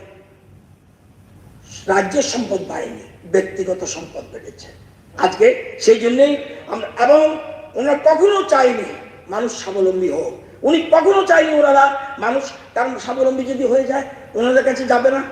কারণ ওনারা ক্ষমতা থাকার জন্য মানুষকে আত্মনির্ভর না করে পরনির্ভর করে রেখেছে। আপনাদের রাজনীতি আত্মনির্ভরতা নয়, আপনাদের রাজনীতি পরনির্ভরতা। আজ এত বছর পর একটা সরকার চাইছে স্বাবলম্বী ত্রিপুরা, আত্মনির্ভর ত্রিপুরা, এক ত্রিপুরা শ্রেষ্ঠ ত্রিপুরা বানানোর অঙ্গীকার নিয়ে এই সরকার কাজ করছে। আজ উঠছে সবকা সাথ, সবকা বিকাশ, সবকা প্রয়াস, এক ত্রিপুরা শ্রেষ্ঠ ত্রিপুরা। যতনি বাগই, যতনি হামক্রায়, যতনি চুবাবুং কাইসা ত্রিপুরা, কাহাম কোক ত্রিপুরা। ত্রিপুরা সবাইকে নিয়ে সবার উন্নয়ন, এটা চায়। স্যার এই যে সবার উন্নয়ন, স্বামী বিবেকানন্দ বলছেন পৃথিবীর সকল সম্পদ যদি এক জায়গায় এনে দেন তাহলেও পর্যাপ্ত হবে না যদি না মানুষকে স্বাবলম্বী করা যায়। স্যার এই জিনিসটাই আমাদের সরকার, আমাদের মুখ্যমন্ত্রী, আমাদের প্রধানমন্ত্রী এটা চেষ্টা করছে। মডেল স্টেট মানে আত্মনির্ভর ত্রিপুরা, স্বাবলম্বী ত্রিপুরা, বিকল্প কর্মসংস্থান অর্থাৎ ঘরে ঘরে রোজগার। স্যার ভারতবর্ষের মধ্যে যত রাজ্য আছে, মডেল স্টেট আগে অনেকটা গিয়েছিল গুজরাট বলতো, আজকে ত্রিপুরাকে ধীরে ধীরে সেই জায়গায় যাচ্ছে। ভারতবর্ষের যত রাজ্য আছে সবচেয়ে বেশি আগে যাতে আমরা মডেল স্টেট হতে পারি, আপনাদের ছাড়া কিন্তু আমরা পারবো না, ইম্পসিবল, এটা পারবোই না। সেজন্য আপনাদের সহযোগিতা থাকতে হবে, সবার পার্টিসিপেশন থাকতে হবে। আমরা জানি, এই জন্য আমরা বলছি সবটা প্রয়াস, কারণ পার্টি যার যার, উন্নয়ন সবার। আগে মনে রাখতে হবে প্রতিটি মানুষের অংশগ্রহণ না থাকলে উন্নয়ন যে কোনো সময় মুক্ত করে পড়তে পারে। এটা অতীতে আমরা দেখেছি। বর্তমান রাজ্যে যারা ধনী গরিব রয়েছেন সবাই মনে করছেন একটা আমার রাজ্য, আগে কোনোদিন বাঁধত না। আগে আমার সরকার, এই বছর রাজ্য অনেক দূরে গিয়েছে। আমার সরকার এই 4-5 বছরে রাজ্য অনেক দূরে গিয়েছে। স্বামীজির আদর্শকে পাত্র করে আমাদের সরকার এগিয়ে যাচ্ছে। স্বামীজির আদর্শ নীতি ছাড়া কোনো মতে আত্মনির্ভর হওয়া যায় না। আজকে সারা পৃথিবী ওনাকে মনে করছেন। স্যার আমরা স্বামীজির ভাব দ্বারা অনুপ্রাণিত, বর্তমান সরকার সেই আদর্শকে সামনে রেখে এগিয়ে চলছে। স্যার রবীন্দ্রনাথ বলেছেন প্রকৃত মানুষ হতে হলে স্বামী বিবেকানন্দের জীবনকে অনুসরণ করতে হবে। নেতাজি সুভাষ বলেছেন দেশপ্রেমে দীক্ষা নিতে হলে স্বামী বিবেকানন্দের আদর্শকে সঠিকভাবে উপলব্ধি অনুসরণ করা প্রয়োজন। মহাত্মা গান্ধী বলেছেন স্বামী বিবেকানন্দ ভারতের যুব সমাজকে স্বনির্ভর হয়ে ওঠার রাস্তা দেখিয়েছেন। ঋষি অরবিন্দ বলেছেন মানুষের জীবন চরিত্র গঠন স্বামীজি ছাড়া আর কেউ বলতে পারেনি। সর্বপল্লী রাধাকৃষ্ণন বলেছেন স্বামী বিবেকানন্দ চেয়েছিলেন প্রকৃত চরিত্র গঠনের মধ্য দিয়ে সমগ্র দিক দিয়ে স্বাধীন স্বনির্ভর করে তুলতে স্বামী ভারতের যুবকদের উৎসাহিত করেছিলেন। আমেরিকান প্রাক্তন রাষ্ট্রপতি বারাক ওবামা বলেছেন ভারতবর্ষের সমাজ সংস্কৃতি এবং প্রগতির ধারাকে উপলব্ধি করতে হলে স্বামী বিবেকানন্দের জীবন চর্চা আর তার রচনার মধ্যে দিয়ে করতে হবে। জার্মান চিন্তাবিদ ম্যাক্স মুলার বলেছেন স্বামী বিবেকানন্দ ভারতের সনাতন ধর্মের মূল আদর্শকে উপলব্ধি ও শিক্ষিত যুবাসকে এক অভিন্ন উন্নয়নের আদর্শ চালিত করতে পেরেছেন। ফরাসি অপেরা সিঙ্গার সেম, আপনারা বিশ্বাস করতে পারেন না পারেন এটা আপনাদের ব্যাপার, বিশ্ব আজ স্বামীজিকে ফলো করছে। সারা পৃথিবী আজকে স্বামী বিবেকানন্দের লাইনে চলছেন। দেশের প্রধানমন্ত্রী, রাজ্যের মুখ্যমন্ত্রী, স্বামীজির পথে এগোচ্ছেন। স্বামীজি আরো বলছেন, প্রথমত যে শিক্ষায় নিজের পায়ে দাঁড়াতে পারা যায় সে হচ্ছে শিক্ষা। স্যার, জিতেন বাবু জনজাতি সম্প্রদায়ের লোক। ইদানিং উপজাতিরা ভাবছে এই গভর্নমেন্ট আসার পরে এটা আমার সরকার। আগে তারা কি ভাবত, we are second class citizen in this state. এই যে নেশা করছি, এটাকে জাতীয় স্তরে মান্যতা কে দিয়েছে? দেশের প্রধানমন্ত্রী। এই নেশা আমার সরকার আসার আগে অন্য কোনো অনুপজাতি বা রাজ্যের বাইরে কেউ পড়েছে? সারা ভারতবর্ষে, সারা পৃথিবীতে রিসা চিনিয়েছেন দেশের প্রধানমন্ত্রী নরেন্দ্র মোদীজি। এবং আপনি জানেন, আমাদের উপজাতি মা বোনেদের বয়ন শিল্পকে, মোস্ট ইম্পর্টেন্ট, ঘরে ঘরে রোজগার, বয়ন শিল্পকে সারা পৃথিবীর মানচিত্রে নিয়ে গেছেন উনি। উদ্দেশ্য ঘরে ঘরে রোজগার। একটা স্যার, অতীতে একটা ইন্টেরিয়ারে বসবাস করে কোন লোক সম্মান পেল না কেন কোনোদিন? আজকে দেশের সবচেয়ে বড় সম্মান পদ্মশ্রী পেয়েছে সত্যরাম রিয়াং কালচারে। আমি গর্বিত, আমি ওনার সাথে রাশিয়ে গিয়েছিলাম। স্যার, বেনিচন্দ্র জমাতিয়া লিটারেচারে পেয়েছে, টাঙ্গা ডালং কালচারে পেয়েছে। আগে কোনোদিন এরকম ভাবে পদ্মশ্রী পেয়েছে স্যার? দেওয়া হতো না। শুধু তাদের কাছে ভোট নাও, তাদের প্রমোট করার দরকার নেই। Padmashri Bikram Bahadur Jamatia social work, Padmashri NC Debbarma public affairs, আজকে সম্মান দেওয়ার চেষ্টা ছিল। আগে গড়িয়ার ছুটি ছিল একদিন, এখন হচ্ছে 2 দিন। আপনারা জানেন, ব্রু শরণার্থীদের 27 বছরের সমস্যা 2 বছরে প্রায় সমাধান করে ফেলেছে। স্যার, আজকে ওনারা জনজাতির ভাষা পর্যন্ত ধ্বংস করে দিয়েছে। এটা বিরোধী দলনেতা শুনলে আমি খুশি হব। স্যার, উপজাতির মহিলারা পাঁচরা পড়েন। স্যার, পাঁচরাটা কিন্তু ককবরক ভাষা না, এটা হলো রিগনাই। আজকে 25 বছর 35 বছরে রিগনাই হয়ে গেল পাঁচরা। সব উপজাতিদের, জনজাতিদের ভাষা পর্যন্ত ধ্বংস করে দিয়েছে। এটা এই সেই রিগনাকে আপনারা পাঁচরা বানিয়ে দিয়েছেন। তাদের সভ্যতা, সংস্কৃতি সব ধ্বংস করে দিয়েছেন। আপনারা চাইছেন তাদের সমাজ শেষ হয়ে যাক, রিগনা থেকে চলে আসলো পাঁচরায়। সেটা 35 বছর। একটু অপেক্ষা করেন, কইতে পারবেন বক্তৃতা কই সুবিধা আছে, আরো আছে, ধৈর্য ধরতে। ঠিক আছে, রিগনাইকে বাংলা ভাষায় যারা বাংলাভাষী তারা পাঁচরা বলে। তো রিগনাই পাঁচরা হয়ে গেল কে বললো স্যার? রিগনাই ছিল স্যার, জিজ্ঞেস করুন যারা ককবরক বাসী আপনাদের এখানে, রিগনাই হয় রিগনাই, এটার পাঁচরা হয়নি কখনো, আপনি করে দিচ্ছেন। স্যার, একটা সমাজকে, একটা সম্প্রদায়কে, একটা জাতিগোষ্ঠীকে তাদের কৃষ্টি ভাষায় ধ্বংস করে দিয়েছেন। আমরা বলছি না 5 বছর সবকিছু করে ফেলেছি, কিন্তু আমরা ধীরে ধীরে চেষ্টা করছি তাদের ভাষা উজ্জীবিত করা। আমরা বরমুরার নাম হাতায় কাতর করেছি, ছোট্ট হতে পারে কথাটা। আমরা গন্ডা ছোড়ার নাম গন্ডা তুষা করে দিয়েছি। আমরা আটারমুড়ার নাম হাচুক বেরেম করে দিয়েছি। আমরা বলছি না আমরা সবকিছু করতে পারছি, কিন্তু আমাদের চেষ্টা চলছে। স্যার, উইদিন 2 ইয়ার্স এমবিবি এয়ারপোর্টের নাম পরিবর্তন করে মহারাজা বীর বিক্রম করা হলো। সেখানে মূর্তি বসিয়ে দেওয়া হলো। ওনার জন্মদিনকে ছুটি দেওয়া ঘোষণা করা হলো। আগে কোনোদিন কেউ চিন্তা করেনি। আপনারা তো কোনোদিন ওনাকে শ্রদ্ধা জানাননি। আপনারা তো এই দেশে থাকতেই পারতেন না। যে লোকটা আমাদেরকে আশ্রয় দিয়েছেন সেই ভূভাগরা হলো মহারাজা বীর বিক্রম। আমরা কেন শ্রদ্ধা করি জানেন? ভোটের জন্য না। আজকে এই রাজ্যে, এই ত্রিপুরা ভারতে কে দিয়েছে? মহারাজা বীর বিক্রম। ভূভাগরা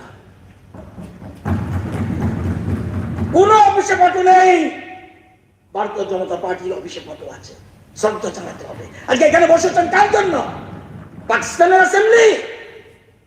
যদি মহারাজা সে সময় না করতো, মহারাজা ঘোষণা দিয়ে গেছিল 1947 ঘোষণা দিয়ে গেছিল, এরপর উনি মরে গেলেন। মরে যাওয়ার পরে কাঞ্চনপ্রভা দেবী, ওনার তখন কিরিট বিক্রম ছোট্ট, on behalf of the Kirit Bikram সই করে দিল। এবং আজকে এখানে আসছি, একবারও চিন্তা করলো না শুধু ভোটের সময় ভোট চাইবে।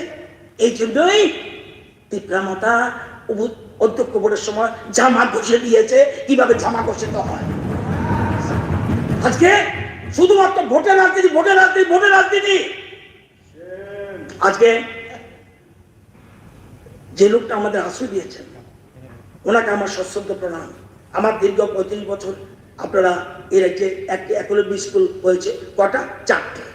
আজকে আমাদের 5 বছরে 17টা একলব্য স্কুল, 11টার কাজ চলছে, আরো 6টার কাজ অলরেডি উইদিন 2 মান্থ শুরু হবে।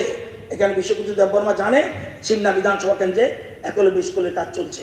স্যার আরো 3টা প্রস্তাব রয়েছে এই 17 ছাড়াও, সেটা লেবুঙ্গা, রস্যাবাড়ি, গঙ্গানগর। এই স্কুলগুলি কাদের জন্য? ট্রাইবেল এলাকার ছেলে মেয়েদের জন্য, রেসিডেন্সিয়াল স্কুল। উপজাতিদের সামাজিক সাংস্কৃতিক আর্থিক উন্নয়নের জন্য আমাদের সরকার প্রথম ক্যাবিনেটে 8,802 কোটি টাকা প্রস্তাব পাঠিয়েছে। সেখানে কেন্দ্রীয় সরকার নীতিগতভাবে গ্রহণ করেছে। একদিনই তো আপনাদের মুখে কথা শুনিনি। লেম্বুছড়ায় 10 একর জায়গার ট্রাইবেল রিসার্চ সেন্টার স্থাপন করা হয়েছে, এতে 8 কোটি টাকা ব্যয় হয়েছে। টিডিআইডিসির নাম পরিবর্তন করে ত্রিপুরা টেরিটোরিয়াল কাউন্সিল করে কেন্দ্রীয় সরকারের প্রস্তাব পাঠানো হয়েছে প্রবলের জন্য। জনজাতি অধ্যুষিত পিছিয়ে পড়া 12টা ব্লক, চামুনু, মঙ্গিয়াকামি, করব, শিলাছড়ি, রূপাছড়ি, অম্পি, তুলাশিকর, দলদা, দামছড়া, রাজসাবাড়ি, ডম্বুরনগর, গঙ্গানগরকে স্পেশাল ব্লক হিসেবে ঘোষণা দিয়েছে।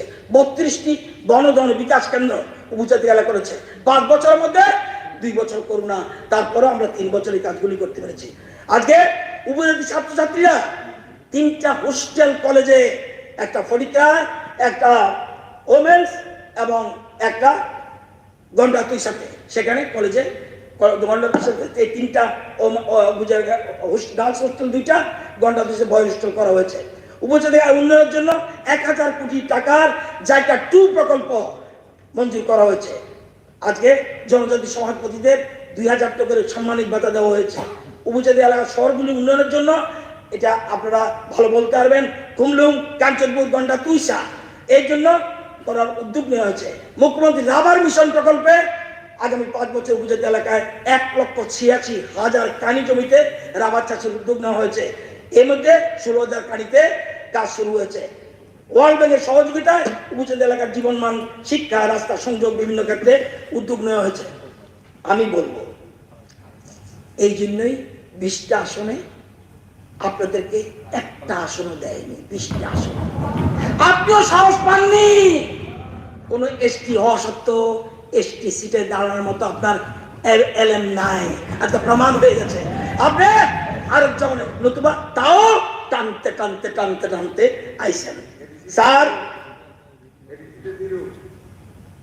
আপনারা আমাদের বিজেপি পার্টি বিষয়ে আমি আজকে বলবো, আজকে এখান থেকে গিয়ে আপনারা পার্টির সাথে মিটিং করুন, আপনারাও করুন। শুধু ভোট চাইবেন না মহারাজ প্রদ্যুৎ কিশোরের কাছে, শুধু ভোট চাইতে দেবেন না। ভোট চাইলে নিজেদের লাজে ঘুরাইব, এটা মাথায় রাখবেন। উনিও ইন্টেলিজেন্ট, স্মার্ট বয়। যাই আজকে যেন ফটো লাগাইবেন, শ্রদ্ধা জানাইবেন, রিসা পড়াই দিবেন, ফুল দেবেন। আজকে যেন আশা করি কথা রাখবেন। স্যার ভারতকে ভালোবাসেন না। আজকে এই যে বলছি, আজকে এখানে বসতে পারতেন না। ভারতকে ভালোবাসেন না আপনারা। এই দেশে কেউ পাকিস্তান, চীনের সম্পর্ক রাখেন। জিতেন বাবু দেশকে ভালোবাসুন। সবকিছুর আগে রাষ্ট্রবাদী, ভারতকে শ্রদ্ধা করুন, তারপরে খাড়গেবাদী হন। খাড়গেবাদী হতে আপত্তি, খাড়গেবাদী হয়েছেন আপনারা। খাড়গেবাদী কমিউনিস্ট পার্টি আজকে, আর মার্ক্সবাদী কংগ্রেস পার্টি আজকে। আপনাদের দুটো পার্টির উত্তর হয়েছে। স্যার আমি অনুরোধ করব, আজকে দেশ রাজ্য আসছি আজকে ভারত কিন্তু আজকে ভারত জমিন কা টুকরা নেই। भारत एक जीता जागता राष्ट्रपुरुष है। भारत हिमालय इसका मस्तक है, वो गौरीशंकर शिखर है, कश्मीर किरत है, पंजाब और बंगाल 2 विशाल कंधे है, विंध्याचल काटी है, नर्मदा काटदानी है, पूर्वी और पश्चिम घाट 2 विशाल जांगे है, विंध्याचल काटी है, पूर्व कन्याकुमारी इसका चरण है, सागर पाट वक्रता है, पवस के काले काले मेघ उसके कुंतल केश है, चांद और सूरज उसका आरती उतारती है। ये बंधन का भूमि है, ये अभिनंदन का भूमि है, ये अर्पण का भूमि है, ये तर्पण का भूमि है। इसका नदी नदी हमारे लिए गंगा है, इसका कंकर कंकर हमारे लिए शंकर है। ये हम जिएंगे तो इस भारत के लिए और मरेंगे तो इस भारत के लिए। और मरने के बाद भी किसी ने गंगा जल में बहते हुए अस्थियों को अपन कान में लगा कर सुनना, तो एक ही आवाज आएगा, भारत माता की जय, भारत माता की। सर यस, देख आइताছি একটু স্যার মুখ্যমন্ত্রীকে বলবো এই 5 বছরে যে কাজ করে দিয়েছে তার অর্থনৈতিক গণ্ডির মধ্যে সীমাবদ্ধ থেকে রাজ্যের যে কোনো 5 বছর তুলে আনা, কম্পেয়ার করা চলবে না। স্যার মুখ্যমন্ত্রীকে বলবো, if you believe you are right, but still somebody or anyone criticize you, hurt you, shout at you, don't bother. Just game, only audience makes noise, no players. Be a player, believe in yourself and do the best. আপনার জীবনের সেরাটা দেখিয়ে দিন এদেরকে। It is our philosophy and principle that uneducated and poor people are our gods. এটা আমাদের ধারণা, and we have to worship them. It is our social and human dharma. Sir আজকে গভর্নর ভাষণ দিয়েছেন, পার ক্যাপিটা ইনকামটা কত? আদানি তাই জন্য দেখাইতেছে একটু আদানি, তো আমরা চিন্তা করানো লাগতো না, পুঁজি তো দূরই, লজ্জাও লাগলো না। আরেকটা তো নাই, তাহলে এদিকে ভয় লাগেনি তাহলে। স্যার প্লিজ স্যার, মাথা পিছু, এ রাজ্যের মাথা পিছু জিতেন বাবু আপনি ছিলেন না, মানিক সরকার মুখ্যমন্ত্রী ছিলেন, শেষ দিন যাওয়ার সময় পার ক্যাপিটা ইনকাম কত ছিল? 17-18-তে 1,444,000 টাকা। আজকে 21 মাসের অর্থ বছরে কত? 1,40,803 টাকা। জাতীয় মাথা পিছু কত? 91,481। পশ্চিমবঙ্গের কত? 1,24,000। আমাদের কত? 1,40,000। This is called per capita income of the state. Sir গ্রামীণ আবাসন যোজনায় 25 বছরে কটা ঘর এসছে? প্রধানমন্ত্রী আবাস যোজনায় বা অন্য যোজনায়, আবাসন যোজনায় এই রাজ্যে কটা ঘর এসছে 25 বছরে? মাত্র 72,000। আর এই বিজেপির এই 5 বছরে কটা ঘর এসছে? 3,63,000। This is called development. আজকে 1,16,000 শৌচালয় সারা রাজ্যে এই 5 বছরে দেওয়া হয়েছে। প্রধানমন্ত্রী গরিব কল্যাণ অন্ন যোজনায় 24,76,000 মানুষ প্রতি মাসে প্রতিজনে 5 কেজি করে চাল পাচ্ছে। চিন্তা করতে পারেন? এই ভ্যালটা করতেছে, তালটা বাদ দেন, এক দুজনটা অ্যাটাক করে লাভ নেই, কোনোটা আমার লাগতো না। আপনাদের বলছে কি করছেন? আজকে হর ঘর নল সে জল, মিনিস্টার বসে আছে। I appreciate 4,10,000 বাড়িতে পানীয় জলের জন্য পাইপলাইন সংযোগ দেওয়া হয়েছে। আগে কত পার্সেন্ট ছিল? 3%। বর্তমানে কত? 59%। ভোট দিত কিনলে গা, ভোট দিত কে আপনারা রে? তামসা দেখা, জুটো সব দেখা। আজকে সৌভাগ্য যোজনার 1,36,232টা বাড়িতে বিনা পয়সা বিদ্যুৎ দেওয়া হয়েছে। আজকে আমাদের ডেপুটি চিফকে আমি অভিনন্দন জানাই। আজকে প্রধানমন্ত্রী উজ্জ্বলা যোজনায় 2,79,774 বাড়িতে এলপিজি সিলিন্ডার সহ ফ্রি গ্যাস কানেকশন। ত্রিপুরাতে এমবিবিএস আসন কটা ছিল? 100টা। এখন কটা? 125টা। পিজি কোর্স কটা আসন ছিল? পিজি কোর্সে 25টা। এখন কটা? 79টা। উন্নয়ন এমনি মানিক সাহারে ভোট দিচ্ছে না, এমনি দিচ্ছে না। প্রধানমন্ত্রী কিষাণ সম্মান নিধি প্রকল্পে সাবাস 2,44,000 কৃষককে 553,16,00,000 টাকা কৃষকদের আয় দ্বিগুণ করার জন্য। এবং কি করেছে এবার গভর্নমেন্ট? ঠিক করেছে 6,000 থেকে 8,000, 6,000 কেন্দ্র দেখ, আমরা 2,000 দেবো, 39 কোটি টাকা আমরা চাইব। দিস এই যে উন্নয়ন, কৃষকদের হাতে টাকা দাও। আজকে স্বাবলম্বী, আগে অটো পারমিট নিতে পয়সা লাগতো, 5 বছরে 13,827 জনকে স্বাবলম্বীর জন্য অটো পারমিট দিছে।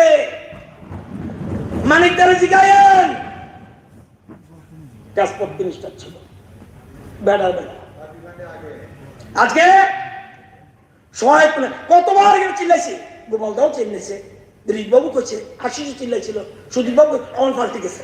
কারণ নিজের 3টা জিততেই হতো, এ আর সারাটা কাম হইতো না, এখানটা জামগা লাগবো। সারা দেশ রাজ্যের মানুষের কথা ভুললে গেলেন গা। সহায়ক মূল্যে ধান কিনছে 89,000 কৃষক থেকে, কত টাকা তাদের কাছে পড়ছে? 325 কোটি টাকা। আজকে 10 লক্ষ 3 বছরে 10,08,068 জন কৃষককে ফসল বীমা যোজনা। আগে দিত কত? ফসল বীমা যোজনায় 220 টাকা লাগতো কৃষকদের প্রিমিয়াম। আজকে আমরা বলছি 210 টাকা দিব আমরা, তুমি শুধু 210 টাকা দিবা। আজকে কত লোক বেনিফিট পেয়েছে? 5 বছরের ক্ষতি, আমাদের সময় 5 বছরের ক্ষতিপূরণ পেয়েছিল 90 লক্ষ টাকা। এখন আমরা দেওয়ার পরে 3 বছরে 20,83,00,000 টাকা ক্ষতিপূরণ পেয়েছে, এবং সরকারের জায়গা থেকে আমরা তাদেরকে প্রিমিয়ামের টাকা দিছি। এবং সার বীজ কৃষকদের 5 বছরে সময় মতো দেওয়ার জন্য 41,85,00,000 টাকা সাবসিডি দিচ্ছে। 32টি কৃষক বন্ধু সেন্টার খোলা হয়েছে, এবং 1,32,970 জন কৃষক সয়েল হেলথ কার্ড দেওয়া হয়েছে। আমাদের রাজ্যে 12,72,000 লোকের আয়ুষ্মান কার্ড আছে, 1,76,000 লোক উপকৃত হয়েছে। এই 5 বছরে কত টাকা গেছে সরকারের? 59,24,00,000 টাকা। এবং এই কিষাণ ক্রেডিট কার্ড 4,07,000 লোককে কিষাণ ক্রেডিট দেওয়া হয়েছে, এবং 1,530 কোটি টাকা, 1,530 কোটি টাকা তারা লোন পাইছে। সরকার এই ব্যবস্থা করে দিছে। আজকে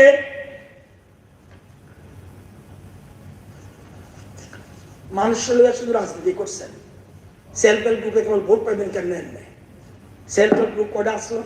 4,140। 5 বছর কটা বানাই এল? 37,071টা। আগে কতজন মেম্বার ছিল? 39,000। এখন কত মেম্বার? 3,34,000। তাদের কি করছেন? শুধু ভোট চাইতেন। রিভলভিং ফান্ড কত দিছিলেন? 5 বছর 4 কোটি। আমরা দিছি কত? 20,19,00,000। ইনভেস্টমেন্ট ফান্ড কত দিচ্ছেন? 27,54,00,000। আমরা দিছি কত? 232 কোটি। সরকার লোন পাইয়াছে কত? 4,95,00,000 টাকা লোন পাওয়া দিচ্ছেন। আমরা ব্যাংক লোন দিছি কত? 520 কোটি। দিস ইজ কল্ড আত্মনির্ভর, দিস ইজ কল্ড স্বাবলম্বী। পরে কোয়েন গর্ভবতী মা, গর্ভবতী ওই অ্যাপ্রিসিয়েট করি এদেরকে। একটা প্রিস করছে, গর্ভবতী কি জানি কইছে, একটা ভালো করে দেখছি না, শুনছি গানে।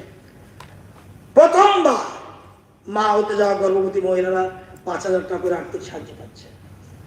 5 বছরে কতজন পাইছে? 94,675 জন। কত টাকা? 33,68,00,000। সবটা 7 বিকাশ। এরম না শুধু কর্মচারী দিন, কর্মচারী পিটিয়ে 12% দেন, আমার আপত্তি নেই। সর্বস্তরে সবকে করেছে। 37,000 সরকারি কর্মচারী অ্যাডক প্রমোশন দিয়েছে। উপজাতিরা এটা কইছি কোথায় আছে ভারতবর্ষে? 2,000 টাকা ভাতা ভারতবর্ষে কোন রাজ্যে আছে? দিস ইজ কল্ড কথা দিলে কথা রাখতে হবে। মাননীয় মুখ্যমন্ত্রী কথা রেখেছেন, সারা ভারতবর্ষে কোথাও নাই। যে আইয়ে আরে কি 2,000 টাকা কেমনে ভাতা হয়? এটাই বিজেপি, এটাই নরেন্দ্র মোদী। মোদী হয় তো, মোদী হয় তো,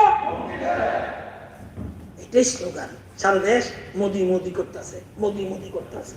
স্যার রতন বাবু কি করতেছে?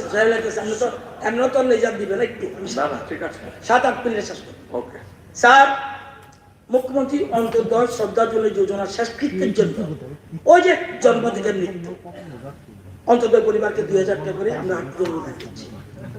শুধু বিদ্যালয় শিক্ষা দপ্তরে, শুধু বিদ্যালয়, কলেজ না, বিদ্যালয় শিক্ষা দপ্তরে মোট শিক্ষক নেওয়া হয়েছে কতজন জানেন? 5 বছরে 8,659 জন। একজন টেট টিচার নাই। আর এইটা বাদ দাও, তাদেরটাই তাদের আমার যেটা কইতেছে 8,659 জন। এই প্রথম রাজ্যে বিরোধী দল নেতা বিরোধী দল নেতা এই রাজ্যে প্রথম ককবরকে অ্যাসিস্ট্যান্ট প্রফেসর আমার মুখ্যমন্ত্রী নিয়োগ করেছে 18 জন। That's the first time in Tripura 18 জন ককবরক টিচার। এবং ডিগ্রি কলেজে 74 জন অ্যাসিস্ট্যান্ট প্রফেসর, পলিটিক্যাল কলেজে 57 জন রেগুলার লেকচারার, ল কলেজে 10 জন অ্যাসিস্ট্যান্ট প্রফেসর।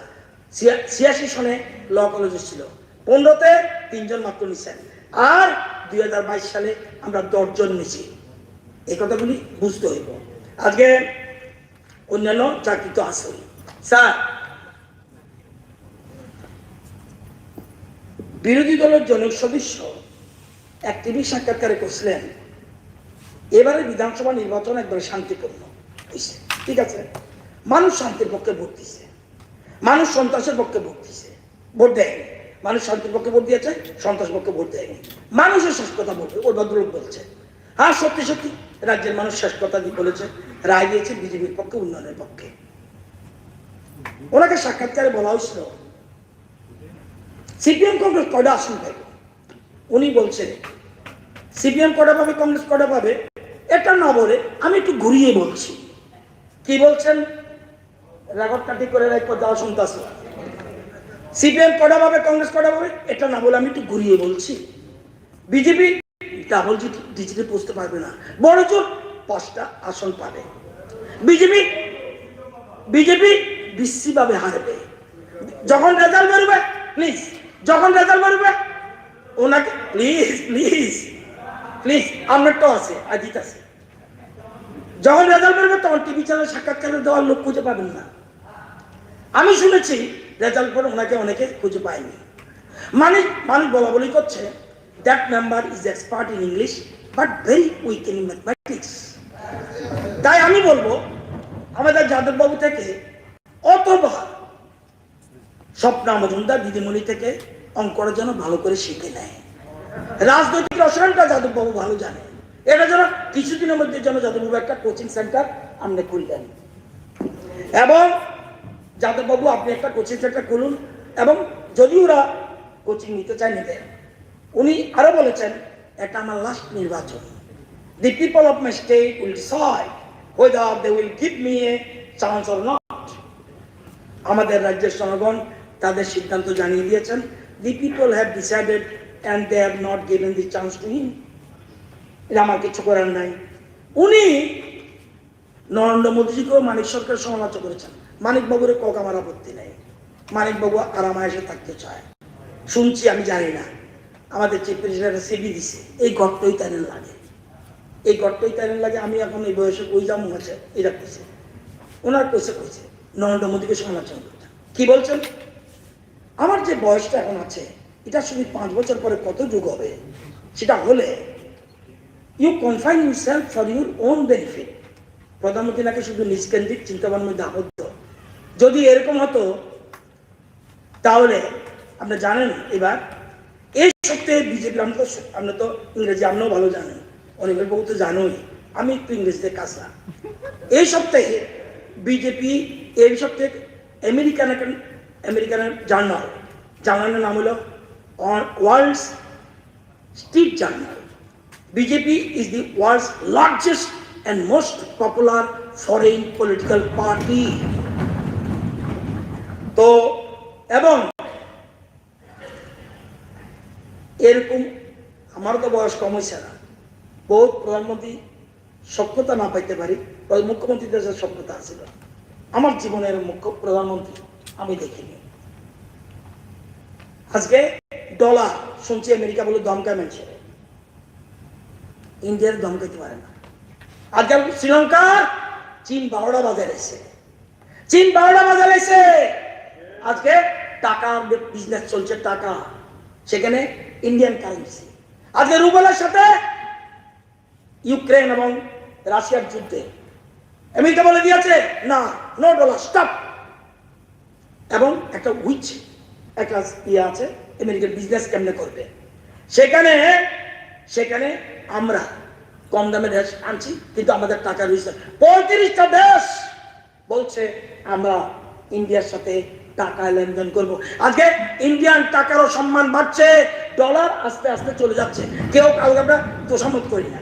আজকে সেই ভদ্রলোককে বলছে পাকিস্তান সরকার আমাদের দেশের সাথে এতটাই বৈরী মনোভাব নিয়েছিল। শ্রী প্রাণজিৎ সিংহরায় মহোদয়। দ্বিতীয়টি দিয়েছেন মাননীয় মন্ত্রী শ্রী টিঙ্কু রায় মহোদয় এবং এটিকে সমর্থন করেছেন মাননীয় মন্ত্রী শ্রীমতী শান্তনা চাকমা মহোদয়া। এখন আমি যে কোনো একজন প্রস্তাবক ওনার প্রস্তাবটি সভায় উত্থাপন করার জন্য অনুরোধ করছি।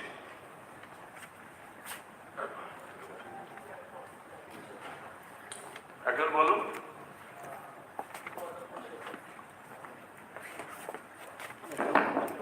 নমস্কার, আমি মাননীয় স্পিকার আমাদের ডেপুটি স্পিকারের নাম রামপ্রসাদ পাল মহোদয়ের নাম প্রস্তাব করছি।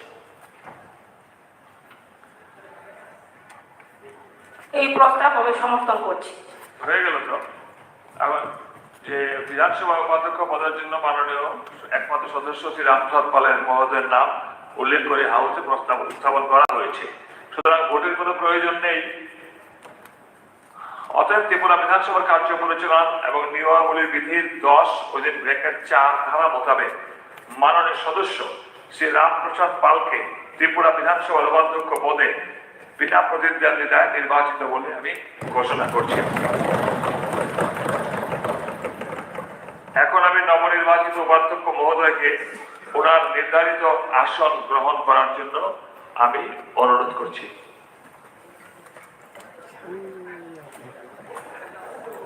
মাননীয় leader of the opposition Animesh বাবু এবং আমাদের জিতেন বাবু, আপনাদেরকে অনুরোধ করছি আপনারা আসুন।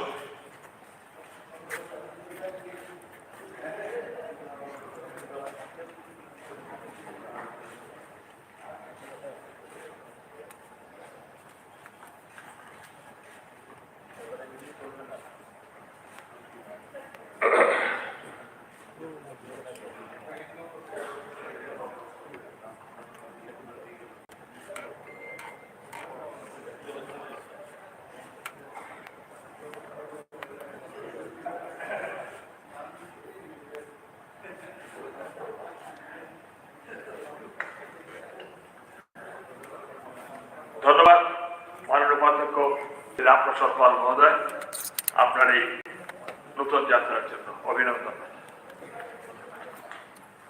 স্মৃতিচারণ। রাজ্যের বিশিষ্ট কবি চন্দ্রকান্ত মোরা সিংহের প্রয়াণে স্মৃতিচারণ।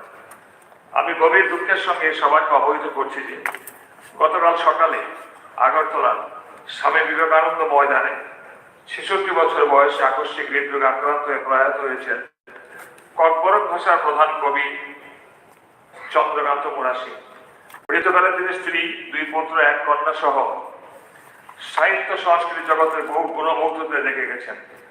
1957 সালের 1 এপ্রিল সোনামুড়া মহকুমার প্রত্যন্ত গ্রাম তৈবান্দারের এক কৃষক পরিবারে তিনি জন্মেছিলেন। ওনার শিক্ষা জীবন শুরু হয়েছিল পার্শ্ববর্তী মির্জা স্কুল থেকে। ছাত্রাবস্থায় সংসার চালানোর জন্য জুমের কাজে পাহাড়ে, আবার কখনো কখনো চাষের কাজে সমভূমিতে কঠোর পরিশ্রমী কিশোর চন্দ্রকান্তের বেড়ে ওঠা। এভাবে পড়াশোনার পাশাপাশি সংস্কৃতি চর্চা ও প্রকৃতি পাঠ তার জীবনকে সংবেদনশীল করে তোলে। স্কুলের দেওয়াল পত্রিকায় যাত্রী সম্পাদনার মাধ্যমে তার সাহিত্য চর্চা সূত্রপাত এবং সে পত্রিকাতেই একটি গোবরের পোকাকে নিয়ে গল্প রচনার মাধ্যমে তার সাহিত্যে প্রতিভার স্ফুরণ। 1979 সনে তিনি আগরতলার ডাক ও তার বিভাগে কর্মজীবন শুরু করেছিলেন। এরপর তিনি ত্রিপুরা গ্রামীণ ব্যাংকের কর্মে যোগদান করার পর থেকেই বিভিন্ন পত্রপত্রিকায় তার ককবরক কবিতা বাংলা অনুবাদ সহ প্রকাশিত হতে শুরু করে। জীবদ্দশাতেই চন্দ্রকান্ত মোরা সিং উত্তর পূর্ব ভারতের অন্যতম প্রখ্যাত কবি হিসাবে প্রশংসিত হন বহুবার। সমসাময়িক ত্রিপুরার জনজীবনের যন্ত্রণা তার কবিতার মূল প্রতিপাদ্য ছিল। ত্রিপুরার পাহাড়, খরস্রোতা নদী, পাখির গানের সুরকে প্রতিস্থাপন করেছেন উদার স্বরচিত কবিতার মাধ্যমে। জীবনকালে কাব্য রচনার জন্য তিনি বিভিন্ন পুরস্কারে ভূষিত হয়েছিলেন। 1996 সালে ত্রিপুরা উপজাতি স্বশাসিত জেলা পরিষদের মহেন্দ্র দেববর্মা স্মৃতি পুরস্কার, 1997 সালে সাহিত্য একাডেমি সহ নয়াদিল্লি থেকে ভাষা সম্মান পুরস্কার তিনি পেয়েছিলেন। টেলিগ্রাফ সংবাদ মাধ্যম কর্তৃপক্ষে রাজ্যের প্রখ্যাত কবি চন্দ্রকান্ত মোরা সিংকে true legend of north east India সম্মানে ভূষিত করেছিল। প্রয়াত চন্দ্রকান্ত মোরা সিং রবীন্দ্রনাথ ঠাকুরের গীতাঞ্জলির ককবরক ভাষায় স্বরলিপি তৈরি করেছিলেন। তিনি রবীন্দ্র পুরস্কার সহ ওনার জীবদ্দশাতে সাহিত্য সাংস্কৃতিক জগতের একজন অনন্য স্রষ্টা হিসেবে বহু পুরস্কারে ভূষিত হয়েছিলেন। 1997 সালে রাজ্য সরকারের সহায়তায় এ রাজ্যে তিনি ককবরক সাহিত্য একাডেমি প্রতিষ্ঠা করেছিলেন। জনজাতীয় বাঙালির মৈত্রী এবং জনজীবন সংগ্রামকে তিনি তার বিভিন্ন লেখালেখির মাধ্যমে তুলে ধরেছেন। কবি চন্দ্রকান্ত মোরা সিং এর এই আকস্মিক প্রয়াণে এই সভা গভীরভাবে শোকাহত এবং সেই সঙ্গে ত্রিপুরা বিধানসভা প্রয়াত বিশিষ্ট কবির শোক সন্তপ্ত পরিবার পরিজনদের প্রতি সহমর্মিতা ও সমবেদনা জ্ঞাপন করছি। এখন আমি উপস্থিত মাননীয় সদস্যগণকে 1 মিনিট নীরবে দাঁড়িয়ে রাজ্যের প্রখ্যাত কবি তথা ভাষা সাহিত্যিক চন্দ্রকান্ত মোরা সিং এর প্রয়াণে ওনার স্মৃতির প্রতি শ্রদ্ধার্ঘ্য নিবেদন করার অনুরোধ করছি।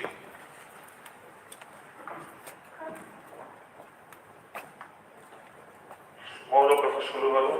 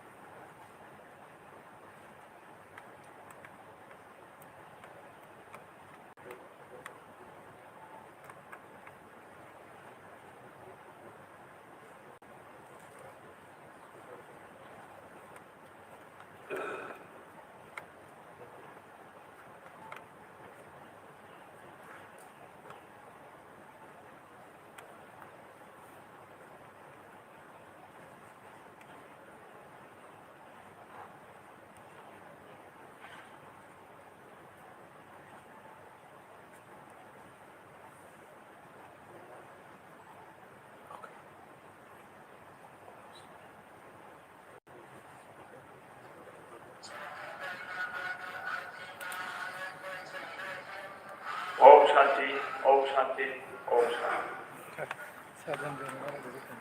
জনগণ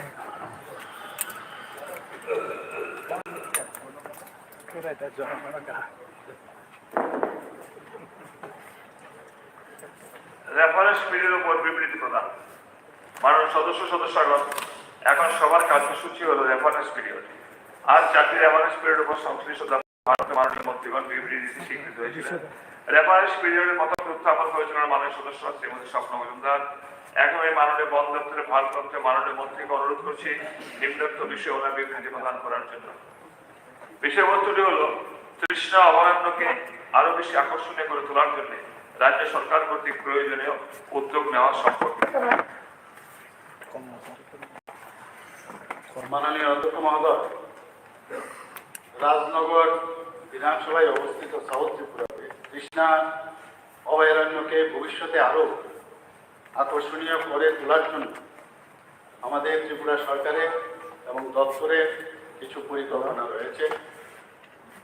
আপনাদের এখানে সবের উপর ওনাদের অবগতির জন্য জানাচ্ছি যে টোটাল যে এরিয়া ওই অভয়ারণ্য এরিয়া 195 স্কোয়ার কিলোমিটার।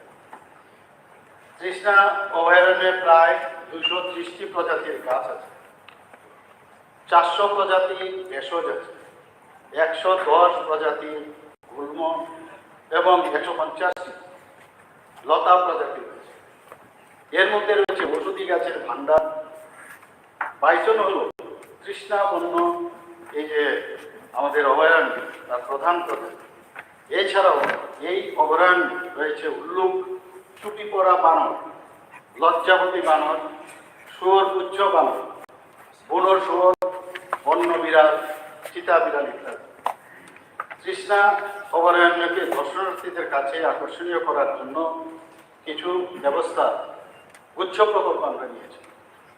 তৃষ্ণাপন্ন প্রাণী ভারত বাংলাদেশ মৈত্রী উদ্যান, বরদোস ইকো পার্ক এবং জয়চার ইকো ট্যুরিজম জোনকে একটি উল্লেখযোগ্য সম্ভাব্য গন্তব্য হিসাবে চিহ্নিত করা হয়েছে।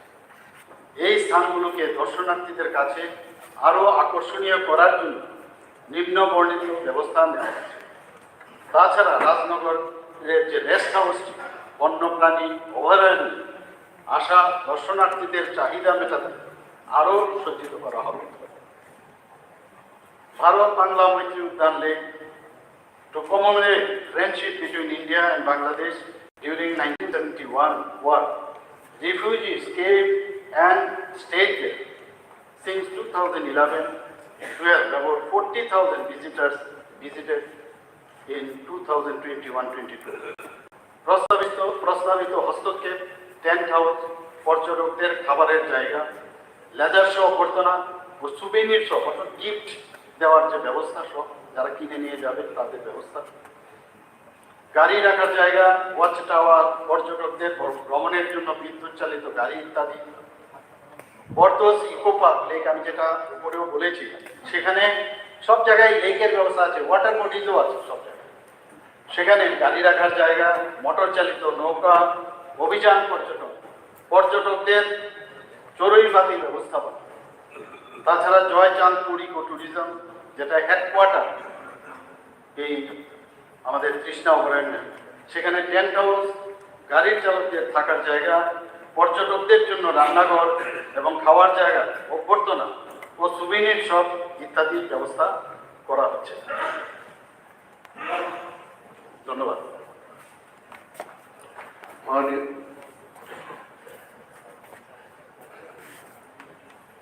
পয়েন্ট অফ ক্লারিফিকেশন, আমাদের বিধানসভা যে তৃষ্ণার এখানে আমাদের যে বাইসন আছে, বাইসনগুলো কাটা তারের ভিতরে যে কাটা তার দেওয়া হয়েছে সেখান থেকে অনেক উঁচু বাইসনগুলো। আমাদের বাইরে যদি কোনো আওয়াজ হয় তখন আমাদের বাইসনগুলো কাটা তার ডিঙিয়ে বাইরে চলে যায়। কিছুদিন আগেও আমাদের এরকম একটা ঘটনা হয়েছিল। আমাদের যে ফরেস্ট দপ্তরের ওনারা 7 দিন 7 রাত্র চেষ্টা করে এই বাইসনটাকে তৃষ্ণাতে আবার প্রবেশ করেছিল। তো আমি এটাই বলবো যাতে কাঁটাতারের বেড়াগুলো আরো অনেক উঁচু করে দেওয়া হয়, যাতে আমাদের বাইসনগুলো সংরক্ষণ করা হয়। এবং আমি আমার মুখ্যমন্ত্রী মহোদয়কে এ বিষয়ে আলোচনা করার জন্য অনেক ধন্যবাদ জ্ঞাপন করছি। নমস্কার। একটা প্রশ্ন ছিল এটার উপর আলোচনা। বাইসন আপনি আলোচনা point of clarification. Just a minute, এখানে ম্যাডাম যে কথাটা বলেছে যে বাইসন গুলো প্র্যাকটিক্যালি কিছু সাধারণ মানুষেরও ক্ষতিগ্রস্ত করছে, এই জন্য এটা প্রোটেক্ট করা দরকার। 2 নম্বর হচ্ছে অনেক দূর থেকে অনেক মানুষ সেখানে যায় কিন্তু বাইসন দেখতে পারে না ঘন্টার পর ঘন্টা বসে। যদিও এটা অভয়ারণ্য, একটা জায়গায় আবদ্ধ করা যায় না, কিন্তু তারপরেও যাতে মানুষ গেলে বাইসন দেখতে পারে তাদের একটা আকর্ষণ থাকে, সেই জন্য একটা জায়গাতে আমরা যেভাবে চিড়িয়াখানার মধ্যে রাখি সেভাবে অন্তত 1-2 বাছুরকে সংরক্ষিত করে রাখা যায় কিনা। অভয়ারণ্য মুক্ত বিচরণ করবে, একটা নির্দিষ্ট করে জানা যায় না। পয়েন্ট অফ ক্লারিফিকেশন, মাননীয় মুখ্যমন্ত্রী যেভাবে হাউসকে বলেছেন, আমার মনে হচ্ছে this is the one of the best tourist spot in the state, যেটা আপনার মহারাষ্ট্রের পাঞ্চগানি এবং গণপতি পুলে এই সমস্ত জায়গায় যে সুবিধেগুলো আছে, মাননীয় মুখ্যমন্ত্রীর মুখে সেই কথাগুলি ভেসে উঠছিল আজকে। I am really happy to here this. কিন্তু প্রথম প্রশ্ন হলো ক্লারিফিকেশনের, যে এতগুলো টাকা খরচ করে এই পর্যটন কেন্দ্রটা আমাদের আকর্ষণীয় করে তোলার উদ্যোগ আমরা নিয়েছি সরকার, ইজ ইট মেকিং প্রফিট? কারণ ইনভেস্টমেন্ট করে যদি আমার কোনো প্রফিট না আসে, then there is no point. Anything we do it should be profitable, number 1। Number 2 হচ্ছে ত্রিপুরায় এটা আমাদের অভিজ্ঞতা, এটা তৃষ্ণাই বলুন, বড়মুরাতেই বলুন বা 18 মুরাতেই বলুন, যখন কোনো ইকো ট্যুরিজম বা কোনো পার্ক হবে সেখানে কিছু সংখ্যক লোককে উচ্ছেদ হতে হবে, দে আর ইভিক্টেড। তো এই যে উদ্যোগটা না হবে এখন, এখানেও কি কোনো ইভিকশনের ব্যাপার স্যাপার আছে কিনা? যদি থাকে আমি একটু জানতে চাই। Thank you. মাননীয় অধ্যক্ষ মহোদয়, আমরা সবাই জানি যে সেঞ্চুরি কাকে বলে। তার নির্দিষ্ট কোনো গণ্ডি থাকে না। মাননীয় বিধায়িকা বলেছেন যে একটা ঘটনার কথা বলছেন, এরকম ভারতবর্ষের বহু জায়গায় এই ধরনের সেঞ্চুরিতে বেরিয়ে যাওয়ার এই ধরনের ঘটনা কিন্তু আমরা শুনেছি। যাই হোক, আমরা তো চাই না ওনারা হারিয়ে যান বা আমাদের যে সংখ্যা সেটা কমে যাবে। তো তার জন্য সাইন্টিফিক ওয়েতে কি করা যায় নিশ্চয়ই সরকার দেখবে। এবং আমার মাননীয় অপোজিশন লিডার মহোদয় উনি যে কথাটা বলেছেন, এটা নিশ্চয়ই যে জায়গায় এখন আমরা দাঁড়িয়ে আত্মনির্ভর ত্রিপুরা আমাদের করতে হবে। যে আত্মনির্ভর করতে গেলে ওইখানে আমরা খালি পয়সা খরচ করবো, সেখান থেকে আমদানি হবে না, সেই ব্যবস্থাও আমরা নিশ্চয়ই আপনাদের সাথে কথা বলে সবাই মিলে আমরা এই বিষয়গুলো নেব। আমাদের ডিপার্টমেন্ট আছে, ওনাদের সাথে আমরা কথা বলবো এবং কিভাবে প্রফিট মেকিং করা যায় সেই বিষয়গুলো ওদের যেখানে উচ্ছেদের কথা বলেছেন সেগুলো আমার কাছে এখন পর্যন্ত ওই তথ্য নেই। এটা এখন অ্যাজাম্পশনের উপর আপনি বলছেন। তো যদি সেটা থাকে, সেটা যদি থাকে নিশ্চয়ই আমরা ওইখানে ওনাদেরকে পুনর্বাসন দেওয়া যায় কিনা, ইভেন ওনাদেরকে ওইখানে রাখা যায় কিনা, কর্মসংস্থানের সুযোগ করা যায় কিনা, আমাদের সরকার মানবিক অনেকবার আমরা প্রমাণ দিয়েছি। তো সেই দিশায় আমরা কাজ করব এবং আমি আশ্বস্ত করছি আপনার যে কনসার্ন সেটা নিশ্চয়ই আমি দেব। রেফারেন্স পিরিয়ডের দ্বিতীয়টি উত্থাপন করেছিলেন মাননীয় সদস্য শ্রীমতী মীরা রানী সরকার। এখন আমি মাননীয় পরিবহন দপ্তরের ভারপ্রাপ্ত মাননীয় মন্ত্রীকে অনুরোধ করছি নিম্নোক্ত বিষয়ে ওনার বিবৃতি প্রদান করার জন্য। বিষয়বস্তুটি হল সদর মহকুমার চারিপাড়া মৌজায় নিশ্চিন্তিপুর রেল স্টেশন স্থাপন করায় বিস্তীর্ণ কৃষিজমি এলাকার জলমগ্ন হওয়ার ফলে কৃষকদের ব্যাপক ক্ষতি হওয়ার সম্পর্কে। Honorable Speaker, sir, মাননীয় সদস্য শ্রীমতী মীনা রানী সরকার আনিত এই রেফারেন্স পিরিয়ড, যা আমাদের নিশ্চিন্দপুর এলাকায় চারিপাড়া পঞ্চায়েত বাধারঘাট বিধানসভার অন্তর্গত, সেখানে আমরা জানি ভারত বাংলাদেশের বাণিজ্যকে আরো সম্প্রসারিত করার জন্য 2018 সাল থেকে কাজটা শুরু হয়েছে। টোটাল কাজ প্রায় 12.5 কিলোমিটার বাধারঘাট থেকে বাংলাদেশ পর্যন্ত। এর মধ্যে বাধারঘাট থেকে নিশ্চিন্দপুর যে এলাকাটা, যেটা মাননীয় বিধায়িকার বিধানসভার অন্তর্গত, সেটা 5.5 কিলোমিটার এবং বাধারঘাট অঞ্চল থেকে বাংলাদেশের যে স্থানটা রয়েছে ডিস্টেন্স, সেটা হবে নিয়ার অ্যাবাউট 6.5 কিলোমিটার। টোটাল 12 কিলোমিটারের উপর বাধারঘাট থেকে সে কাজটা সম্পূর্ণ করা হচ্ছে।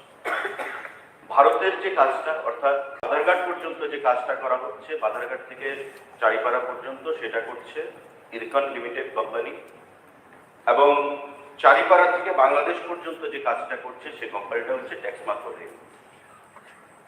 এই প্রস্তাব আনার পর গত 26 তারিখ আমি দপ্তরের সচিব সহ কমিশনার সহ শ্রীমতী বিধায়িকাকে নিয়ে সেখানে মিলিত হই এবং ওনার যে কনসার্ন যে ওই এলাকায় এই চারিপাড়া পঞ্চায়েতের অধীনে যে এলাকায় এই যে রোবাস্ট ইনফ্রাস্ট্রাকচার গড়ে উঠেছে বাণিজ্যকে আরো সম্প্রসারিত করার জন্য, সেখানে 400 থেকে 550 পরিবার রয়েছে যারা মেইনলি কৃষক, এবং তাদের যে নিয়ার বাই যে কাল্টিভেবল ল্যান্ড, আজকে যেহেতু কাজ হচ্ছে, রেল ট্রেক হচ্ছে, ব্রড গেজ এই সাইড থেকে, ইন্ডিয়ার সাইড থেকে, মিটার গেজ বাংলাদেশ সাইড থেকে, তো স্বাভাবিকভাবেই রেল লাইনের এই কাজ করার ফলে জমি উঁচু হয়ে গেছে, মাটি পড়ে উঠে গেছে, আর তাদের যে ক্ষেত সেগুলো নিচের দিকে নেমে গেছে। তার জন্য বর্ষার সময় বিশেষ করে জল ওই ক্ষেতগুলোর মধ্যে দিয়ে প্রবাহিত হয় এবং ভেসে যায় অনেকটা। এটা বাস্তব ঘটনা, কারণ আজ গত 2 দিন আগে গিয়ে আমরা যেটা প্রত্যক্ষ করলাম, ওয়াটার লগিং এখনো রয়েছে। গত 4 থেকে 5 বছর ধরে মানুষ সেখানে কোনো কাজ করতে পারছে না, ফসল ফলানোর কাজ করতে পারছে না। ইরকনের ইন্ডিয়ান পার্টি যারা কাজ করছেন, আমাদের তাদের ইঞ্জিনিয়ার, তাদের হাই অফিসিয়ালদের সঙ্গেও আমরা সেখানে বসি এবং পাড়ার লোকজনদেরকে নিয়েও এলাকায় তাদের যে কনসার্ন, তাদের যে অভিমত, সে বিষয় নিয়েও আমরা সোজা খোলাখুলি আলোচনা করি। তাদের দাবি এই যে এলাকা তারা 4-5 বছর ধরে কোনো ফসল ফলাতে পারছে না। তো স্বাভাবিকভাবে মেইনলি হচ্ছে এটা প্যাডি ল্যান্ড। এখানে যদি প্যাডি উৎপাদিত না হয় তবে আমাদের সরকার যে আমরা এমএসপিতে কৃষকদের কাছ থেকে প্রতি বছর 2 বার ধান ক্রয় করছি রবি এবং খারিফ সিজনে, তাতে তারা পার্টিসিপেট করতে পারছে না এবং ফিনান্সিয়ালি তারা খুব লসে রান করছে। তো আমরা ইরকন লিমিটেড যে কোম্পানি যারা কাজটা করছে তাদের সঙ্গে কথা বলে আমরা চেষ্টা করেছি যাতে তাদেরকে কনভিন্স করানো যায়। মাননীয় বিধায়িকাও ছিলেন এবং তারা আমাদেরকে আশ্বস্ত করেছেন যে এই ইরকন লিমিটেড যে কোম্পানি, এটা রেল মন্ত্রকের অধীন, এটা পিএসইউ টাইপ। তারা কথা বলবে, এস্টিমেট তৈরি করবে এবং ক্যানাল তৈরি করবে বা জল নিষ্কাশনী ব্যবস্থাটাকে আরো সুন্দর করে ওই কৃষি জমি যে এলাকাগুলো তাতে কি করে ওয়াটার লগিংটা বন্ধ করা যায় সে বিষয়ে আলোচনা করে তারা আমাদেরকে পরবর্তী সময়ে পদক্ষেপ কি গ্রহণ করা হয়েছে বিষয়ে আমাদেরকে বিস্তারিত জানাবে। তো আমরা প্রাথমিকভাবে, কারণ আমিও আপনি জানেন এই দপ্তর নতুন হাতে নিয়েছি, আমার সেটা জানা ছিল না। আমি মাননীয় প্রাক্তন পরিবহন মন্ত্রীর সঙ্গেও কথা বলেছি, আধিকারিকদের সাথেও কথা বলেছি, কিন্তু আমি সেটা প্রয়োজনীয়তা বোধ করেছি যে প্র্যাকটিক্যালি ওই এলাকাতে গিয়ে যেটা আমি সরজমিনে দেখতে পারবো, এখানে বসে থেকে সেটা সম্ভব। তাই সবাইকে নিয়ে যেটা আমার অভিজ্ঞতা হলো, যদি ইরকনের যে লিমিটেড কোম্পানি তাদের কাছ থেকে যদি আমরা কোপারেশন পাই এবং রেল মন্ত্রক সেই কোপারেশন করে আমাদেরকে, তবে এই 400-450 যে পরিবার রয়েছে কৃষক পরিবার, তাদের পাশে আমরা দাঁড়াতে পারবো এবং আগামী দিনে তারা তাদের যে প্যাডি, তাদের যে ফসল, সেগুলো নিয়ে তারা আগামী দিনে তারা সুফল পাবে। ধন্যবাদ। মাননীয় অধ্যক্ষ মহোদয়,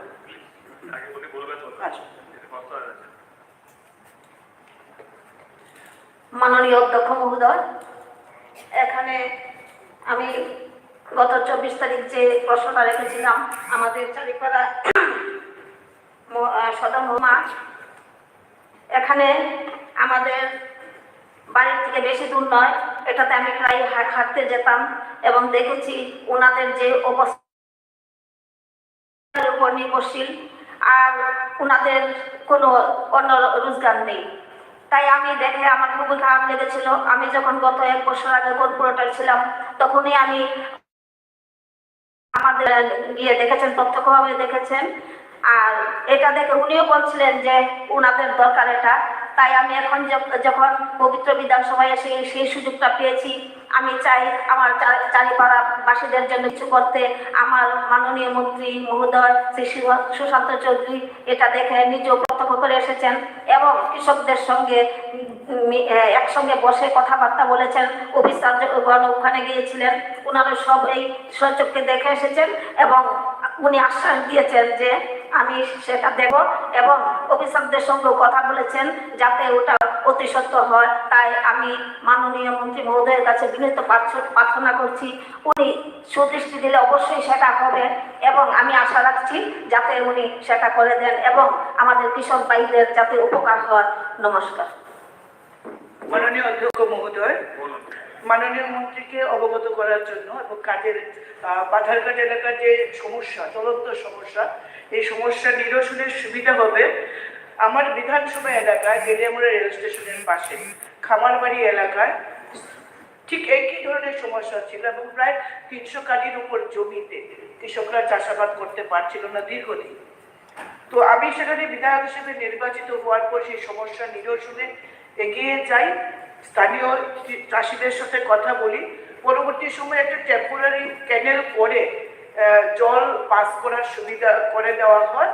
বর্তমানে সমস্যা নিরসন হয়েছে, সেটা পাকাপাকিভাবে না হলো তবে রেল দপ্তর আমাদের নর্থ ইস্ট ফ্রন্টিয়ার রেলওয়ে কথা দিয়েছেন সেখানে পাকাপাকিভাবে একটি ক্যানেল তৈরি করে দেবেন এবং তারাও এই সমস্যার সম্পর্কে অবগত হয়ে সেটাকে দূরীকরণের চেষ্টা করছে এবং আমরা আশা রাখছি ইতিমধ্যেই গেলিয়ামুড়ার এই সমস্যার সমাধান হয়ে যাবে। তাই মাননীয় মন্ত্রী মহোদয় আমাদের সুশান্তবাবু যেটা বলেছেন যে তিনি যেহেতু সামনে থেকে সেটা দেখে এসছেন এবং রেল দপ্তরের সাথে কথা বলবেন, আমি আশা রাখছি তিনি হ্যাঁ, তিনি দুটো ক্যান্ডিডেট দেখেন এবং যে প্রসিডিউরে তিনি এগিয়ে যাচ্ছেন তাতে তিনি সাকসেস হবেন।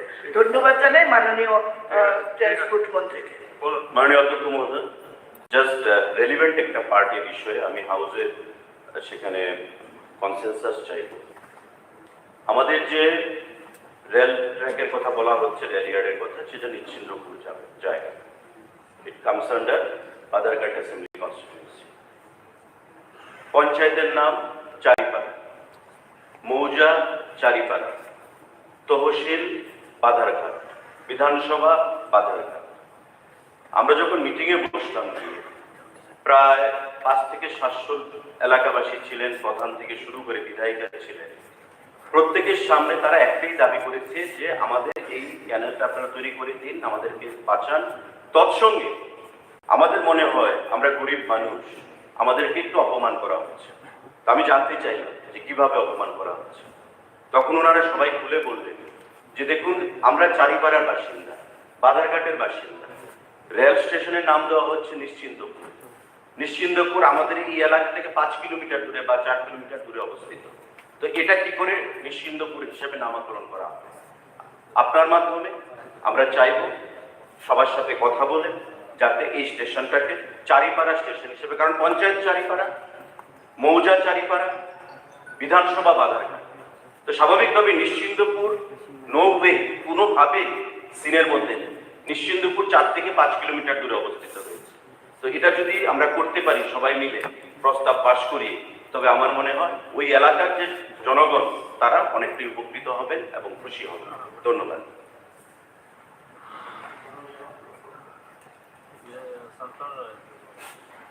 Point of clarification also in what Honorable Minister has already pointed out. এই ব্যাপারে আমি পয়েন্ট অফ ক্লারিফিকেশন রাখতে চাই। ঠিক সেইভাবে আপনি যেটা বলেছেন একটু আগে, আমবাসা কনস্টিটিউয়েন্সি অধীনে একটা রেলওয়ে স্টেশন আছে যেটার নাম জোহরনগর,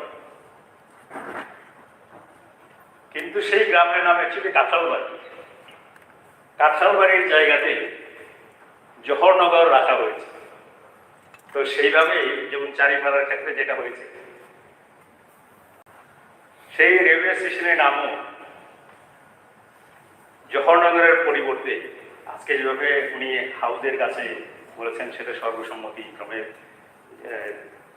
যদি এটা পাশ হয়, এটাও যেন এই প্রস্তাবটাও যেন সংযোজন করা হয়। ধন্যবাদ। তো মাননীয় সদস্য, এটা তো জওহরনগর যেটা আপনি বলছেন আমবাসা, এটা তো দিদেন গভর্নমেন্টের দায়িত্ব ছিল যাতে কেন্দ্রীয় সরকারের সাথে কথা বলে, রেল দপ্তরের সাথে কথা বলে সেটা করা। যাই হোক, করেননি। তো আমি আপনাকে বলবো যে আপনি অফিসিয়ালি জনগণের হয়ে বা ওই এলাকার পঞ্চায়েত বা ভিসি যেটাই হবে তাদের হয়ে আপনারা অফিসিয়ালি একটা রাইট আপ বা প্রস্তাব আপনারা দিন।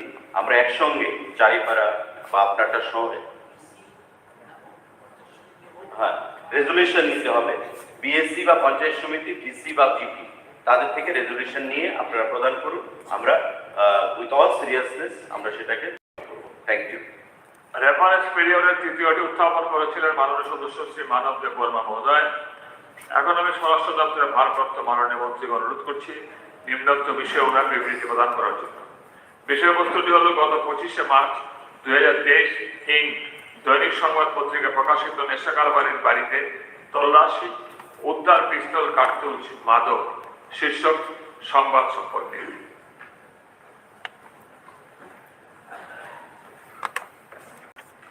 মাননীয় অধ্যক্ষ মহোদয়,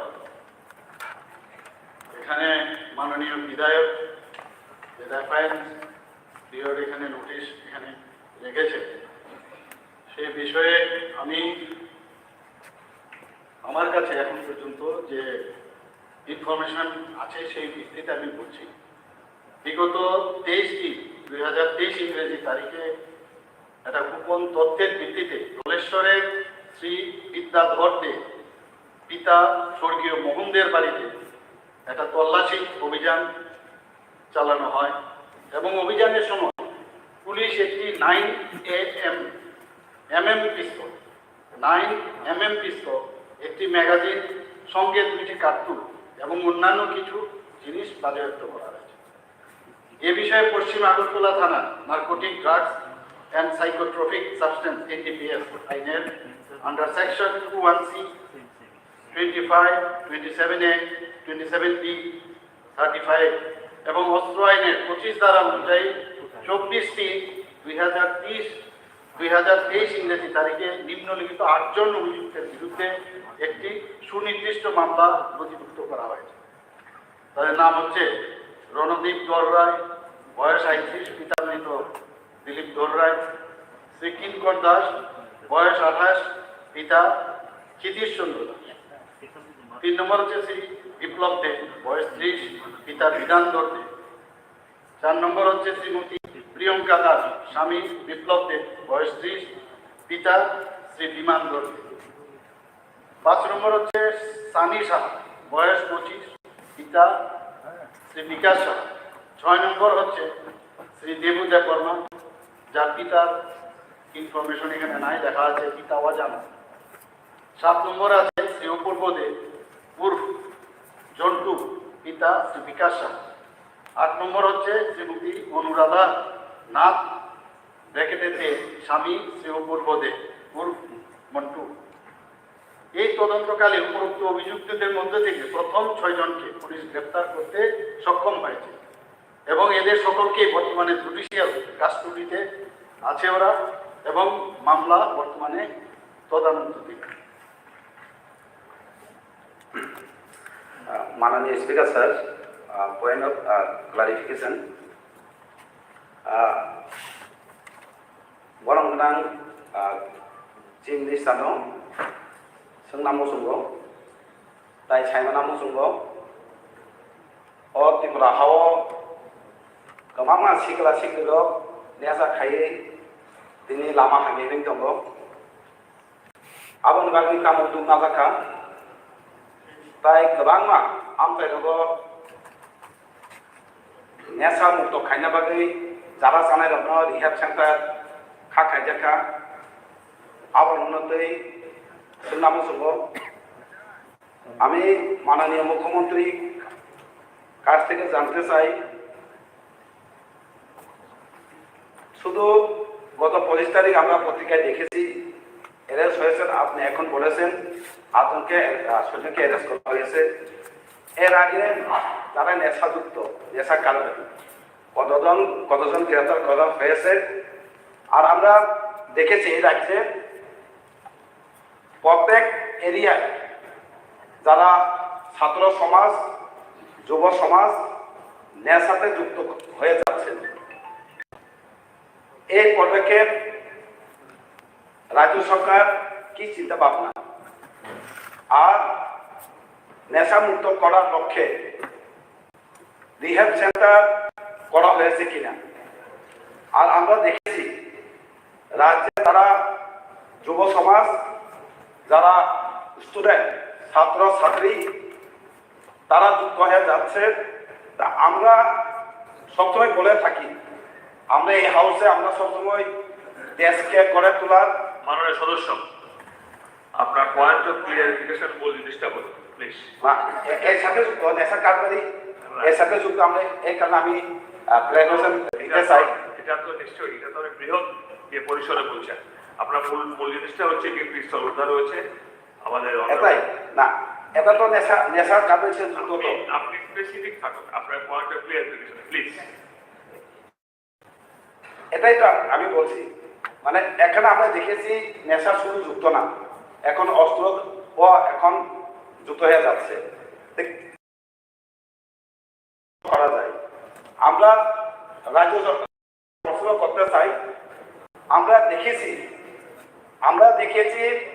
এই রাজ্য সরকার অন্য রাজ্যকে কিন্তু নেশা মুক্ত করার সাহায্য করছেন, কিন্তু আমরা দেখেছি প্রত্যেক দিন বা কয়েকদিন পর মাননীয় মেম্বার প্লিজ আপনি স্পেসিফিক পয়েন্টে থাকুন।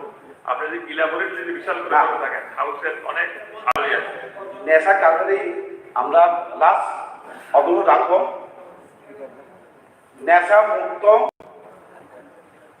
করার পরিকল্পনা আছে কিনা নেশা আমরা অন্য রাজ্যকে যুক্ত হতে দিচ্ছি না, এটাকে কিন্তু আমরা মুক্ত করতে পারছি না রাজ্যকে।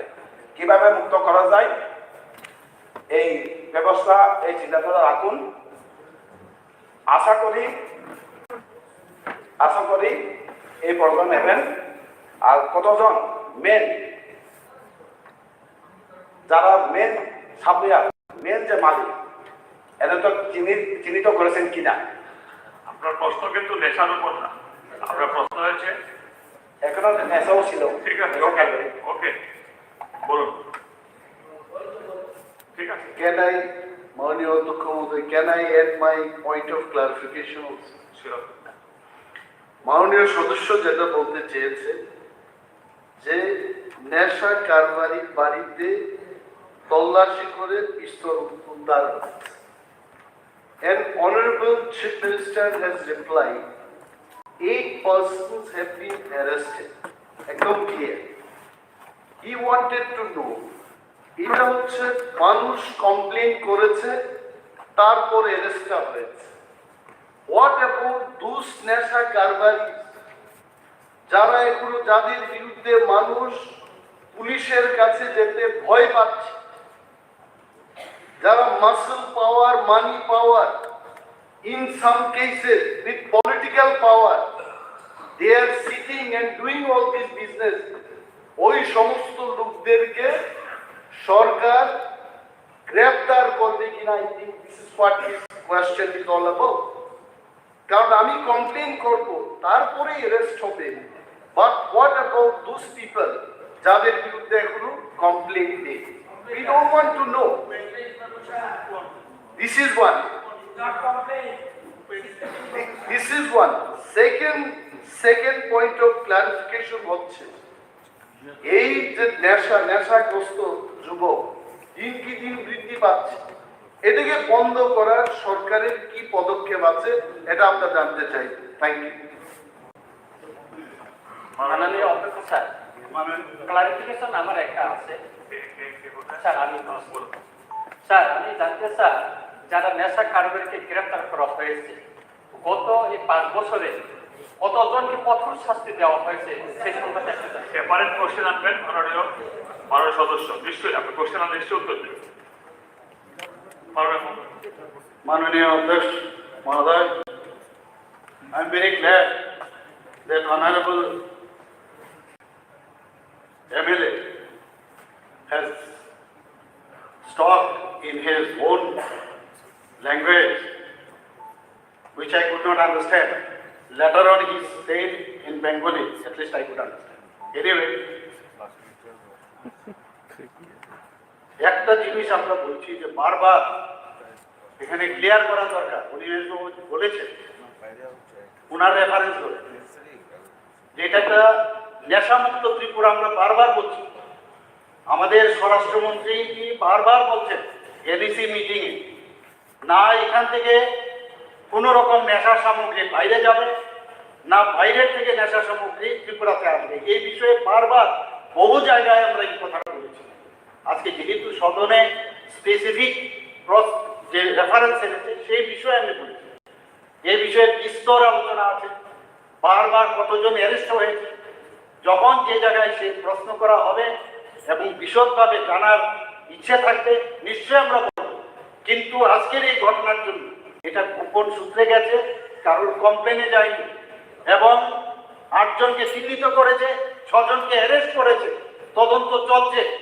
এবং আপনাদের কাছে আমি মাননীয় অধ্যক্ষের মাধ্যমে আমি সবাইকে জানাতে চাই যে নেশামুক্ত ত্রিপুরা, নেশামুক্ত ভারত আমরা করবই করব, জিরো টলারেন্স নীতি আমাদের থাকবে। নেশামুক্ত ত্রিপুরা করতে নেশা সামগ্রী বাজেয়াপ্ত করার পরে কোথায় রাখা হয়? এটা কি টেস্টে করায় না কি করে? All the information I have, in details I have, today I did not bring, also I have, I can tell. But in specific question, I will give the answer. ঠিক আছে, মানবিক লোকায় বলছি, আপনি সেপারেট কোশ্চেন আনুন, নিশ্চয়ই answer পেয়ে যাবেন। Reference period চতুর্থ উত্থাপন করেছিলেন মাননীয় সদস্য শ্রীমতী কল্যাণী সাহা রায় মহোদয়া। এখন আমি মাননীয় পরিবহন দপ্তরের ভারপ্রাপ্ত মাননীয় মন্ত্রীকে অনুরোধ করছি নিম্নোক্ত বিষয়ে ওনার বিবৃতি প্রদান করার জন্য। বিষয়বস্তুটি হলো 23শে মার্চ 2023 তারিখে স্থানীয় দৈনিক সংবাদ পত্রিকার প্রথম পৃষ্ঠায় 24 ঘন্টা বিমান পরিষেবা প্রস্তাব বাতিল শীর্ষক প্রকাশিত সংবাদ সম্পর্কে। Honorable Speaker, sir, সম্মানীয় বিধায়িকা শ্রীমতী কল্যাণী রায় মহোদয়া যে রেফারেন্স এনেছেন, এটা একটা বহু চর্চিত বিষয় এবং বিভিন্ন সময় সংবাদপত্রে এটাকে নিয়ে বহু আলোচনাও হয়েছে। আমরা অফিসারদের সঙ্গে কথা বলে যেটা জানতে পারলাম যে আমাদের এই সদৃশ্য রাজ্যবাসীর যে স্বপ্নের আমাদের ইন্টারন্যাশনাল এয়ারপোর্ট, যা আমাদের প্রধানমন্ত্রী মোদীজির আশীর্বাদে প্রায় 500 কোটি টাকা ব্যয় করে নির্মাণ করা হয়েছে এবং পরবর্তী সময় এটাকে আন্তর্জাতিক স্তরে এবং আন্তর্জাতিক বিমান পরিষেবা চালু করার জন্য পদক্ষেপ গ্রহণ করা হয়েছে, তাতে রাত্রিবেলা বিমান উঠানামার বন্দোবস্ত নেই। পরবর্তী সময় যখন আমরা যোগাযোগ করলাম, আমরা যেটা জানলাম যে পরিকাঠামোর গত কোনো অভাব নেই, কিন্তু তার মধ্যে ছোট্ট একটা বিষয় যেটা এই আমাদের যে সারা রাত ব্যাপী বিমান পরিষেবার যে বিষয়টা সেটাকে বিলম্ব করছে। সেটা হচ্ছে আমাদের সিকিউরিটি পার্সোনাল প্রয়োজন রাত্রিবেলা বিমান ওঠানামা করার জন্য টোটাল 342 জন সিআইএসএফ জওয়ান, যারা সিকিউরিটি পার্সোনাল রয়েছেন সেন্ট্রাল ইন্ডাস্ট্রিয়াল পুলিশ ফোর্স, যেটা হোম মিনিস্ট্রির আন্ডারে রয়েছে। আমাদের এখানে পজিশন যেটা ম্যানিং পজিশন হচ্ছে 230 জন, প্রয়োজন কত 342 জন। এই যে শর্টফলটা, এই শর্টফলের জন্য যখন আমরা দেখলাম যে পত্র পত্রিকার মধ্যে অনেক সমালোচনা হচ্ছে বিষয়টা নিয়ে, on 18th of this month, March 18th, we have written a letter to the Secretary of Home Affairs for releasing this extra manpower, যা সিআইএসএফ আমরা যেটা বললাম এই ম্যান পাওয়ারটা যেন আমাদেরকে এক্সট্রা প্রদান করা হয় খুব ইমিডিয়েটলি। আমরা আশা করব ডিপার্টমেন্ট অফ সিভিল এভিয়েশন সেটাকে টেক আপ করেছে এবং আমি আগামী দিনে ডিপার্টমেন্ট অফ সিভিল এভিয়েশন এবং হোম দপ্তরের সঙ্গে কথা বলে কি করে খুব শীঘ্রই এই পরিষেবাটাকে আমরা প্রদান করতে পারি সে বিষয়ে আন্তরিকভাবে প্রয়াস গ্রহণ করব। তো আমি মাননীয় বিধায়িকাকে আশ্বস্ত করতে চাইব, এটা শুধু আমাদের কোনো দলের সমস্যা নয়, এটা আমাদের রাজ্যের জনগণের একটা চাহিদা এবং এটা আমরা অবশ্যই পূরণ করব, ভারত সরকার অবশ্যই পূরণ করবে। ধন্যবাদ। Honorable Speaker, sir, my point of clarification. গত 22 তারিখে দৈনিক সংবাদ পত্রিকায় প্রকাশিত খবর 24 ঘন্টা বিমান পরিষেবার প্রস্তাব বাতিল। গত 10 জানুয়ারি এয়ারপোর্ট অথরিটি অফ ইন্ডিয়ার মেম্বার অপারেশন কার্যালয় থেকে AI/M অপারেশন 2.29/2023 সার্কুলারে আগরতলা এমবিবি বিমানবন্দর কর্তৃপক্ষকে প্রস্তাব দেওয়া হয়েছে আগামী 1 এপ্রিল আগরতলা এমবিবি বিমানবন্দরে 24 ঘন্টা অপারেশনাল চালু রাখার জন্য, যাতে মেন পাওয়ার সহ সব ধরনের পরিকাঠামো তৈরি করে রাখা হয়। এবং সেই সার্কুলারে সিগনেচার করেন M Suresh airport authority of ইন্ডিয়ার তরফ থেকে। গত 10 জানুয়ারি স্বাক্ষরিত এই সার্কুলারে 1 এপ্রিল থেকে 24 ঘন্টা বিমান পরিষেবা চালু রাখার মতো ম্যান পাওয়ার সহ সব ধরনের পরিকাঠামো তৈরি রাখার প্রস্তাবে বলা হলেও বিমানবন্দরে তা মানা হয়নি। কেসি মিনা, যিনি আমাদের বিমানবন্দর কর্তৃপক্ষ অর্থাৎ অধিকর্তা, তিনি বলেন যে মাননীয় মন্ত্রীও যেটা বলেছে যে পর্যাপ্ত সিকিউরিটি বা সিআইএসএফ নেই। তৎসঙ্গে আরো তিনি যেটা অ্যাড করেছেন সেটা হলো ফায়ার সার্ভিস। তাই মাননীয় মন্ত্রীর কাছে আমার অনুরোধ থাকবে আপনার মাধ্যমে যত দ্রুত সম্ভব পরীক্ষার্থী রোমান হরফ ব্যবহার করে উত্তরপত্র লিখেছিলেন। পরীক্ষার্থীদের সাথে রোমান হরফ ব্যবহারকারী শিক্ষার্থীদের উত্তরপত্র যথারীতি সমান গুরুত্ব সহকারে মূল্যায়ন করা হয়। কাজে এই প্রসঙ্গে বলা যায় ত্রিপুরা মধ্যশিক্ষা পর্ষদের পক্ষ থেকে ককবরক ভাষার পরীক্ষার উত্তরপত্র লেখার সময় পরীক্ষার্থীরা কোন হরফ ব্যবহার করবে এই সম্পর্কে বিগত বছরের মতো এই বছরও তাদের উপর কোনো চাপ ছিল না। তবুও এই ব্যাপারে ত্রিপুরা মধ্যশিক্ষা পর্ষদকে বিষয়টি খতিয়ে দেখার জন্য অনুরোধ করা হয়। পয়েন্ট অফ ক্লারিফিকেশন, মাননীয় মুখ্যমন্ত্রী যে উত্তরটা দিয়েছেন, এইরকম উত্তর নর্মালি যারা নিজের ছাড়া কিছু বুঝে না, they only give this kind of reply. আমি ওনাকে দোষ দিচ্ছি না, যারা লিখে দিয়েছে উত্তর উনি এটাকে এখানে পড়েছেন, খবর নিয়েছেন। আই ক্যান টেল, দায়িত্ব নিয়ে বলছি, এই ঘটনার সূত্রপাত হয়েছে 18 তারিখ মার্চ। উচ্চ মাধ্যমিক পরীক্ষার সেন্টার হচ্ছে অম্পি হায়ার সেকেন্ডারি স্কুল এবং ছাত্রছাত্রীরা যারা সেখানে পরীক্ষা দিতে যায় দৈদু হায়ার সেকেন্ডারি স্কুলের ছাত্রছাত্রী, এবং সেখানে ভেনিউ সুপারভাইজার ছিলেন Swapan colour, post graduate teacher.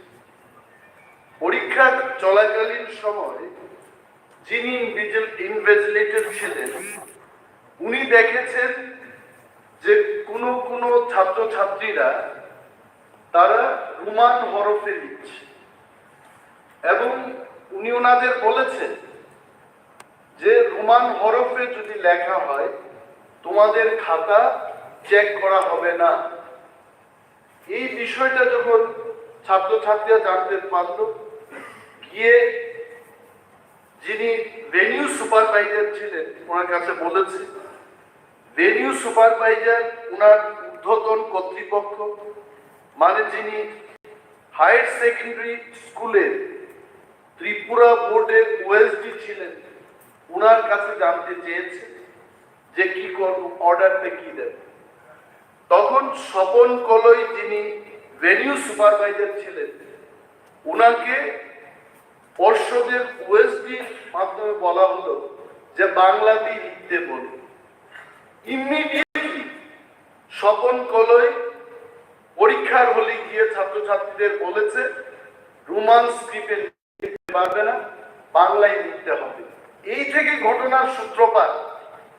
মাননীয় মুখ্যমন্ত্রী যেটা বলেছেন যে রোমান স্ক্রিপ্টে লেখার জন্য কোনো আপত্তি নেই, কিন্তু এখানে রাজ্য সরকারের পক্ষ থেকে I am just giving the information to the house, the controller of examination central board of secondary education CBSE তে ককবরক পাঠ্যক্রম চালু হয়ে গেছে এবং পরীক্ষার প্রশ্ন তৈরি হবে। এই বিষয়ে director secondary education of Tripura, controller of examination central board of secondary এডুকেশনকে চিঠি লিখেছে। সেই চিঠির মূলে বলা হয়েছে যে বাংলায় যেন প্রশ্নপত্র তৈরি করা হয়। তাহলে রোমান হরফে কেন হবে না? প্লাস শুধু তাই না, এখানে directorate of Kokborok and other minority language, ওই ডাইরেক্টরেট থেকেও ডাইরেক্টর একটা চিঠি দিয়েছে কন্ট্রোলার অফ এক্সামিনেশন সিবিএসসি বোর্ডকে। হ্যান্স, আমি পড়ছি না সবটা, hence I would inform you that the sample question papers for CBSE examination may be prepared in Bengali script as per policy decision of the government. আমার প্রশ্ন হলো, গভর্নমেন্টের policy কোথায়? মাননীয় মুখ্যমন্ত্রী যেভাবে বলেছেন গভর্নমেন্টের পলিসি তো রোমান স্ক্রিপ্টেও লেখা যাবে, বাংলায় লেখা যাবে, অথচ এখানে যে চিঠিটা গেছে দপ্তরের পক্ষ থেকে বলা হয়েছে এখানে বেঙ্গলি স্ক্রিপ্টে শুধু প্রশ্নগুলো তৈরি করা। নাও আওয়ার ডিমান্ড হচ্ছে এই সিবিএসসি তে যে লেটারটা যাবে এখানেও যেন রোমান স্ক্রিপ্টের পক্ষে লেটারটা যায়, এবং আগামী 31 মার্চের মধ্যে সেই লেটার যদি না যায়, the question only will be made in Bengali, এবং যারা ইংলিশ মিডিয়ামে পড়াশোনা করেছে তাদের কিন্তু ব্যাপক ক্ষতি হবে। আরো একটা কথা বলছি যে যারা এই স্বপন কুমার কলয়ের নির্দেশে বা ওএসডির নির্দেশে যারা পরীক্ষা দিতে পারে নাই, রোমান স্ক্রিপ্টে 1.07% লিখো, even 1% student is also important, 1% is also important। ওই ছেলে মেয়েদের ভবিষ্যৎ রক্ষায় সরকার যেন নতুন করে তাদের জন্য পরীক্ষার ব্যবস্থা গ্রহণ করে, এ ব্যাপারে মাননীয় মুখ্যমন্ত্রীর উত্তর চাই।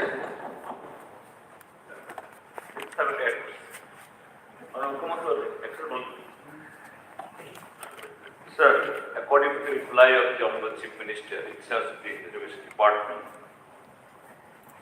intention of the government is clear that Roman এবং বেঙ্গলি দুটো স্ক্রিপ্টে লেখা যায়।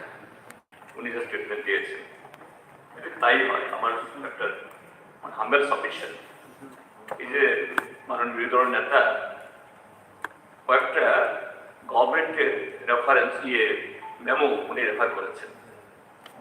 It is equally important for the Tripura Board of Secondary Education and also the Central Board of Secondary Education, where from this house আপনি আপনার দপ্তরকে direction দেবেন যে immediately যে ট্রাইবাল ল্যাঙ্গুয়েজ ডিপার্টমেন্ট এবং এডুকেশন ডিপার্টমেন্ট যে সেন্ট্রাল বোর্ড অফ সেকেন্ডারি এডুকেশনকে যে চিঠি পাঠিয়েছে, এটাকে তার সংশোধনী, অর্থাৎ না গভর্নমেন্টের স্ট্যান্ড এটা নয়, তারা যেটা ভুল করেছে। এবং ত্রিপুরা বোর্ড অফ সেকেন্ডারি এডুকেশনেও যে ঘটনাটা এখানে রেফার করেন, এটাও তদন্ত করে যে সমস্ত ছাত্রছাত্রীরা এই স্ক্রিপ্টের কারণে পরীক্ষায় বসতে পারলেন না, তাদের জন্য সেরকম ব্যবস্থা করেন। স্যার আপনি যাই হোক যদি হয়ে থাকে, সেটা বলছে, আমি ওনার বক্তব্য শুনে বলছি, এরকম যদি কোনো ক্ষতিগ্রস্ত হয়ে থাকে তাদের বেলায় যেন দপ্তর এবং বোর্ড ব্যবস্থা গ্রহণ করেন। এবং সিবিএসই কে এটা খুবই জরুরি, কারণ আজকে হলো কত তারিখ, আজকে 29। I think on 31st of March every year CBSE তাদের ওয়েবসাইটে যে কোন ল্যাঙ্গুয়েজে কোন স্ক্রিপ্ট ব্যবহৃত হবে সেগুলো তারা ডিক্লেয়ার করে। তাহলে 3 মাস 2 দিন বেঁচে আছে, কাজে সেই জায়গায় আজকে তুরন্ত যে গভর্নমেন্টের তরফ থেকে সিবিএসই কেও এটা জানিয়ে দেওয়া হোক, এই ব্যবস্থা না হোক। মাননীয় স্পিকার, পয়েন্ট অফ ক্লারিফিকেশন আমি অ্যাড করতে চাই। প্রথমে নমস্কার, এবং সবাই ট্রেজারি বেঞ্চে আছেন, মন্ত্রী মহোদয়গণ এবং সদস্যগণ, সবাইকে আমার প্রথমেই নমস্কার। আমি I am newly elected member from 41 Ambinagar assembly. তো মাননীয় মুখ্যমন্ত্রীর রিপ্লাই আমি বলতে চাই, কারণ সেই দিন আমি খুদ নিজে গিয়েছিলাম এবং ওনার বক্তব্যে আমি একটা পেলাম নোটটা 45 অনলি স্টুডেন্টস রোমান স্ক্রিপ্টে লিখেছেন। ওই পয়েন্টের উপরে আমি বেশ করে বলতে চাই,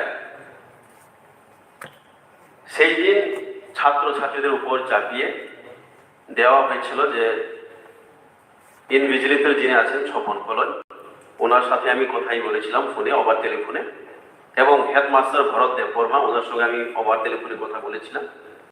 তো উনি বলেছিলেন, আমি প্রশ্ন করেছিলাম প্রথমে, আপনার কাছে কোনো রিটেন কোনো সার্কুলার আছে ফ্রম টিবিএসই বোর্ড? না। তো কিভাবে আপনি পরীক্ষা চলাকালীন ঠিক ছেলে মেয়েরা লিখতে শুরু করলো, সেই মতাবস্থায় ইনভিজিলেটর গিয়ে ক্লাসরুমে ঢুকে বললেন এইভাবে রোমান স্ক্রিপ্টে লেখা যাবে না। তো ছাত্ররা জিজ্ঞেস করলো স্যারকে কেন? তো আমি এখনই টিবিএসই বোর্ডের যিনি দায়িত্বে আছেন ওএসডির, ওনার সঙ্গে কথা বলে কনফার্ম করেছি যে তাই তোমরা লিখতে পারবে না রোমান স্ক্রিপ্টে। যদি রোমান স্ক্রিপ্টে লিখে তাহলে তোমাদের খাতা দেখা যাবে না, শুধু বাংলায় লিখতে হবে। এভাবে মানে ফোর্সফুলি ছাত্রছাত্রীদেরকে উনি বলেছেন, সেটা একদম ক্লিয়ার। এরপরে আমি সেই বিকেল বেলায় তৈদু বয়েজ হোস্টেল এবং গার্লস হোস্টেল আমি গিয়ে নিজে ভিজিট করেছিলাম, আমার কাছে তথ্য প্রমাণও আছে। ছাত্রছাত্রীরা আমাকে বললো যে স্যার আমাদেরকে এভাবে চাকরি বলা হয়েছে, স্বপন কলই স্যার এবং ভরত দেববর্মা স্যার হেডমাস্টার। সেখানে প্রশ্ন উঠে 45 রোমান স্ক্রিপ্ট, শুধু 45ই সেই দিন পরীক্ষায় লিখেছিলেন। আমাদের সিএম সাহেব বলেছিলেন যদি চাপিয়ে না দেওয়া হতো, যারা রোমান স্ক্রিপ্টে লেখার ইন্টারেস্ট বা যারা এক্সপার্ট তাদেরকেও চাপিয়ে বাংলায় বা দেবনাগরী স্ক্রিপ্টে লেখার একটা প্রেশার দেওয়া হয়েছিল, যার দরুন এখন 45 হয়েছে। তো সেই জায়গায় যাদের ইচ্ছে মতো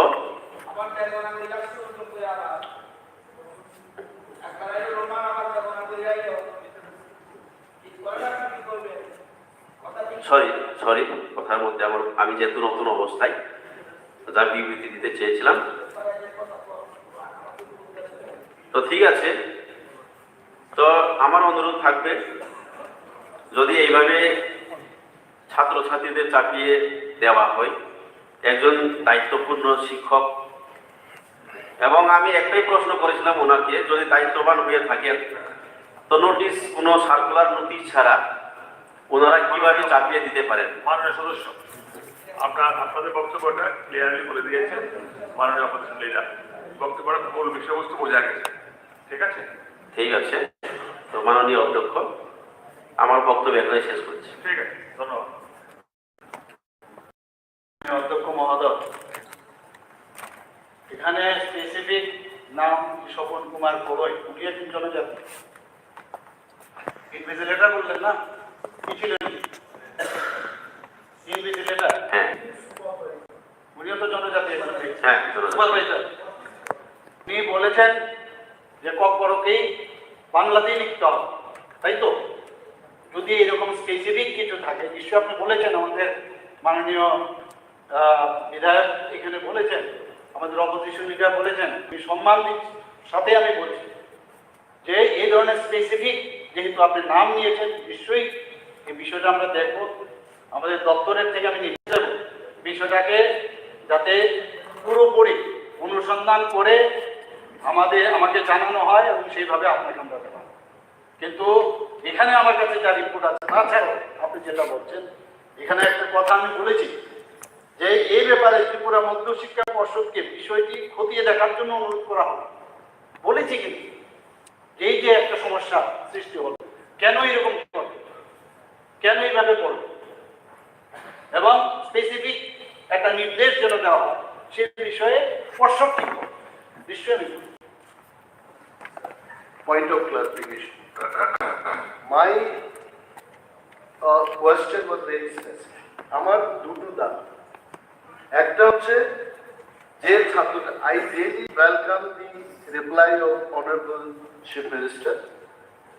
আমি বা আমরা, we are not against any scheme. যদি এই রাজ্যে ককবরককে ফ্রেঞ্চেও লেখা হয়, we have no problem. কিন্তু all of us we should know, এই হাউসের অবগতির জন্য আমি বলছি, if you give me 1 minute, 1961-এ চিফ মিনিস্টারদের কনফারেন্স ছিল, the national commission of education known as the Kothari commission, এবং 1968-এ একটা পলিসি করেছে যে ভারতবর্ষের প্রতিটি রাজ্যে 3 ল্যাঙ্গুয়েজ ফর্মুলা হয়। তাতে কি হয়েছে, বহু রাজ্যে যেখানে হিন্দি বলে যায় সেই সমস্ত রাজ্যে হিন্দি, ইংলিশ এবং সংস্কৃত গ্রহণ করেছে, এবং সাউথ ইন্ডিয়ায় কেরালা বা তামিলনাড়ুতে তামিল এবং ইংলিশ করে দুটো ল্যাঙ্গুয়েজ ওরা নিয়েছে। এবং ত্রিপুরার ক্ষেত্রে very specifically at that point of time এটা রিকমেন্ডেশন ছিল যে এখানকার একটা লোকাল ল্যাঙ্গুয়েজ হবে বেঙ্গলি, হিন্দি এবং ইংলিশ। ত্রিপুরার ক্ষেত্রে এই সিদ্ধান্তটা ছিল। বাট আফটার 1971-এ ত্রিপুরা রাজ্যে আমাদের এখানকার সরকারি language, the Tripura official language amendment act 1979, আমাদের পরিষদীয় বিষয়ক মন্ত্রী উনি ভালোভাবে জানবেন এগুলো, is very thorough in all this. এখানে বলা হয়েছে যে extends to the whole of the Tripura, it shall come into force at once. বলেছে যে wherever they occur the words the Bengali language, ওইখানে the Bengali language and the KOKBOROK language হবে। তার মানে KOKBOROKটাও 1979 থেকে এই রাজ্যের সরকারি ভাষায় পরিণত হয়েছে। নট অনলি দ্যাট স্যার, এইখানে 2014-এ 15 report of the linguistic minority কমিশনের একটা রিপোর্ট বেরিয়েছে এবং ত্রিপুরার জন্য তারা এখানে একটা সাজেশন দিয়েছে, রিপোর্ট সাবমিট করেছে। বলেছে ফার্স্ট ল্যাঙ্গুয়েজ ত্রিপুরায় কোন কোন ল্যাঙ্গুয়েজগুলো হতে পারে, Bengali oblique KOKBOROK oblique Bishnupriya Manipuri oblique Chakma. মানে ত্রিপুরা রাজ্যে আমাদের ত্রিপুরার লোক এজ এ ফার্স্ট ল্যাঙ্গুয়েজ এই কয়েকটি ল্যাঙ্গুয়েজের মধ্যে যার যার মতো করে নিতে পারবে। Second language is English, third language হবে আরবিক অথবা হিন্দি অথবা সংস্কৃত। আমার যে উত্তরটা আমি আশা রাখছিলাম ভেরি স্পেসিফিক, একটা হচ্ছে যে ছাত্রছাত্রীরা ইনভিজিলেটর বা ভেনিউ সুপারভাইজারের কারণে রোমান স্ক্রিপ্টে লিখতে পারে নাই, তাদের জন্য পুনরায় পরীক্ষার ব্যবস্থা গ্রহণ করা এবং সিবিএসসিতে যে লেটারটা ডাইরেক্টর থেকে গেল এই লেটারটা বেঙ্গলি স্ক্রিপ্টে না শুধু রোমান দিয়েও প্রশ্নপত্র তৈরি করার আর একটা চিঠি যাবে। This is what I want the assurance from honourable chief minister. Thank you. মাননীয় অধ্যক্ষ মহোদয়, আমাদের যে দল নেতা নিমেশবাবু খুব ভালো একটা কথা বলেছেন এই বিষয়ে। আর কি উনি অনেক তথ্য নিয়ে এসছেন, মানে বিষয়টা নিয়ে মানে পুরোপুরি ক্লিয়ার হয়ে এসছেন, খুব ভালো, ভেরি গুড। উনি আরেকটা কথা বলেছেন যে রোমান হক হোক বা সেই তামিলনাড়ুই হোক, ওয়েলকাম। ভারতবর্ষের যে স্ক্রিপ্ট আপনারা যদি বলেন আপনারা বসবো, আমরা ইন্ডিয়ান স্ক্রিপ্ট তৈরি করবো আপনাদের জন্য, গভর্নমেন্ট রেডি, আমরা তৈরি করতে অসুবিধা নেই, উনি নিজেই বলেছেন। যাই হোক, বিষয়টা এখানে এই নাই, বিষয়ে আমরা পরবর্তী সময় আমরা আলোচনা করবো। এখন যে বিষয়টা, যে বিষয়ে এখানে কথা বলেছে, আমি আমার দপ্তর থেকে যা ইনফরমেশন আমি পেয়েছি এবং প্রথমে আপনি বলেছেন আপনি অখুশি আমার উত্তরে। আপনি জানেন যে উত্তর নিতে গেলে কাছ থেকে আমার নিতে হবে, আমার তো সেই জায়গায় যেতে পারবো না। আপনারা একটা নিউজ পেপারের উপর ভিত্তি করে আপনারা বলেছেন, তারপর আপনারা বলছেন যে উনি ওখানে গেছেন, ওখানে গিয়ে স্বপন বাবুর সাথে কথা বলেছেন, অনেক বাবুর সাথে কথা বলেছেন। এখন দেখার বিষয় এটা, এই বিষয়ে ইনভেস্টিগেশনও আমি করবো যে সত্যিকারের অর্থেই এইভাবে বলা হয়েছে।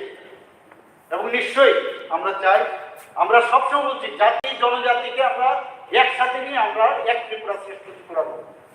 কেন এই বৈষম্য থাকবে? একটা স্ক্রিপ্ট নিয়ে কেন আমাদের মধ্যে ডিফারেন্স হবে? কেন এটাকে হাতিয়ার বানাবে? আমরা চাই আপনারা আমাদের সাথে থাকুন, সবাই মিলে এটার যদি একটা সলিউশন হয় তাহলে অলওয়েজ ওয়েলকাম। আর আপনি যেসব বিষয়গুলো বললেন এগুলো আমাকে দেবেন, আমার দপ্তরকেও দিতে পারেন, বিষয়গুলো দেখবো, দেখে পর্ষদকে আমি বলবো তার একটা ফাইনাল একটা সলিউশন। ধন্যবাদ। ব্যাপারটা রি-এক্সামিনেশনের ব্যাপারটা প্লিজ এনকোয়ারি করতে পারে, বললাম তো এনকোয়ারি করতে, বললাম তো। মাননীয় মুখ্যমন্ত্রী মহোদয়, স্যার আমি সরকারের যে স্ট্যান্ড এটাকে সমর্থন করে বলছি। আপনি বলেছেন যে যে কোনো স্ক্রিপ্ট লেখা যাবে না কেন এবং বোর্ডও আপনাকে সুযোগ দিয়ে দিয়েছে। না না আমি বলিনি, উনি বলে যে না না আপনি কেন ডিস্টার্ব করছেন? প্লিজ প্লিজ শুনুন, আপনি শুনুন please.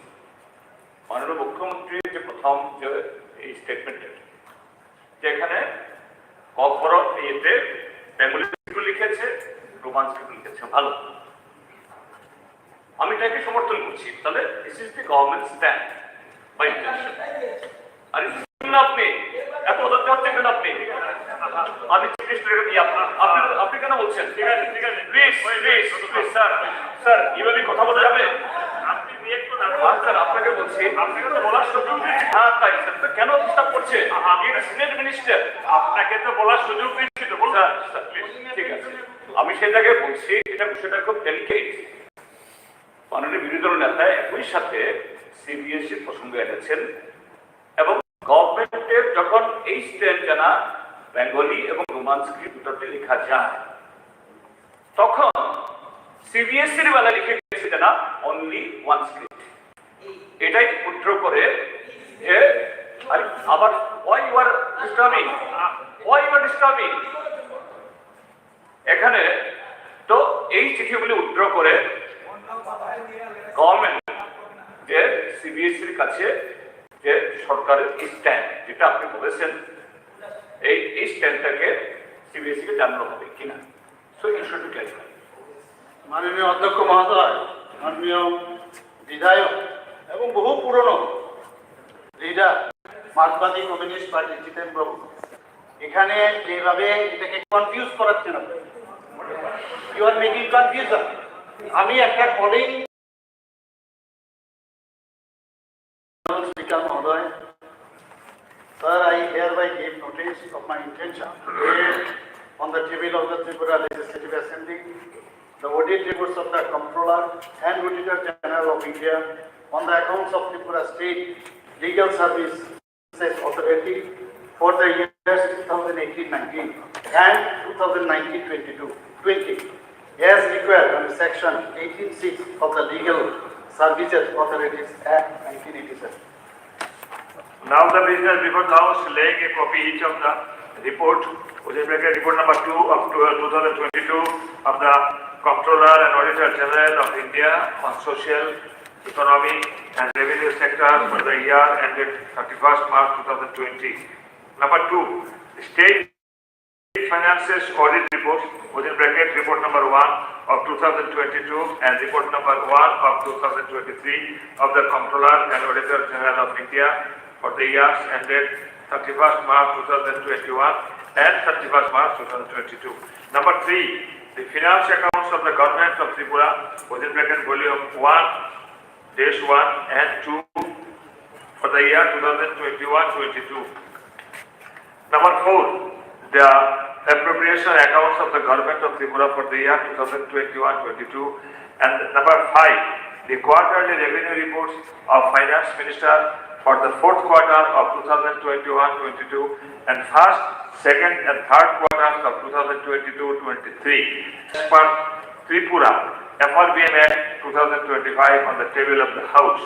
Now, I request the Honorable Minister in charge of Finance Department to lay a copy each of the above mentioned reports, finance accounts, appropriation account and Tripura FRBM Act on the table of the House.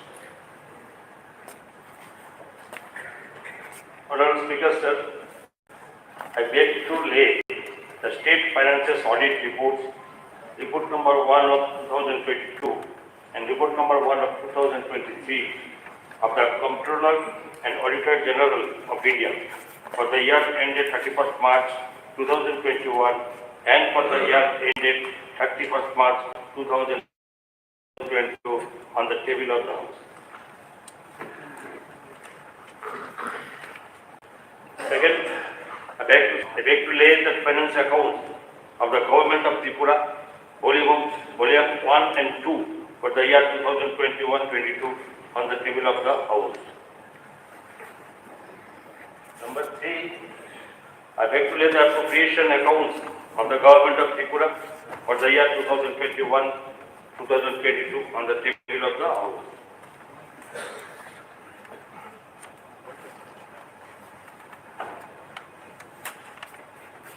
Number 4, regular quarterly review report of Finance Minister for the fourth quarter of 2021-22 and first, second and third quarter of 2022-23 as per Tripura FRBM Act 2005 of the table of the House.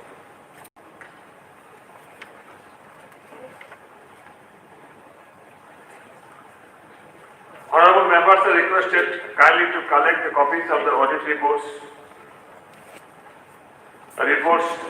finance accounts, appropriation accounts, and Tripura FRBM Act from the notice of the Tripura Legislative Assembly. Discussion on the motion of thanks to the address by the Governor and adoption of the motion of thanks. মাননীয় সদস্যগণ সবার পরবর্তী কার্যসূচি হলো গত 24শে March 2023 তারিখে মাননীয় রাজ্যপাল মহোদয় এই সভায় যে ভাষণ প্রদান করেছেন তার উপর আমি তো ধন্যবাদ সূচক প্রস্তাবক আলোচনা।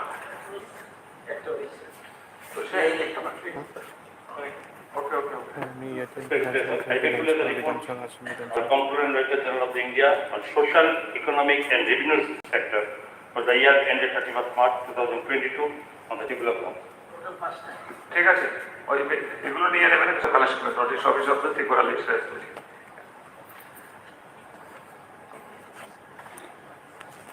আলোচনা শেষে প্রথমে সংশোধনী প্রস্তাবগুলো ভোটে দেওয়া হবে, তারপর মূল ধন্যবাদ প্রস্তাবকে ভোটে দেওয়া হবে। এখন আমি মাননীয় মন্ত্রীদেরকে অনুরোধ করছি, বিধায়ককে অনুরোধ করছি আলোচনা আরম্ভ করার জন্য।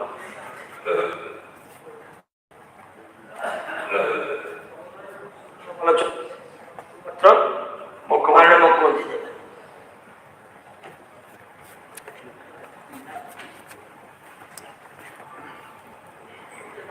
বলুন। মাননীয় মুখ্যমন্ত্রী মহোদয়।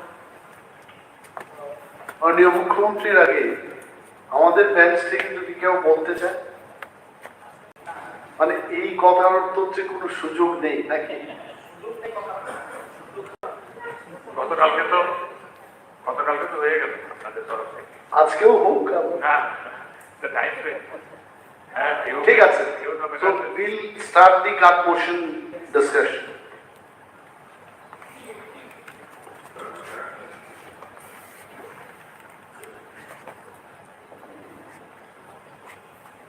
ধন্যবাদ।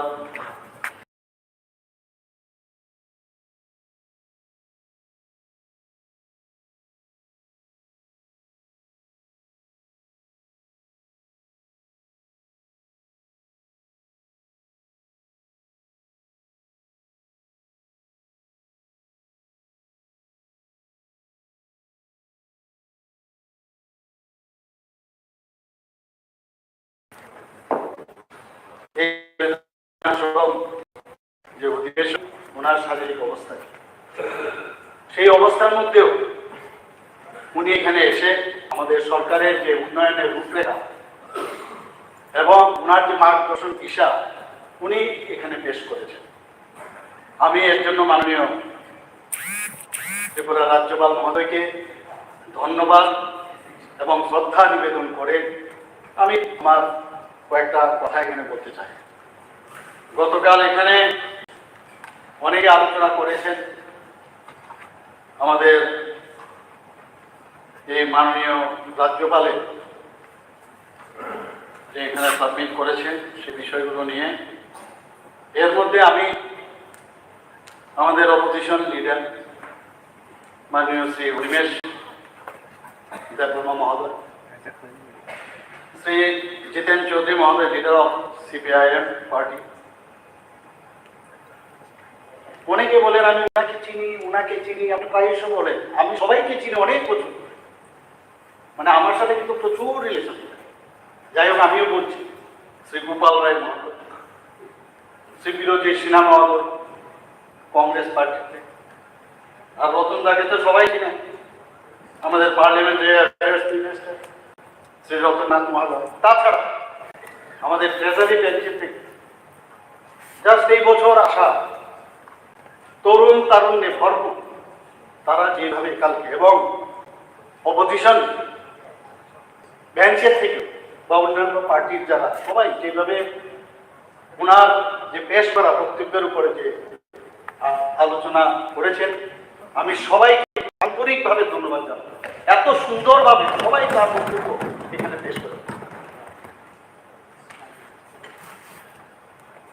সমর্থনও করেছেন, আবার বিপক্ষেও করেছেন।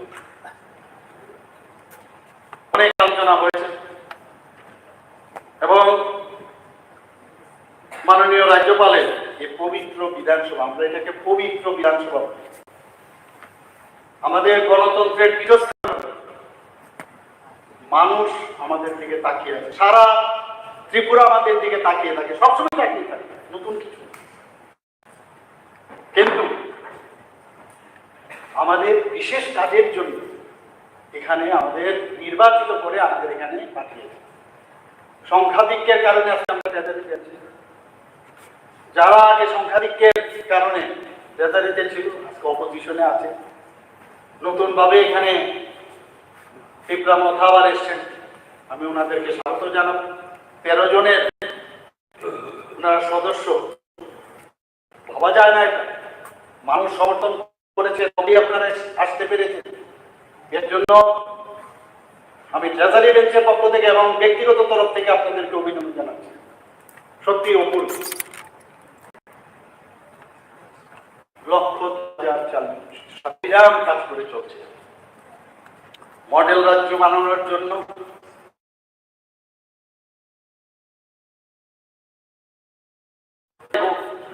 খেলাধুলাই হোক, এডুকেশনই হোক, এবং বিশেষ করে জনজাতির উন্নয়নে হোক, সমস্ত বিষয়ে এই সরকার অত্যন্ত গুরুত্ব সহকারে কাজ করছে এবং আগামী দিন হবে। এখানে আমরা জানি যে গণতন্ত্রের বুকের বাতাস বহুত দিন আমরা শুনেছি। এখানে আমাদের কমিউনিস্ট ভাইয়েরা এখানে আছেন, সবসময় বলতে গণতন্ত্রের বুকের বাতাস, গণতন্ত্রের বুকের বাতাস। কি গণতন্ত্র আমরা দেখেছি, এই ব্যাপারে আমাদের রতন বাবু এখানে পূর্ণাঙ্গ বিস্তারিত আগের কথা এখানে বলেছেন।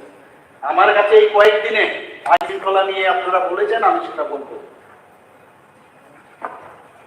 ওনারা কি বলছেন, 70 দশক আমাদের মনে আছে, কত কত যুবক যুবতী আজকে তাদের সময় পুরানোর আগেই পৃথিবী থেকে চলে গেছে। Without people serving people have nothing, এটা আমরা শুনতাম স্কুলে কলেজে 70 দশকে। আমি জানি না এখানে রতন চক্রবর্তী আছেন, এখানে ওনারাও জানেন, বহু লোক এখানে আমাদের আছেন, কিন্তু অনেক যুবক ভাইয়েরা বোনেরা আছেন, ওনারা এইসব গল্প জানতো না। এগুলো বলতো স্কুলে যখন যেতাম, রেড বুকের কথা বলা হতো, রেড বুকে রিঅ্যাকশনারি, খালি অ্যাকশন, সশস্ত্র বিপ্লবের কথা খালি বলতো, সশস্ত্র বিপ্লব। কোথায় গণতন্ত্র? আজকে গণতন্ত্রের কথা বলছে। গণপ্রযোজনা না থাকিলে জনগণের আর কিছুই থাকে না। প্রযোজনা, হোয়াট ইজ দিস? কি গণতন্ত্র? গণতন্ত্র মানতেই চায় না। এখন তো ওরা মুখোশ পরে গণতন্ত্রের কথা বলছে। কখনই গণতন্ত্র ছিল না, এখনো বাধ্য হয়ে গণতন্ত্রের কথা বলছেন। 35 বছর আমরা দেখেছি গণতন্ত্র কি ছিল। 60-এর দশকে সেই দিন আমার বাড়ির সামনে কামান জমুনিতে তৎকালীন আমাদের পূর্ণরাজ্যের আগে প্রথম ত্রিপুরা রাজ্যের মুখ্যমন্ত্রীকে গলায় জুতো পরিয়ে ওনারা উড়িয়েছেন। সেদিনের কথা আমি বলবো না, আজকে গণতন্ত্রের কথা বলছে ওরা। পুলিশ ফায়ারিং পর্যন্ত হয়েছে সেদিন, আজকে গণতন্ত্রের কথা বলে ওনারা।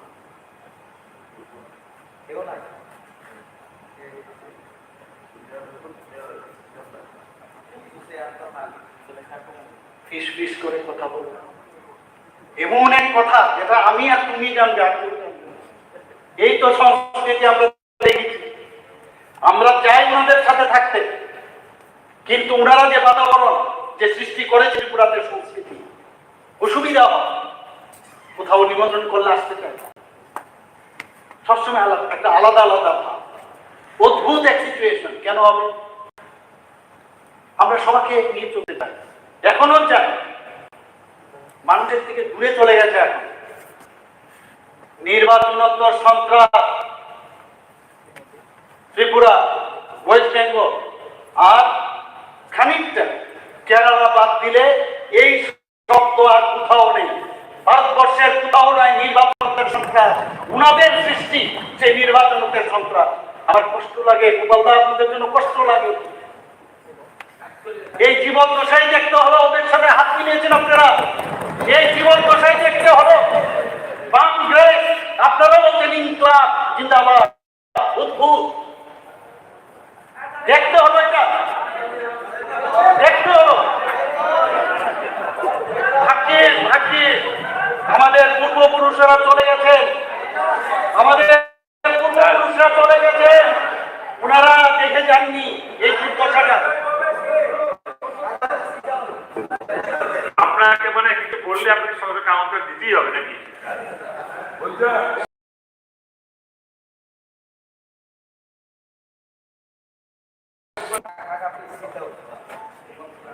মাননীয় মুখ্যমন্ত্রী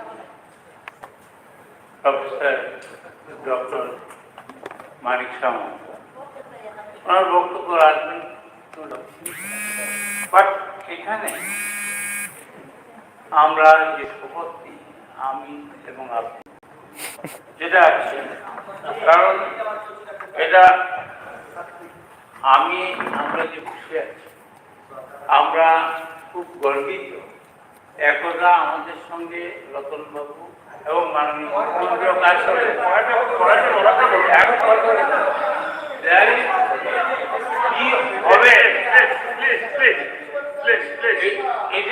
ইউনিভার্সাল ট্রুথ যে there is nothing impossible in politics. না আমি মাননীয় মুখ্যমন্ত্রী যেটা বলেছে এক্সেস বলাটা এটা ঠিকই, সময়ের বিবর্তনে এখান থেকে ওখানে গেছে, আবার কি হবে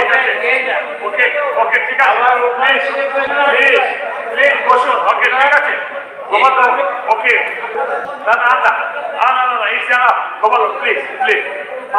মাননীয় মুখ্যমন্ত্রী বলেন, মাননীয় মুখ্যমন্ত্রী বলুন, গোপাল হয়ে গেছে প্লিজ। মাননীয় অধ্যক্ষ মহোদয়, প্লিজ রেসপেক্ট ইউরসেলফ প্লিজ। গোপালদা বাবু, গোপাল বাবু বহুত শুনেছি সারা জীবন, এবার শুনুন আমাদের ভিডিও করে রেখেছে উপরওয়ালা, এখানে নাস্তিকের সংখ্যা বেশি।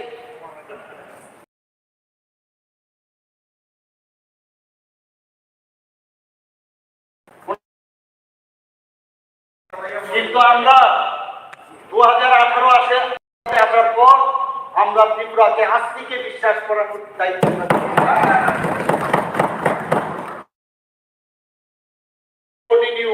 nobody knows। আজকে এখানে আমি এসেছি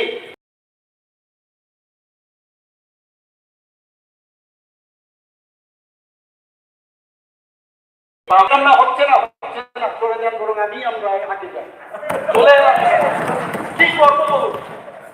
ওদের বিরুদ্ধে আপনাদের কিছুই করেননি, আপনারা শেষ পর্যন্ত হাত মিলে নিলেন।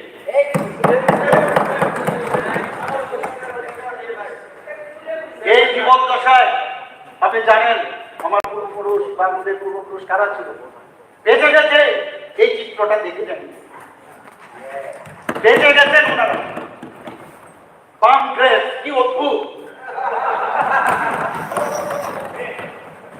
কি জবাব দেবেন,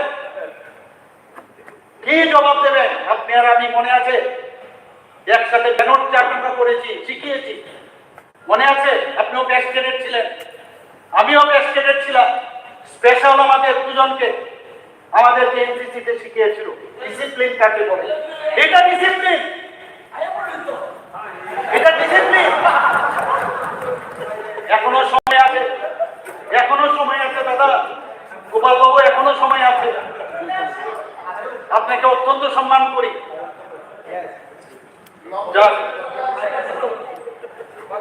মাননীয় অধ্যক্ষ মহোদয়, একটা জিনিস খুব ভালো হয়েছে, সমস্ত বিরোধী দলের আমরা কিন্তু সাকসেসফুল।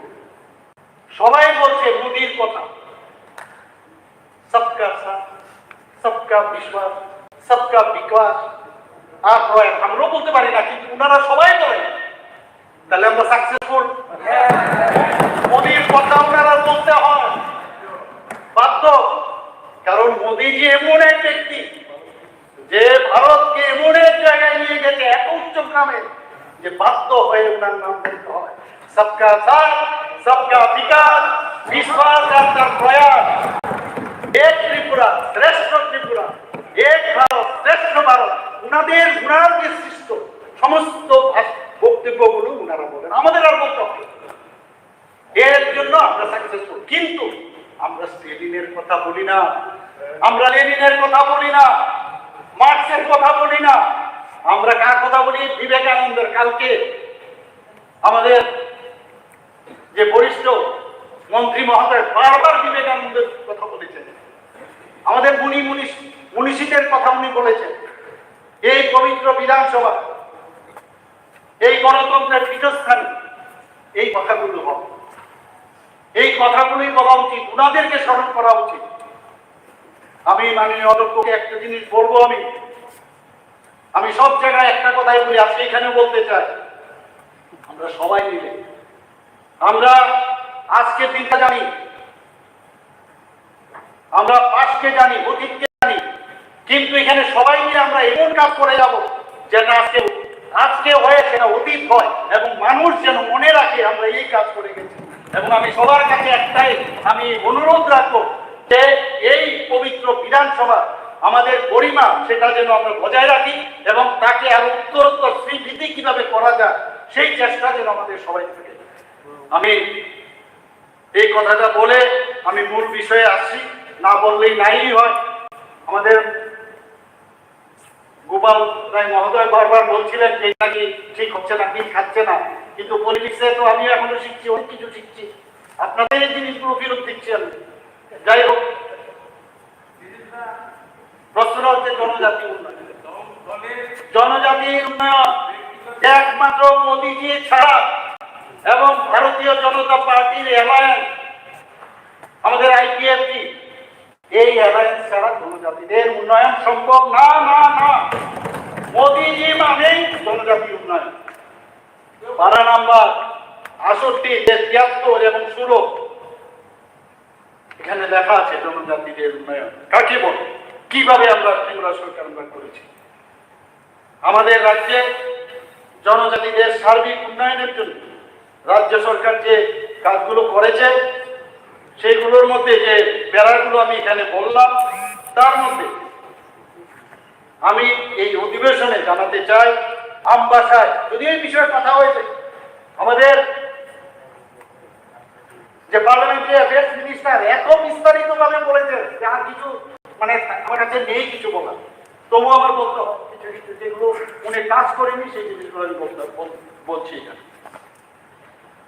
আমবাসায় নালিছড়া একটি নতুন একলব্য মডেল আবাসিক বিদ্যালয় নির্মাণ করা হয়েছে এবং আরো 16টি বিদ্যালয় নির্মাণ, ওখানে আরো 16টা করা হয়েছে, একটা বাদ দিল। আগরতলাতে কুমারী মধুতি রূপশ্রী এবং দক্ষিণ ত্রিপুরার সাবরুমে কলাছড়া ট্রাইবেল রেস্ট হাউস নামে জনজাতি রেস্ট হাউস নির্মাণ ও চালু করা হয়েছে। রাজ্য সরকার 2022 সালে জনজাতি কল্যাণ মন্ত্রকের সহায়তা জনজাতির গৌরব দিবস উদযাপন করতে, যেটা কোনোদিন কখনো কেউ করেনি এবং মোদীজির আহ্বানে আমরা সেটা করেছি, আপনারা সবাই জানেন। শুধু তাই নয়, জনজাতিদের প্রধান সমাজপতিদের আমরা যে ভাতা সম্মানই আমরা দিচ্ছি 2000 টাকা করে দিয়েছি। এর মধ্যে আমরা আমাদের যে ভিজন ডকুমেন্ট এবার আমরা করেছি, সেখানে নির্বাচনী ইশতেহারে সেটাকে 5000 করার কথা ঘোষণা করেছি। আমাদের প্রাক্তন এখানে ট্রাইবেল মিনিস্টার আছেন, ওনার মস্তিষ্ক প্রসূত পুনপুনিয়া স্কিম, ওয়াকপুনিয়া স্কিম, জনজাতিদের উন্নয়নের জন্য সেই স্কিমগুলো উনি করেছেন। আমি এখানে বিশদভাবে কথা বলবো না, কারণ সময় খুব কম। এখানে কিছু সদস্যদের আলোচনা স্বশাসিত জেলা পরিষদের উন্নয়নের জন্য অর্থ রাশি প্রদানের বিষয়টি এখানে উঠে এসেছে। এখানে আমি উল্লেখ করতে চাই, প্রতি বছর স্বশাসিত জেলা পরিষদের উন্নয়নের জন্য আমি আপনাদের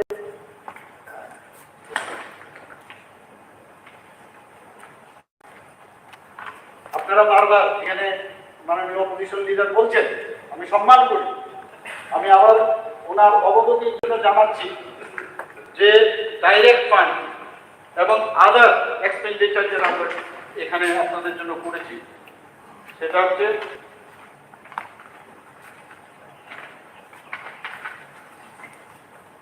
$537.25 কাজে আপনি এটা বলেছেন ডাইরেক্ট। আর আমাদের যে 49টা দপ্তর আছে এই ডিসি এলাকায় কত টাকা এখানে বিভিন্ন ডেভেলপমেন্টের জন্য খরচ করেছে? 4,401.04, অর্থাৎ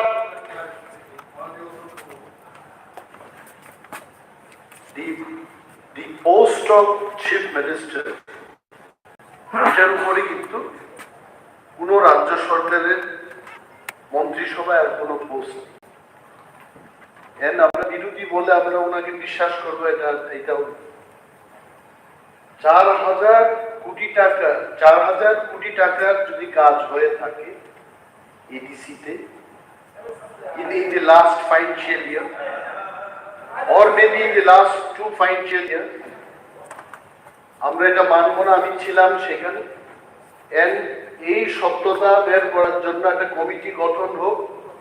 I am challenging honorable CM on this issue যে 4,000 কোটি টাকা একটা ফাইন্যান্সিয়াল ইয়ারে খরচ হবে। আমরা কি এত বোকা নাকি? আমরা পারি না, যাই না, করতে যাই না। Please give authentic information. আর না হয় একটা কমিটি গঠন করুন। Let's go and find out the truth. Otherwise please don't give such information in the house. That's it.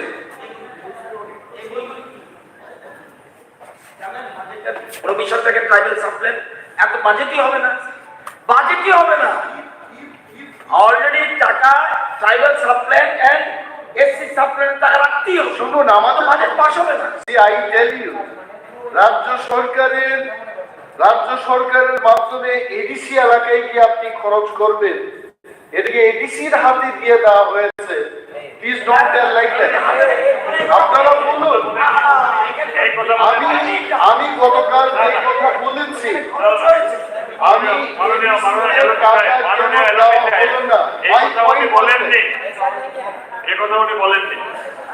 মাননীয় বিরোধী দল নেতা আপনার বুঝতে অসুবিধা হয়েছে, আমি আপনাকে এখানে যা লেখা আছে 100% সত্য। আর আমরা সত্য ছাড়া মিথ্যা বলি না, এটা আমাদের কি principal. It is not our business. আমি আবার বলছি, আপনি একটু শুনুন, ধৈর্য ধরে, পরে আপনি কথা বলতে পারবেন। আমি এখানে উল্লেখ করতে চাই, প্রতি বছর বারবার, কারণ এই কথাটা বারবার আমরা কানে শুনি যে ডিপ্রাইভেশন। এর জন্য এই সদনের মধ্যে এটা বলা খুব প্রয়োজন। এর জন্য আজকে এটা বলছি কি, যে প্রতি বছর স্বশাসিত জেলা পরিষদের উন্নয়নের জন্য প্রায় 5,000 কোটি টাকার মতো খরচ হয়ে থাকে। কিভাবে? 2021-22 এবং 2022-23 অর্থ বছরে অর্থরাশির যোগান দেখলেই তা স্পষ্ট। আমি বলছি টোটাল ডাইরেক্ট পেলেই কি খরচ হয়? ডাইরেক্ট পেলেই কি টাকা? ইনডাইরেক্ট তো পাচ্ছেন স্যার। 49টা দপ্তর আছে এডিসির উন্নয়নের জন্য। 2021-22 অর্থ বছরে রাজ্য সরকারের অর্থ দপ্তর স্বশাসিত জেলা পরিষদকে 537 কোটি 25 লক্ষ টাকা প্রদান করা হয়েছে। সেই সঙ্গে এবার শুনুন, রাজ্য সরকারের 49টি দপ্তর স্বশাসিত জেলা এলাকায় নাগরিকদের সার্বিক উন্নয়নের জন্য 4,401 টাকার উপর খরচা করা হয়েছিল। আমি সেটা বলছি, আমি টাকা নিলেই আমি টাকা খরচা করবো। এই সমস্ত ডিপার্টমেন্টে, সমস্ত ডকুমেন্টে শুনুন, আরেকটু ধৈর্য ধরে শুনুন। ভগবান আমাদের দুটো কান দিয়েছে বেশি শোনার জন্য, মুখ দিয়েছে একটা। দুটো কান বেশি শুনি, ধৈর্য ধরো। এছাড়া 2022-23 অর্থ বছরেও প্রায় 543 কোটি টাকা সরাসরি অর্থ দপ্তর থেকে স্বশাসিত জেলা পরিষদকে প্রদান করা হয়েছিল। পাশাপাশি রাজ্য সরকারের 49টি দপ্তর, আবার বলছি 4,404 কোটি টাকা খরচ করেছে, যা মাননীয় রাজ্যপালের ভাষণে 68 নম্বর বেড়াতে উল্লেখ করা আছে। এটাকে বলে সবকা সাথ সবকা বিকাশ আর বিশ্বাস, একটা প্রয়াস চলবে, চলবে, হবে, আরো অনেক কিছু হবে, এবং সেটা আমাদের সরকারে জনজাতিদের উন্নয়নে সামিল হবে। আমি বলে দিচ্ছি, আমরা চাই যে জাতি জনজাতি সবাই মিলে আমরা এগিয়ে চলি, একটি প্রশ্ন ত্রিপুরা করি।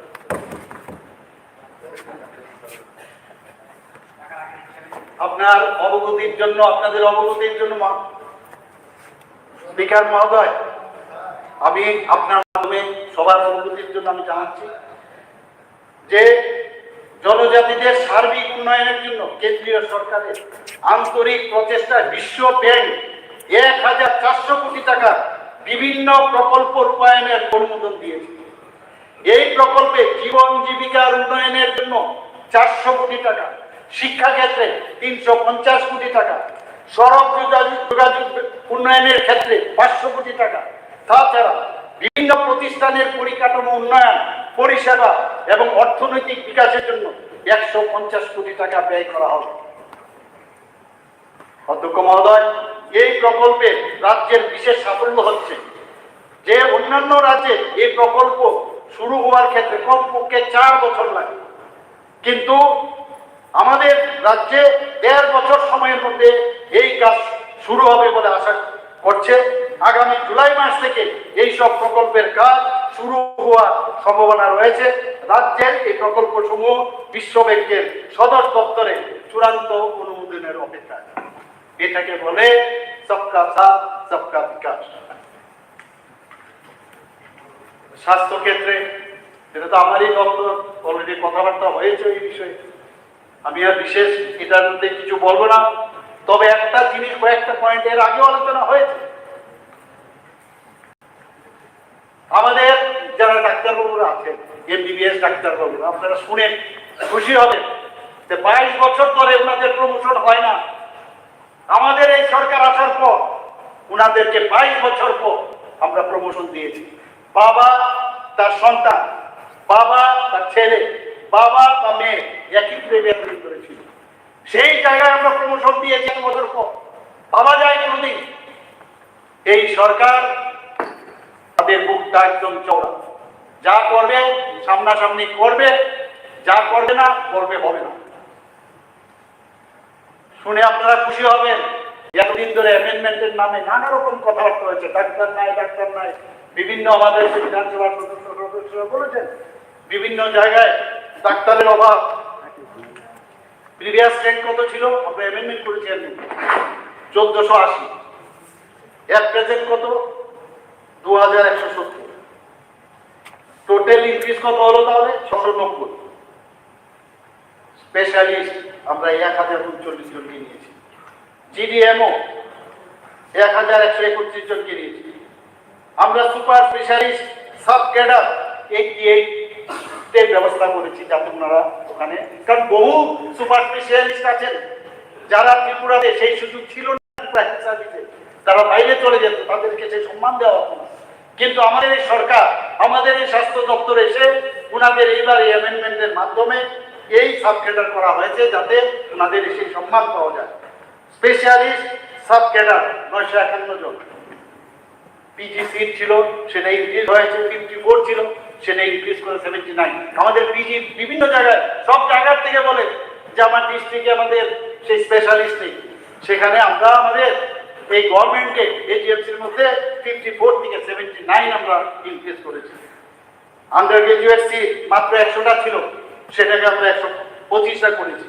তো সেইভাবে স্বাস্থ্য ক্ষেত্রে আমরা উন্নয়ন চারিদিকে আমরা চেষ্টা করছি, সবার কাছে যেন সেই স্বাস্থ্য আমরা মানুষের কাছে অন্তিম ব্যক্তি পর্যন্ত আমরা পৌঁছাতে পারি।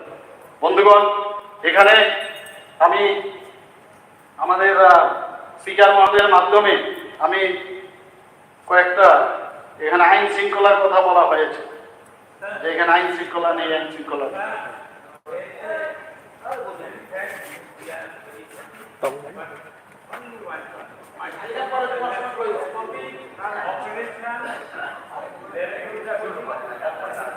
হসপিটালে ল্যাপ্রোস্কোপি অপারেশন শুরু করার উদ্যোগ নেওয়ার জন্য আচ্ছা, আইন শৃঙ্খলার কথা বলা, আমাদের মাননীয় মন্ত্রী রতননাথ মহোদয় কালকে আগের কথাগুলো বলেছে, যদিও বিরোধীরা বারবার বলছেন যে এগুলো বাদ দিন। এটা কি হয়? অতীত বাদ দিয়ে বর্তমান কি কোনদিন সম্ভব? আমি বর্তমানের কথা কয়েকটা এখানে পেপার কাটিং আপনাদের বলছি। দৃশ্যমুখে সমর্থিতে সিপিএম তাণ্ডব, আমিও রতনদার মুখে ফেলে দিই। মরা তাণ্ডব রানীর বাজার জিরানিয়া ছড়াচ্ছে প্রভাব আতঙ্ক পত্রিকায়। ত্রিপুরা দর্পণে সে আগেই অগ্নিসংযোগ। চরিলামে বিভিন্ন এলাকায় বিজেপি সমর্থকদের বাড়িতে হামলা উচ্চতি। কাঞ্চনমালা বাজারে বিজেপি নির্বাচনী অফিসে হামলা, অভিযোগ গেল থানায়। সোনামুড়ায় রাজনৈতিক সন্ত্রাস, গুরুতর জখম বিজেপির কার্যকর্তা। আমি নিজে গেছি, আমার ফটো আছে। ত্রিপুরার কথা ও সিপিএম কর্মীদের হাতে আক্রান্ত বিজেপি কর্মীদের দেখতে ও খোঁজ খবর নিতে জীবিত ডাক্তার মানিক শাহ। খোয়াইও সেই, আর কত বলবো, এইরকম অসংখ্য আছে। ইন্দ্রনগরে বিজেপির অফিসে ভাঙচুর, বোমাবাজি, প্রতিবাদে রাস্তা অবরোধ। তাহলে ত্রিপুরার ইতিহাসে আমি একটা কথা বলতে আমার দ্বিধা নেই, যে আমরা বারবার বলেছি যে এইবারের নির্বাচন কোনো অবস্থায় কোনো সন্ত্রাস যেন না হয়। আপনারা দেখেছেন বারবার আমরা সবার কাছে, আমাদের পার্টির যারা ছিল তাদের কাছে আবেদন করেছি, আমাদের যারা এমএলএরা ছিলেন বা আমাদের যারা লিডাররা ছিলেন তাদের কাছেও আমরা আবেদন করেছি। ত্রিপুরায় যে ইতিহাস হয়েছে, এইবার কোনো জায়গার মধ্যে যে ইলেকশন হয়েছে 16 তারিখ, কোনো জায়গায় কোনো সন্ত্রাসে কোনো রকম যে ছাপ্পা ভোটের কথা প্রায় এসে বলা হতো, সাইন্টিফিক রেগিং, খুব সুন্দর ওয়ার্ড, এগুলো পৃথিবীর কোথাও নেই। সাইন্টিফিক রেগিং এর কথা বলা হতো, কোথাও হয়নি। এবার 2 তারিখ রেজাল্ট বেরোলো, তখনও কিন্তু কোনো জায়গার মধ্যে ত্রিপুরার ইতিহাস যারা আমাদের ভোট দিয়েছেন এবং যারা এর সাথে যুক্ত ছিল, আধিকারিকরা, নির্বাচন কমিশন, ওনাদেরকে আমি ধন্যবাদ দেব যে কোনো জায়গায় কোনো সমস্যা নেই। অথচ এই ইলেকশনের মাঝখানে ওনারা বারবার কি বলেছেন, আর মাত্র 5 দিন, আর মাত্র 4 দিন, বলতে বলতে 3 দিন, এরপরে কি চলে আসলো মিনিটে, মিনিটের পর সেকেন্ড। কিন্তু তারপর ওই যেহেতু আসতে পারেনি, তাহলে একমাত্র আমাদের হাতিয়ার হচ্ছে ল অ্যান্ড অর্ডার। এখানে ডিটোরিয়েশন দেখাতে হবে, প্ল্যান করে করা হয়েছে এগুলো। এখন বলছে এখানে আইন শৃঙ্খলা নেই, বারবার বলা হচ্ছে আইন শৃঙ্খলা এখানে নেই। বন্ধুগণ, আমি বন্ধুগণ বলছি, কিন্তু আমি এখানে মাননীয় স্পিকার মহোদয়কে আমি বলবো যে আইন শৃঙ্খলার বিষয়ে বারবার এখানে সবাই উঠিয়েছে যে 18/1/2023 থেকে 22/3/2023 পর্যন্ত পুলিশ কি করেছে। Total number of cases registered 254, total number of arrest in case connection 235, total notice issued 995, total action taken 1230, total numbers of preventive arrest 14,240, 14,240। আমি তার ব্যাকআপ দেখাচ্ছি, আবার ব্যাকআপও দেখাচ্ছি আমি। 18/1/2023 থেকে 15/2/2023 total number of cases registered 182, total number of arrest in case connection 189, total notice issued 839, total action taken 1028, total number of preventive arrest 7,153। 16/2/2023 থেকে 2/3/2023 পর্যন্ত এখানে total number of cases registered 57, total number of arrest in case collection 39, notice issued.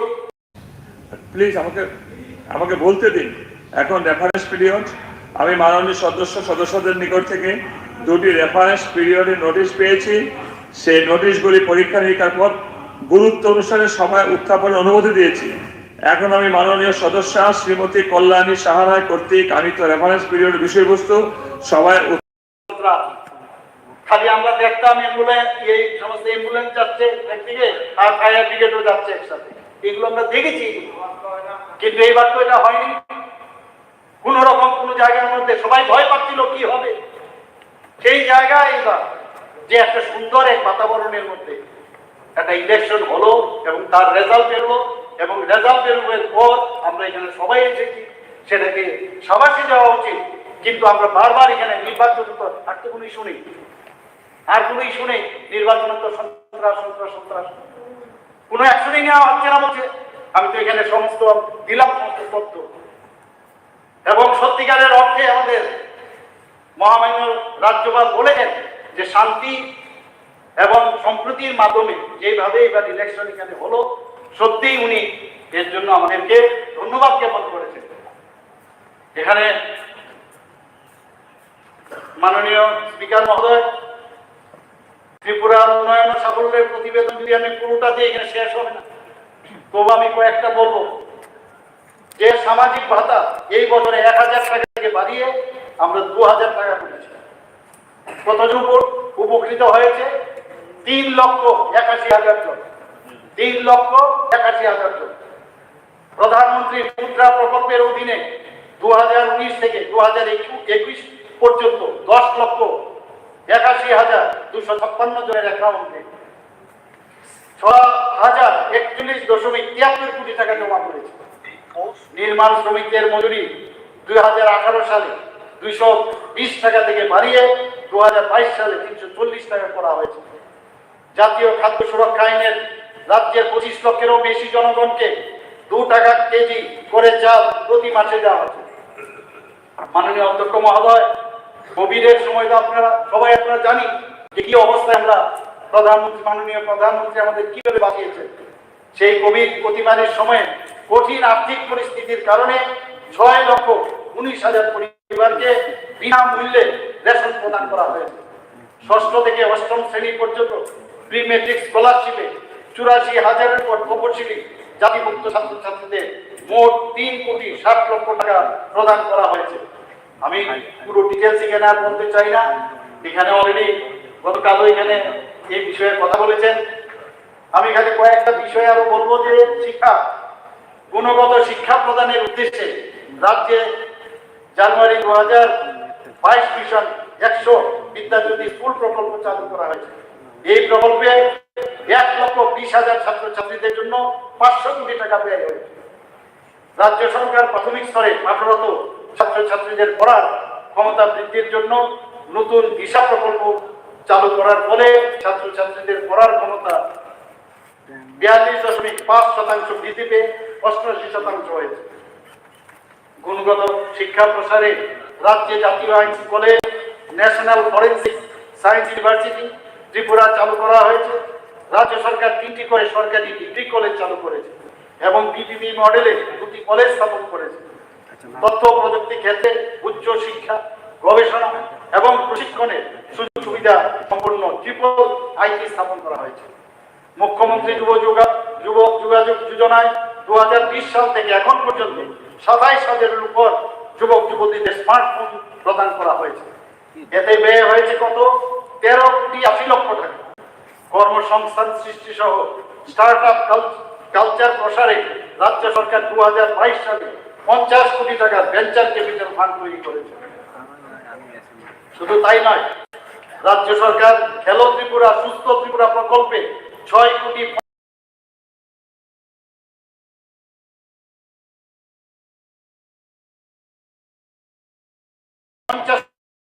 বিষয়ে আমি আমাদের পূর্বতন যিনি sports minister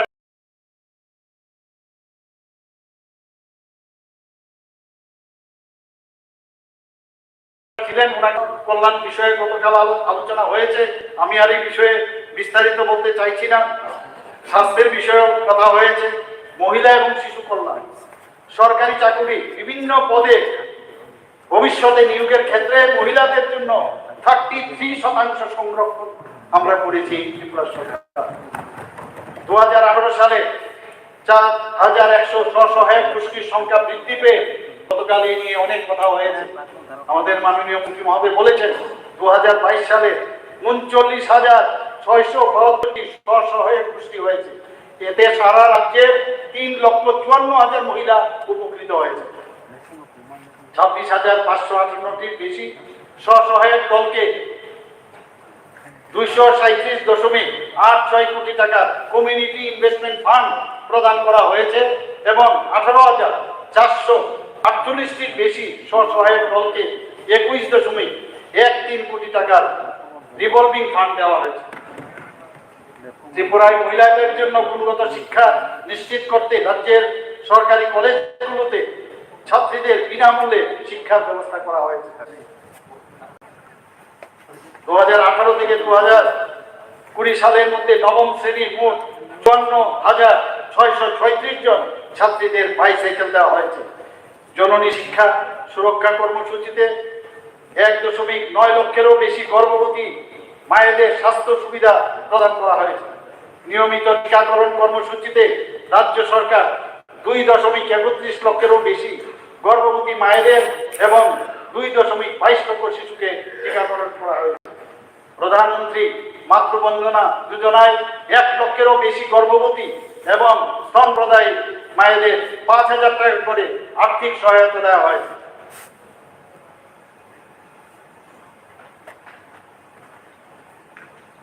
পরিকাঠামো উন্নয়নে প্রধানমন্ত্রী আবাস যোজনায় গ্রামীণ 2,57,000 ঘরের অনুমোদন দেওয়া হয়েছে এবং 2 লক্ষেরও বেশি ঘর নির্মাণ কাজ শেষ হয়েছে।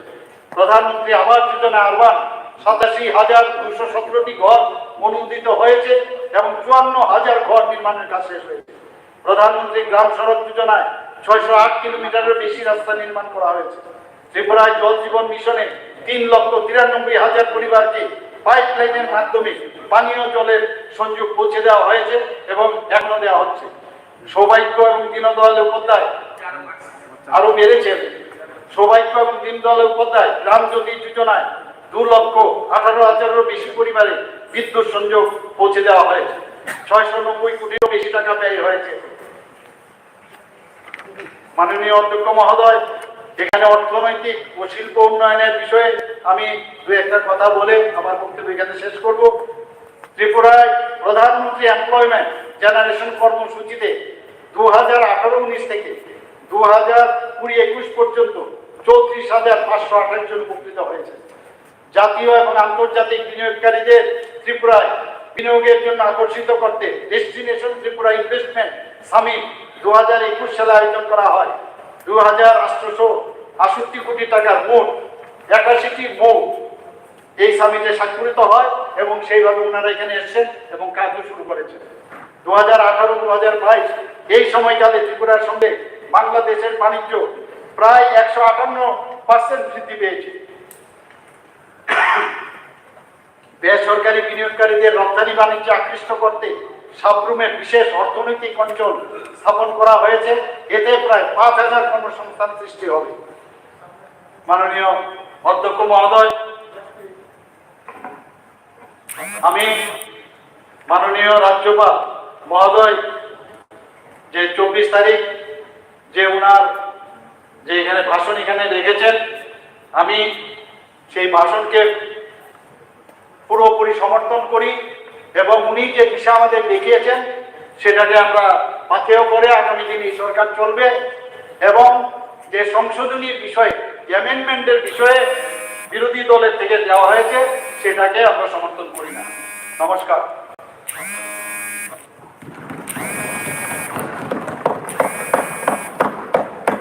গত 24শে মার্চ 2023 তারিখে মাননীয় রাজ্যপাল মহোদয় এই সভায় যে ভাষণ প্রদান করেছেন তার উপর আনিত ধন্যবাদ সূচক প্রস্তাব আলোচনা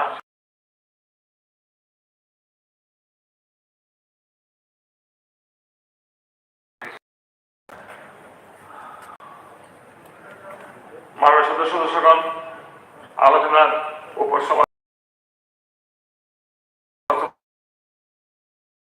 এখন আমি প্রথমে ধন্যবাদ সূচক প্রস্তাব রাখতে সংশোধন প্রস্তাবগুলো এখানে করে দেবো। সংশোধনের প্রস্তাব শুনানিছেন মাননীয় সদস্য সর্বশ্রী ইসলামউদ্দিন, নির্মল বিশ্বাস, শ্যামল চক্রবর্তী, শৈলেন্দ্রচন্দ্র নাথ, দীপঙ্কর সেন, গোপাল চন্দ্র রায়, জিতেন্দ্র চৌধুরী এবং অনিমেষ দেববর্মা মহোদয়গণ। যারা এই সংশোধনী প্রস্তাবগুলির পক্ষে আছেন তারা হাত, যারা এই সংশোধনী প্রস্তাবগুলির বিপক্ষে আছেন তারা না বলেছেন।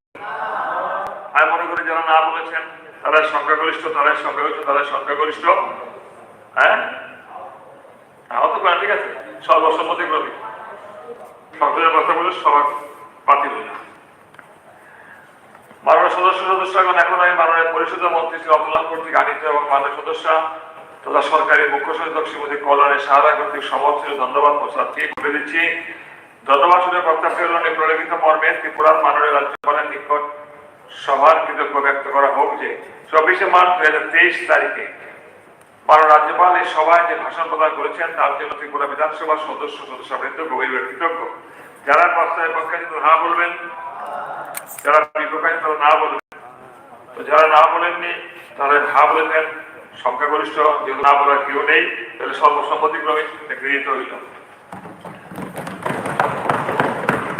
সভার পরবর্তী কার্যসূচি হল 2022-23 অর্থ বছরের অতিরিক্ত ব্যয় বরাদ্দের দাবিগুলি উপস্থাপন, আলোচনা এবং এগুলোর ভোট গ্রহণ।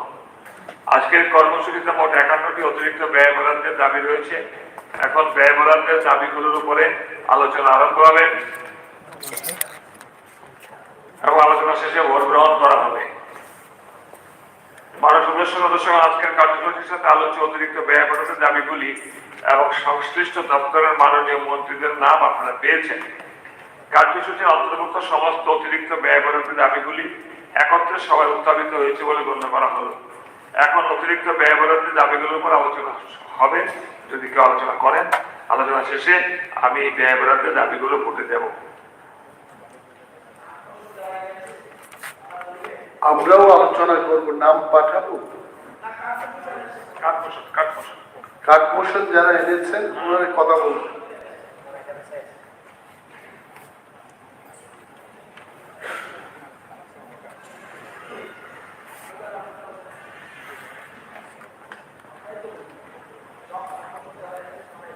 না না, কার্ড মোশন যারা এনেছেন ওনারাই কথা বলবেন, আর যারা কার্ড মোশনকে সমর্থন করবেন ওনারা বলতে পারবেন না। সাধারণত সাপ্লিমেন্টারি গ্র্যান্টসে বিরাট সুযোগ নেই। কার্ড মোশন আনলে ভেন্টিলেট করা হয়। আপনারা কার্ড মোশন যদি মনে করে কেউ এনেছে বক্তব্য রাখবে না, অসুবিধা নেই, অন্যরাও করতে পারে। সংখ্যা বেশি বাড়ানোর দরকার নেই বলছি, কার্ড মোশনের সুযোগ দেওয়া। সো আমি বলছি যে একটা টাইম অ্যালট করে দিই, যে হয় আমাদের তো ট্রেজারি ব্যাংক কি করবে, শুধু মিনিস্টাররা করবে, যেহেতু কার্ড মোশন পার্টিকুলার ডিপার্টমেন্টের নির্দেশ, ওনাকে বলতেই হবে। সো আমার ব্যাপারদের কোনো ঠিক আছে, আমরা নাম দেব, আপনাদেরটা দিন।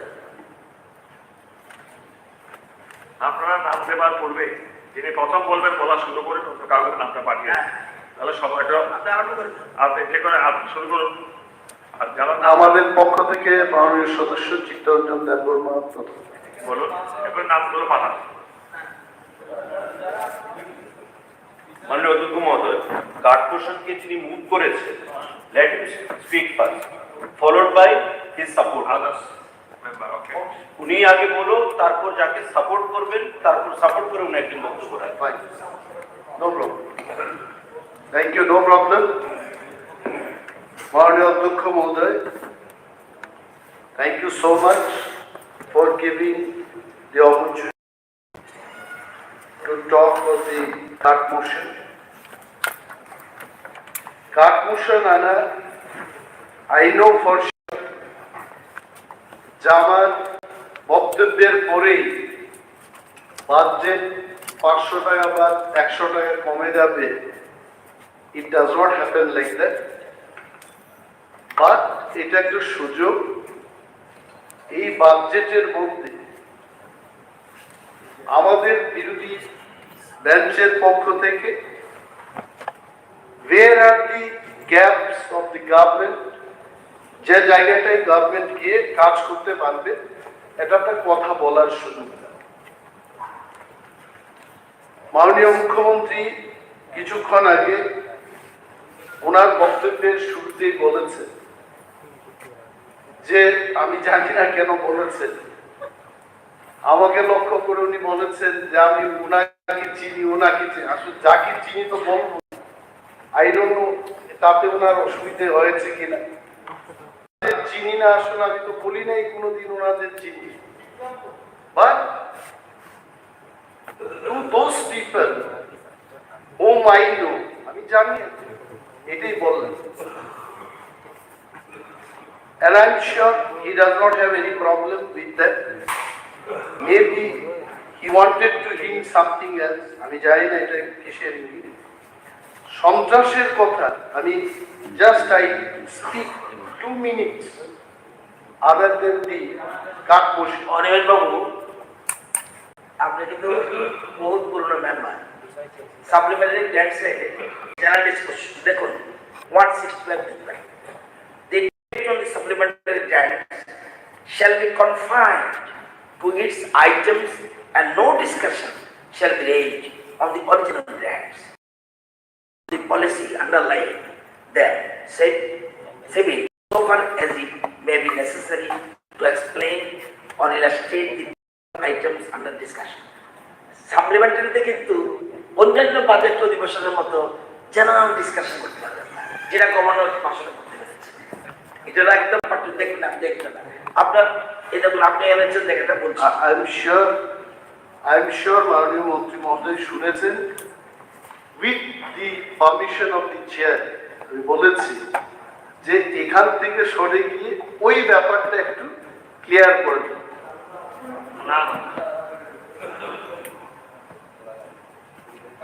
Why? Because this is very important. কার্পোরেশনের everything comes in the motion. আমাদের প্রতিটি বাজেট, পুলিশকে নিয়ে আপনারা বাজেট করেছেন, সন্ত্রাস দমন কে করবে, কে যাবে, এভরিথিং ইজ লিঙ্কড। তবে সে যাই হোক, সন্ত্রাসকে নিয়ে আমরা কালকেও বলেছি যে we are also against that. ইতিহাসের কথা উনি আমাদের স্মরণ করিয়ে দিয়েছে। মাদক বাড়িতে কেন গুলিকাণ্ড হলো এটার কিন্তু উত্তর আমরা পেলাম, এটাও একটা ইতিহাসে থাকবে।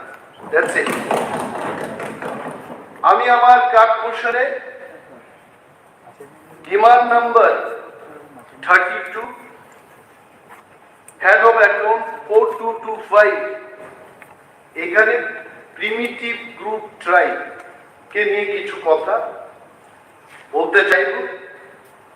প্রিমিটিভ গ্রুপ কারা? হু আর দি প্রিমিটিভ গ্রুপ? যারা এই রাজ্যে পাহাড়ি এলাকায় বসবাস করছেন, আধুনিক যুগ থেকে অনেক দূরে এখনো যারা আছেন, probably the definition of primitive group applies for them. তবে এটা আমাদের এই হাউসের প্রতিটি সদস্যই জানেন যে ত্রিপুরা রাজ্যে যাদেরকে আমরা প্রিমিটিভ বলছি, in fact this are the people, আপনি আমি আমাদের অনেক আগে they started living in this state. এবং এই প্রিমিটিভ গ্রুপদের জন্য কোটি কোটি টাকা যা বাজেট এসছে, এই বাজেট কিভাবে ইমপ্লিমেন্ট হয়েছে I have seen in some of the places. ADC তে যখন কাজ করার সুযোগ পেয়েছি, I have gone to those villages যেখানটায় আমাদের প্রিমিটিভ গ্রুপ ট্রাইব, মানে রিয়াংদেরকে প্রিমিটিভ গ্রুপ ট্রাইব বলে থাকে। সেখানে গিয়ে দেখলাম পানীয় জলের ব্যবস্থা করার জন্য রিং ওয়েল খনন হয়েছে। and that ring well খনন করার কাজ 2 বছর আগেই শেষ করেছে। but because of the electricity connection সেখানে মোটরটাকে চালু করতে পারছে না, and it was lying for 2 years just like that. অনেক জায়গায়, যেমন আমি আমবাসা এলাকার কথাই বলছি, মালিরায়, রামগুনা ইত্যাদি এলাকায় যারা প্রিমিটিভ গ্রুপ টাইপের লোক থাকেন, সেখানে বাঁশের পাতা দিয়ে এরা বাড়ি করে সেখানে এখনো বসবাস করছে। আই উড রিকোয়েস্ট দপ্তরের যিনি ভারপ্রাপ্ত মন্ত্রী একটা টিম নিয়ে সেই সমস্ত গ্রামে যান, দেখুন হাউ দে আর লিভিং। তাদের বাড়ি নেই, কিছু নেই, বৃষ্টির দিনে সেখানে থাকতে পারছে না। এই সমস্ত লোকের জন্য যে কোটি কোটি টাকা বাজেট আসছে, যদি তাদেরকে আমরা ঘর দিতে না পারি, পানীয় জলের যদি ব্যবস্থা করে দিতে না পারি, তাহলে এই টাকা আনার অর্থটা just to ventilate this problems. আমি আমার কাঠপুষণ পেয়েছি এবং 25 বছর এবং তার আগের 10 বছর যারা শাসন করেছেন, ওনাদের সময় থেকেই সেটা শুরু হয়েছে। তখনও কিন্তু প্রিমিটিভ গ্রুপ ট্রাইবদের জন্য কোনো তেমন কিছু কাজ হয়েছে। মনিন্দ্র রিয়াং মহোদয় মন্ত্রী ছিলেন, বহু বছর ধরে পিজিপি দপ্তর ছিল প্রথম প্রিমিটিভ গ্রুপ প্রোগ্রাম, সেখান থেকে একটা প্রিমিটিভ গ্রুপ ট্রাইব হয়েছে।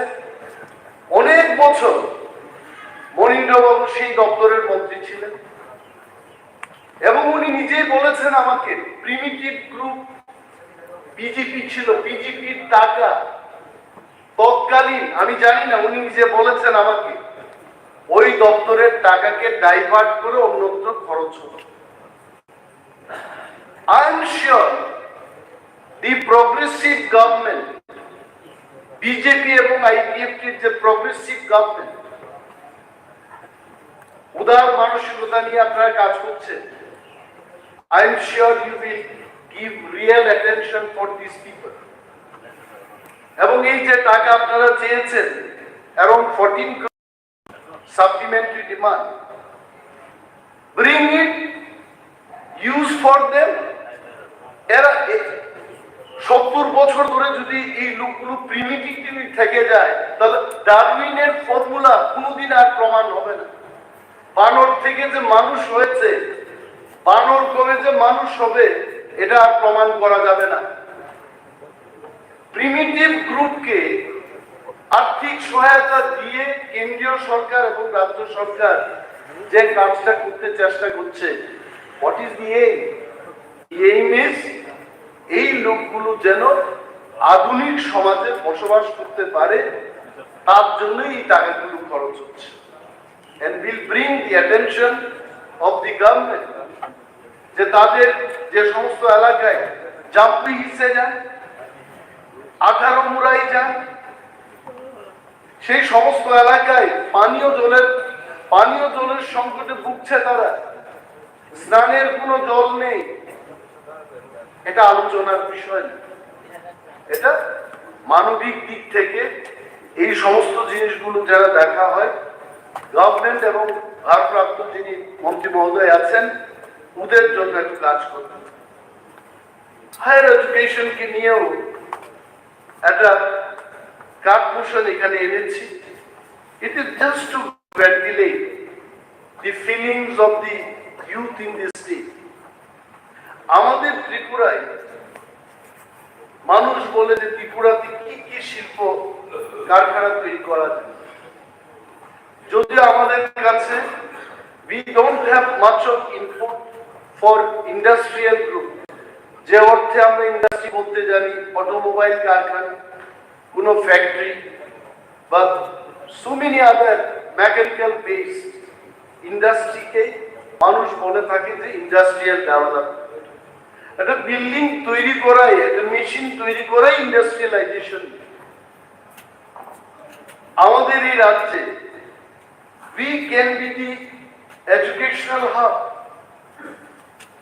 আমরা এই রাজ্যে পঠন পাঠনের নর্থ ইস্টে, সারা ভারতবর্ষের কথা বলছি না, I can tell you this much, the human resource, the quality of people Tripura, কি ওয়ানসা কি তিপ্রাস, আমাদের নিশ্চিত একটা কালচার ত্রিপুরায় নতুন একটা সংস্কৃতি তৈরি হয়েছে। ট্রাইবেল মানে নাগাল্যান্ডের ট্রাইবেল না, ট্রাইবেল মানে এখানকার ট্রাইবেল না, মিজোরামের ট্রাইবেল না। I am not undermining anyone. দিল্লিতে, পুনাতে, চেন্নাইয়ে গিয়ে যখন অন্যান্য স্টেটের যারা ট্রাইবেল এসটি ক্যাটাগরির ছাত্রছাত্রীদের সাথে যখন আমরা কথা বলি, they find us little different. ত্রিপুরার যারা শিডিউল ট্রাইব, তাদেরকে দেখে তাদের আলাদা মনে হয়। ওয়াই? বিকজ সেখানে ওয়ানসা এবং তিপ্রাসার মধ্যে মিশ্রিত একটা সংস্কৃতি তৈরি হয়েছে। তিপ্রাসাও ওয়ানসাদের থেকে শিখতে পেরেছে এবং ওয়ানসাও তিপ্রাসাদের থেকে অনেক কিছু শিখেছে, যার কারণে পশ্চিমবঙ্গের বাঙালিরা বলে থাকে যে ত্রিপুরার বাঙালিরা একটু আলাদা। ওয়াই? দিল ফাই শুটকি খাচ্ছে, ওয়াকবাহান খাচ্ছে, আলাদা ধরনের একটু সাহসী। আমাদের এখানে তিপ্রাসাদের যে ক্যারেক্টার, এটা এখানে ওয়ানসাদের মধ্যে ঢুকে গেছে। এই সংস্কৃতির উপর ভিত্তি করে আমাদের যে হিউম্যান রিসোর্স তৈরি হয়েছে, চেতনা, কম্পিটিটিভ এক্সামে গিয়ে আমি যে সেখানে এক্সামটাকে পাস করব, এই যে চেতনা ত্রিপুরার প্রতিটি মানুষের মধ্যে, সে হতে পারে এসসি, এসটি, জেনারেল ইত্যাদি ক্যাটাগরির লোক, we are now much better than any other northeastern states. এবং এটাকে যদি কাজে লাগানো যায়, আমাদের হাতে ইতিমধ্যে লন্ডনে পড়াশোনা করা, ভারতবর্ষের বহু ভালো ভালো ইউনিভার্সিটিতে লেখাপড়া করার যুবক যুবতীরা রয়েছে। যদি আমরা হায়ার এডুকেশনটাকে এখানে হাফ করা যায়, আমি দেখেছি এটা বিল এখানে আরিয়াভার্ট, if I pronounce correctly, একটা ইউনিভার্সিটি বিল এখানে এনেছে, and I was so happy to see that এত বছর বাদে ত্রিপুরায় একটা প্রাইভেট ইউনিভার্সিটিকে ইন্ট্রোডিউস করার জন্য একটা বিল আনা হবে। যদিও এই বিলটার মধ্যে এক দুটো কথা আমাদের থাকবে, otherwise the spirit of this bill is excellent. এটা যদি হয়, আমার এই রাজ্যের ছেলে মেয়েদের কাজ করার সুযোগ পাবে। সেদিন আমার কোয়ার্টারে এসে minimum 20 to 30 agri MSc, agri BSc, PhD প্রাপ্ত এগ্রিকালচার নিয়ে যারা পড়াশোনা করেছেন, চাকরি নেই তাদের। বলছে আমাকে, I was shocked to hear that 500 জনের উপর শুধু SC, agri BSc, agri MSc নিয়ে বাড়িতে বসে আছে। একদিকে আনন্দ হচ্ছে যে এসসিরাও শিক্ষিত হয়ে উঠছে, কিন্তু অন্যদিকে যখন কর্মসংস্থানের কথা বলবেন, তখন কিন্তু এদের হাতে কোনো চাকরি নেই। when they were discussing with me আমাদের কি হবে, আমাদের লাইফে আমরা কি করব, I told them very clearly, for a single government, for no government, it is not possible to employ all the graduates and master degree holders. কখনোই সম্ভব না।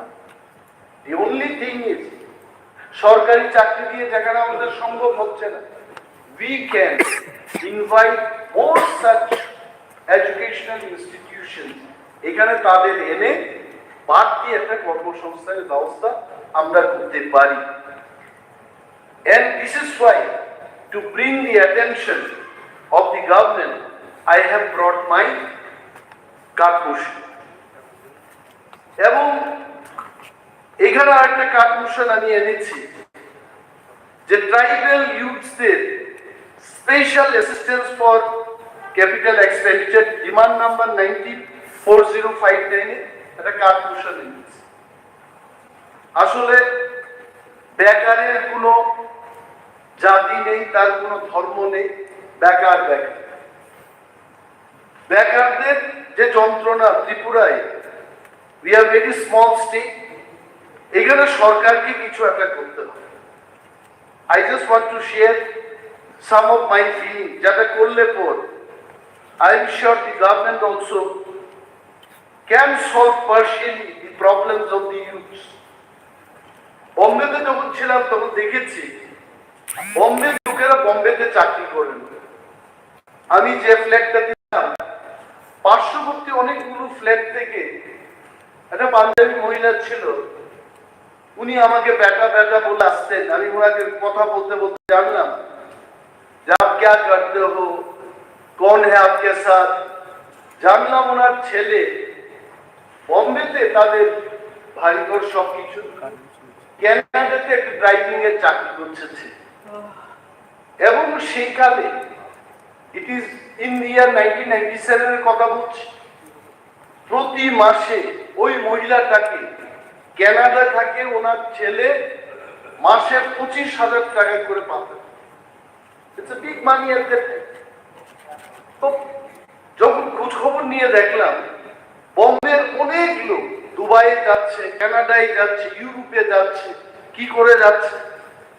আমি এখান থেকে গেলাম ত্রিপুরা থেকে, তারপর আমি চেষ্টা করেছি যে আমি ইউএসএ যাব এবং my first interview when I appeared in the year 1998, Panasoft Corporation of New Jersey selected me in that company এবং প্রতি বছর $44,000 কন্ট্রাক্ট ছিল।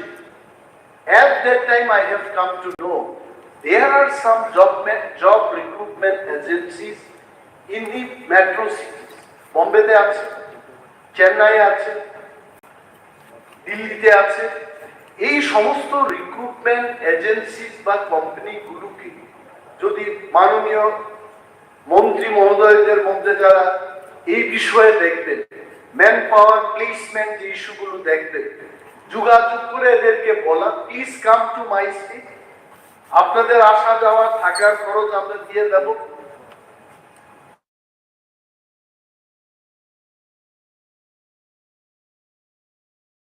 অনুযায়ী যদি আমরা করে তাদেরকে পাঠানো যায়, আই এম টেলিং যে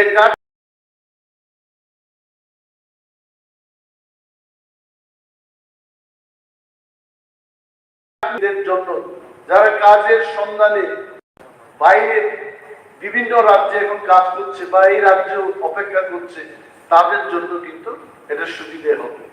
just to bring the attention of the government আমি এই কাজ পোষণটাকে আনলাম। এন্ড আই এম শিওর মাননীয় মুখ্যমন্ত্রী এবং যিনি প্লেসমেন্ট এবং সার্ভিসেস এই সেক্টরকে দেখবেন, please take a big step towards solving this unemployment problem by calling those job recruitment agencies here.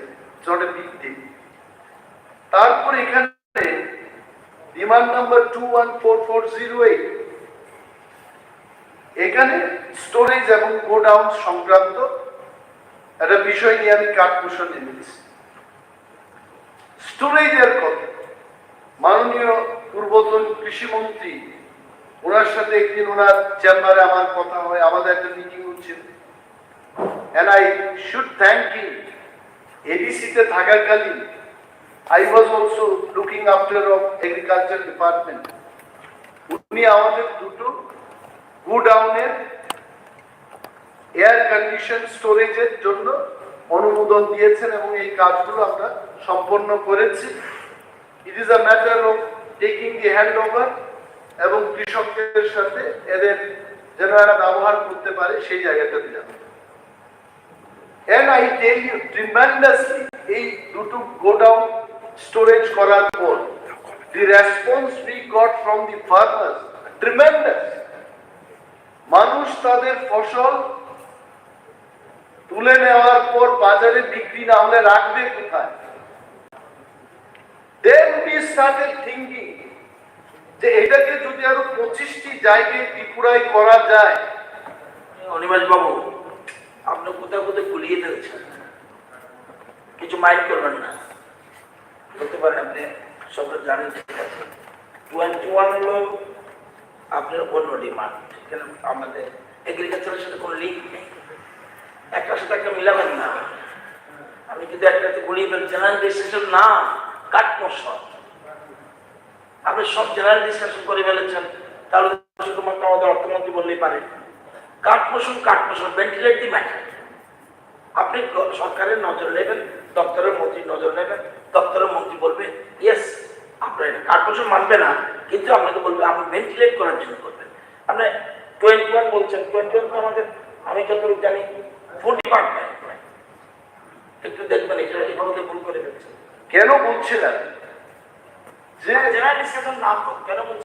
why I was telling this, the benefit, এই বেনিফিটটা আজকে go down, how many go downs are there? আমাদের প্রত্যন্ত এলাকায় how many go downs are there?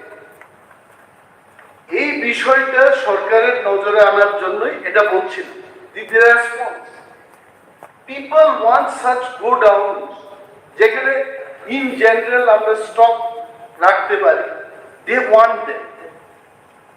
এবং যখন এই বাজেটের বইটা পড়লাম সাপ্লিমেন্টারি ডিমান্ড, আই থট সরকারের অ্যাটেনশনে আনার জন্য এটাকে কাঠপোষণের মাধ্যমে ভেন্টিলেট করা উচিত। Why I was thanking Minister for Agriculture, former Minister ji ছিলেন ওই দপ্তরে, so that you, the government also should know that the people, they appreciate this. এবং এই অ্যাপ্রিসিয়েশনটাকে অন্যান্য জায়গায় নিয়ে যাওয়া, that's it. Please take care of that. Honourable speaker sir, মাননীয় বিরোধী দলের নেতা যেটা বলছেন আমি ফুল রেসপেক্ট করবো, যে he is again referring it to the agriculture department.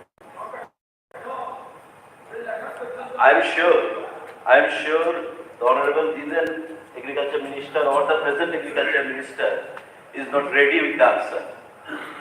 So answer lies with food department. The calculation which you have raised or moved is strictly related to food department. Understood. And I am ready with the reply. So my request to you would be যে আপনি এটাকে ফুডে convert করুন, not agriculture.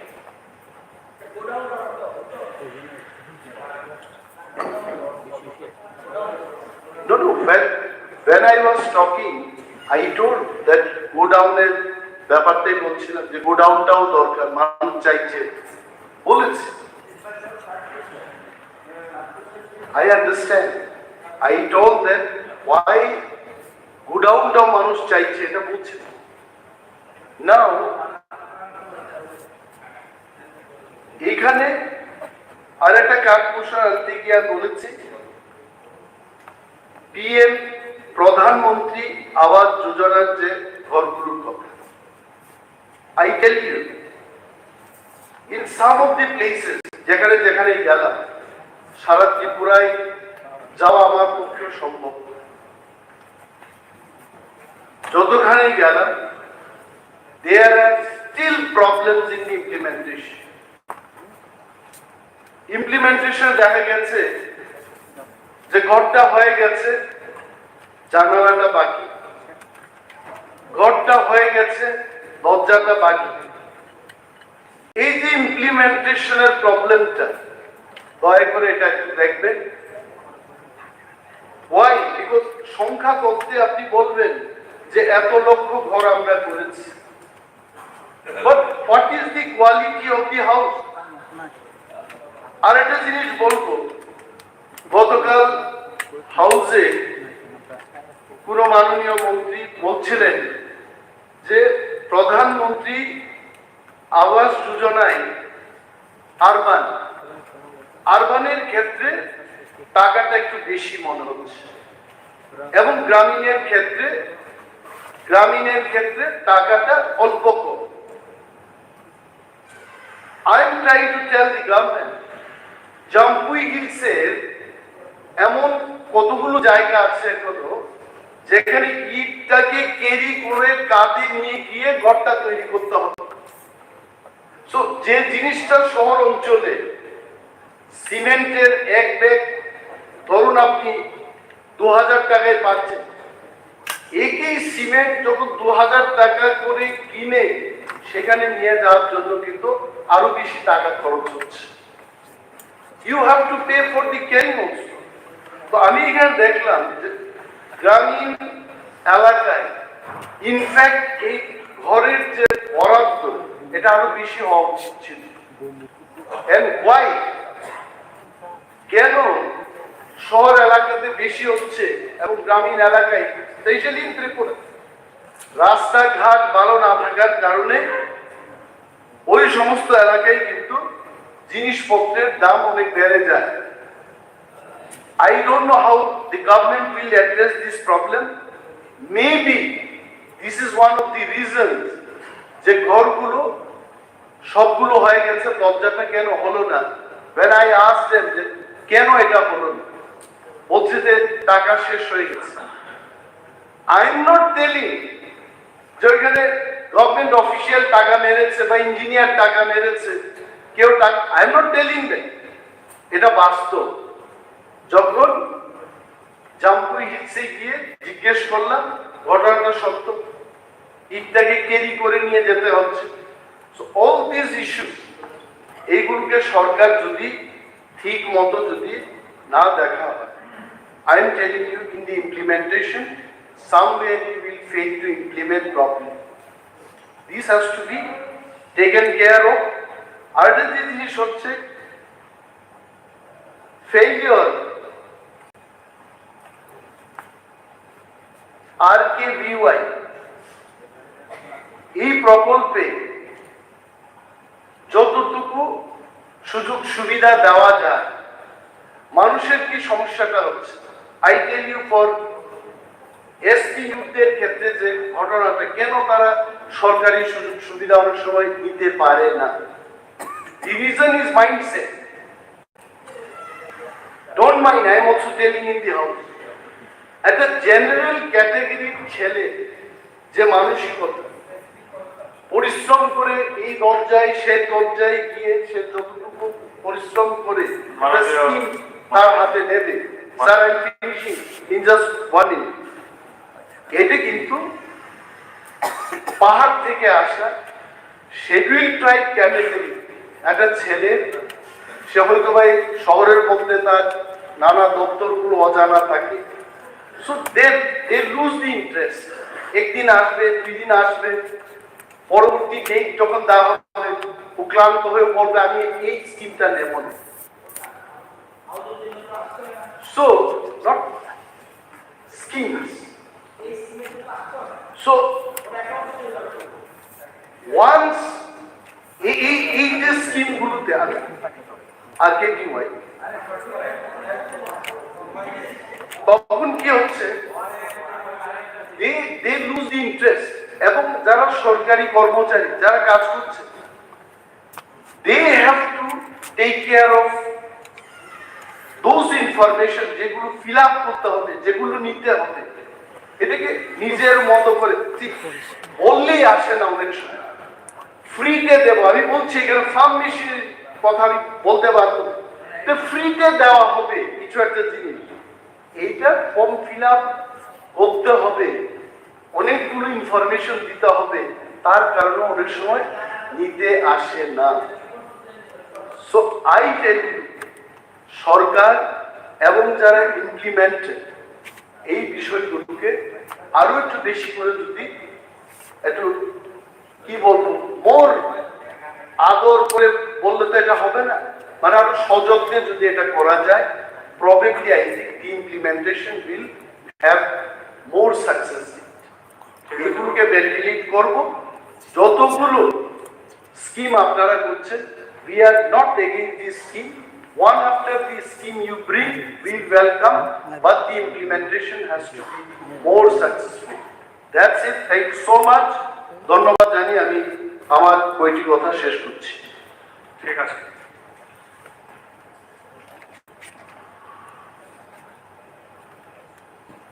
মাননীয় সদস্যগণ,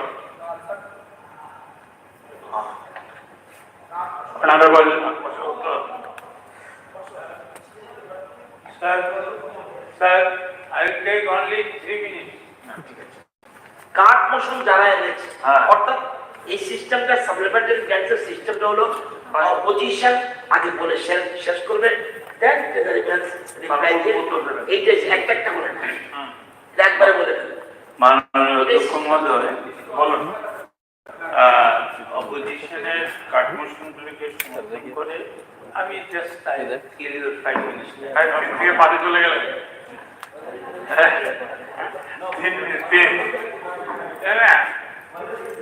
sir sorry whether his name is there in the list which you are in possession. উনার নাম কি আছে আপনার লিস্টে? কি করতে পারবেন? কাঠমোশনে ছিলেন, কাঠমোশনে আছে, গোপালচন্দ্র রায় আছে। আছে কালকে মাত্র এই যে গোপালচন্দ্র রায় আছে। স্যার কাঠমোশন আনেনি কি বলছে, এটাও কি সুযোগ দেবেন? টাইম টেবিল দিন, আচ্ছা বলুন, কিন্তু এটা করা উচিত কারণ আমাদের এক্সপার্ট ভয় পাওয়ার কিছু নাই। কি আছে বুঝলেন না? আমরা একটু আগে বক্তব্য শুনছেন না? মাননীয় অধ্যক্ষ মহোদয়, আমি স্পেসিফিক 3-4টা ডিপার্টমেন্টের উপর আপনি কিন্তু আনেননি কাঠমোশন গোপালবাবু। ঠিক আছে, আমি সমর্থন করবো। বলুন কারণ এনেও লাভ কি, আপনি সব তো ডিজালাও করেন। বলুন। স্যার, আমি প্রথমে বলবো মুখ্যমন্ত্রীর ভাষণ আমার কাছে খুব ভালো লেগেছে, কিন্তু আমি বলতে চাইছিলাম তখন আমাকে বলতে দেওয়া হয়নি। হেলথ ডিপার্টমেন্ট সম্পর্কে সবাই ওয়াকিবহাল, কিন্তু আমি বলবো জিবি যেহেতু আমাদের প্রাইম হসপিটাল এবং কলেজ আছে, সেখানে ল্যাপারোস্কোপি সার্জারি, উনি ডাক্তার, ওটা হয় না, ওটা যাতে চালু করার ব্যবস্থা করা, এটাই ঠিক আছে। দ্বিতীয় কথা sir, second regarding home department, cut motion মিট কথা করতে নেই, কিন্তু কাঠমোশন নেই উনি ডিজাইন ডিসকাশন করবেন। কাঠমোশন মানে তাহলে এখানে এটা কি সমর্থন করুন? ফেলিউর অফ ডিপার্টমেন্ট কেন আছে কি দেখো আমরা কেস কেন করছেন রিলেটেড টু হেলথ ডিপার্টমেন্ট। আপনি সব জানেন না। আরে ওরা তো পুরো একটা ইস্যুকে সমর্থন করুন। চালাতে পারবেন না। বলছে কোরআন থাকবে স্যার বলছি যা বলছে গোপালবাবু, তিন দিন ধরে বলছি আপনি এক্সপিরিয়েন্স সিনিয়র বারবার। আরে কাঠমোশনের ভিতরে থাকতে হবে তো, আপনি যারা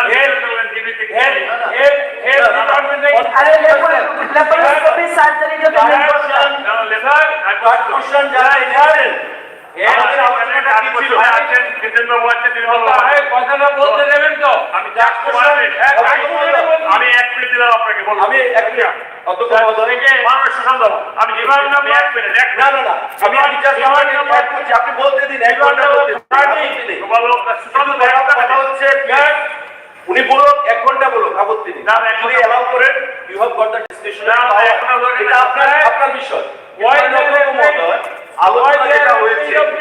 আলোচনা যেটা হয়েছে যে কাঠমোশন যারা এনেছেন তারা প্রথম কথা বলবেন, তার পরবর্তী সময়ে ওদেরকে সাপোর্ট করে যদি কেউ বলতে চায় তারা বলবে। ঠিক আছে। এখন মাননীয় বিধায়ক যেটা বলছেন এজিএমসি বা ল্যাপারোস্কোপি নিয়ে আসতে পারে না তো। প্রত্যেকে আমি এই বিষয়ে কি কেউ কথা বলেছে যে ওনাকে সাপোর্ট করে উনি বলছেন? আমি গোপালবাবু, এই বিষয়ে কি কেউ বলেছেন তাকে সাপোর্ট করে উনি বলছেন? ঠিক আছে, দরকার নেই তো। আপনি জেনারেল ডিসকাশন থেকে বলুন। ডেকোরামে চলবে অধ্যক্ষ মহোদয়। ডিমান্ড নাম্বার 30 ডিমান্ড নাম্বার 30 কাউকে অধিকার দেওয়া মানে আপনি যা ইচ্ছা চলবে না ডিমান্ড নাম্বার 30 ঢুকেছে ওটা এখন বলুন। শুধু সমর্থন করুন। এটা করছে তো করছে ডিমান্ড নাম্বার বলতে বলুন। ওকে স্যার, ডিমান্ড নাম্বার বলতে বলুন। করছে ডিমান্ডে ঢুকেছে। ডিমান্ড নাম্বার সবকে আপনি ডিক্টেট করলে হবে না তো? কারণ কাঠমোশন কোন কাঠমোশন বলুন? ডিমান্ড নাম্বার 30 বলুন। কাঠমোশন নেই। ডিমান্ড নাম্বার 30 কাঠমোশন নেই। আছে কোর্টেন বিল্ডিং। কাঠমোশন নেই। How you discuss? আমি তো দেখছি না, no. 13th of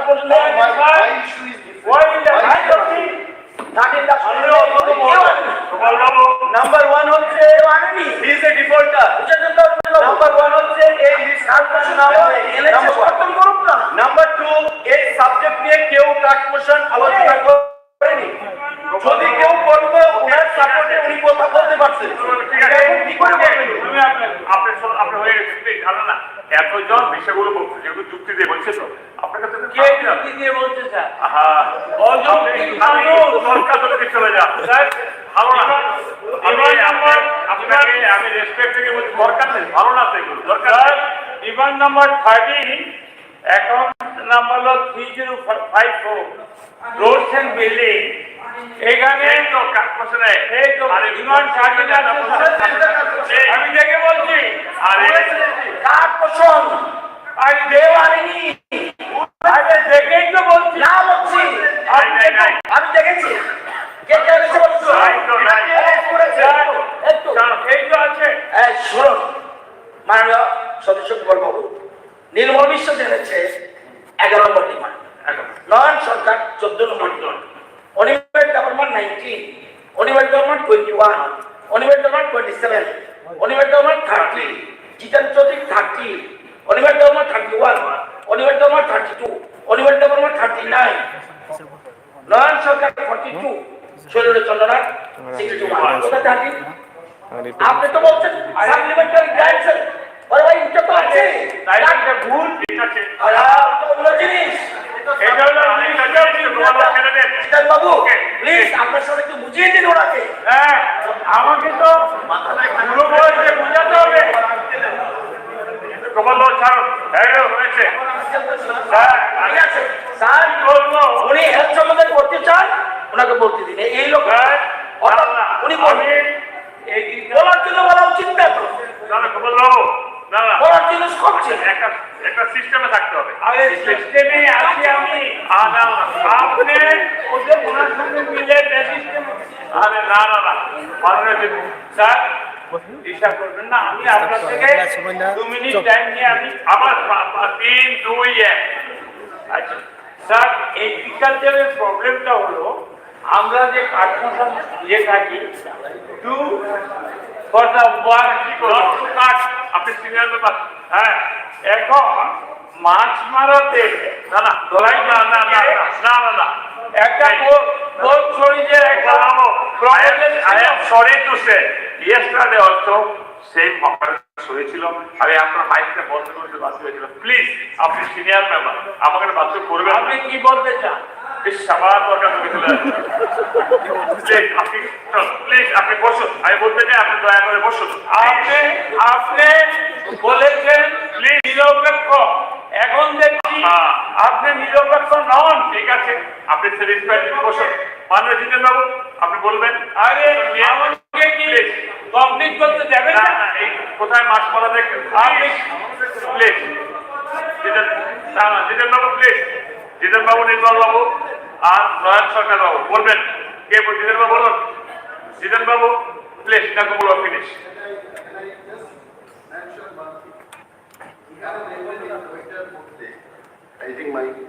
এই বইটা যে ছাপিয়েছে ডিমান্ড নাম্বার 21 এর পর ডিমান্ড নাম্বার 22টা নেই। দেখুন it is not there. Demand আসেনি। No, in the book itself এখানে তো আছে। আপনি দেখুন এটা প্রিন্টিং এর কোনো মিস্টেক হয়েছে এটা হতে পারে, কিন্তু শুনো প্রত্যেক ডিমান্ডে সাপ্লিমেন্টারি আসবে এটা কোনো জাস্টিফিকেশন এখানে না ওদিকে দেখো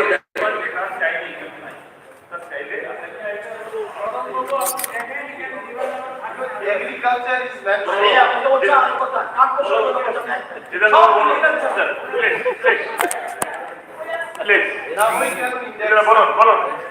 মাননীয় স্পিকার স্যার, আমি যে ডিমান্ডের উপর কার্পোরেশন নিয়েছি এবং বিরোধীরা আরো যে সমস্ত এই কার্পোরেশন দিয়েছে সমর্থন করে বলছি, আমি শুধু আমার ডিমান্ডের কথা বলবো, অন্য ডিমান্ড নয়। এটা নেগেটিভ টু পজিটিভলি বলছি। আমার ডিমান্ডের বিষয় হলো ফরেস্ট ম্যানেজমেন্ট। ফরেস্ট ব্যক্তিগতভাবে আমার এবং আরো অনেকের খুবই ইন্টারেস্টেড সাবজেক্ট, কারণ এনভায়রনমেন্ট ইকোলজি তার সাথে আমাদের যে সভ্যতা, আমাদের লাইভলিহুড, এভরিথিং তার সাথে কোরিলেটেড। আমাদের এই যে ফরেস্ট রিসোর্স, এটাকে রক্ষা করতে হবে।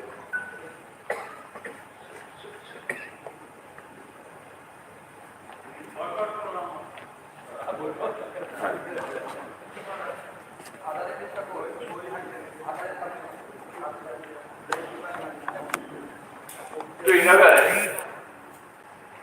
যে ত্রিপুরা রাজ্যের যে ফরেস্ট এমনিতে 60% অফ টোটাল ল্যান্ড ফরেস্ট, এটা যে কোনো কারণে হয়ে গেছে। এবং এই ফরেস্টের উপরে বা ল্যান্ডের উপরে ভিত্তি করেই আমাদের মেজরিটি অফ ফ্যামিলিজ বা পপুলেশন তাদের লাইভলিহুড। এর সাথে তো আমাদের রাজ্যের যারা আদিবাসী অংশের মানুষ আছেন তাদের জীবন, সংস্কৃতি, সভ্যতা সবকিছুই তো।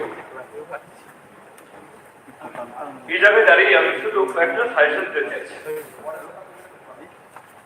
একটা সময়তে আমি ফরেস্ট ডিপার্টমেন্টের মিনিস্টার ছিলাম, এই কারণে এর সমস্যা সম্পর্কে এবং সম্ভাবনা সম্পর্কেও কিছু নলেজ কিভাবে হয়েছে। তো আমি এই জায়গায় বলবো যে ফরেস্ট ম্যানেজমেন্টে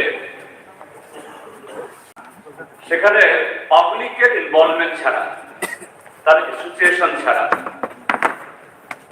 যতই স্ট্রিনজেন্ট ল আমরা এনাক্ট করি না কেন, অ্যাপ্লাই করার চেষ্টা করি না কেন, বা এনফোর্সমেন্ট এজেন্সি যাই থাক না কেন, ইট ইজ ইম্পসিবল।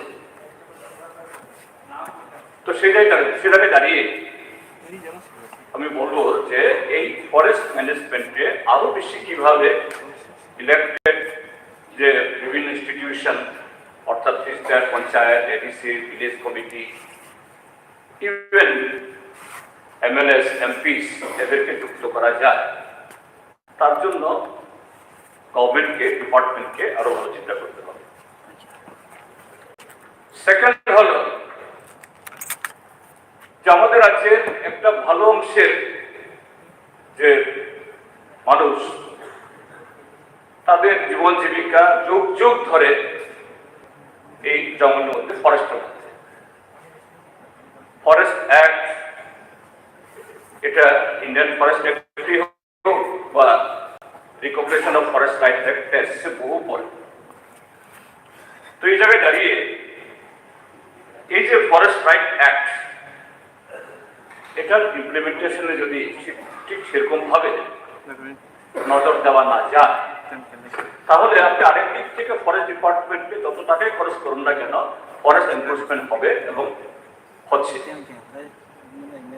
আমি সে জায়গায় দাঁড়িয়ে বলবো মাননীয় বন দপ্তরের রাষ্ট্রমন্ত্রী, তিনি মুখ্যমন্ত্রীও, যে আমাদের আছে প্রায় 1,25,000 পরিবার, তারা ফরেস্ট রাইট অ্যাক্টে রাইট কনফার্ট হয়েছে।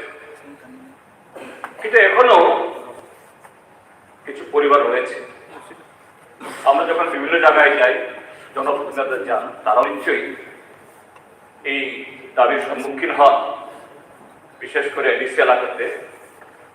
সেই সমস্ত পরিবারগুলোতে যেন ফরেস্ট রাইট অ্যাক্টে রাইট দেওয়া না হয়। তা না হলে কি হবে, জমি চাষ চলতে থাকবে, জঙ্গল কাটা চলতে থাকবে। আর এটা হওয়া মানে কি, এই যে ক্লাইমেট চেঞ্জ গ্লোবাল লেভেলে, তারও কন্ট্রিবিউটর আমরা হই। আর ছোট্ট আকারে দেখা যায় আমাদের যে উৎপত্তি রাজ্যের শেষ, এই নদীগুলোর নাব্যতা থাকবে না। নদীর নাব্যতা না থাকলে পরে নদীর জল থাকবে না, সেচ হবে না, কৃষিতে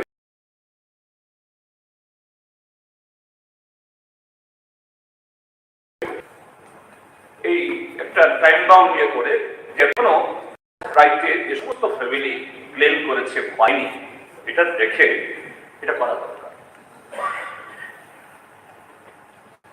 থার্ড যেটা বলবো এটা অত্যন্ত গুরুত্বপূর্ণ ডিপার্টমেন্ট। মাননীয় মুখ্যমন্ত্রীর হাতে আছে এটা, হয়তো আমরা ভাববো না মুখ্যমন্ত্রী একদম যিনি চিফ, কিন্তু মুখ্যমন্ত্রী হিসাবে এটা যে কোনো লোকের দিয়ে আমাদের অভিজ্ঞতা, আরো অনেক ইম্পর্টেন্ট সময় তাকে দিতে হবে, দিতে হয়।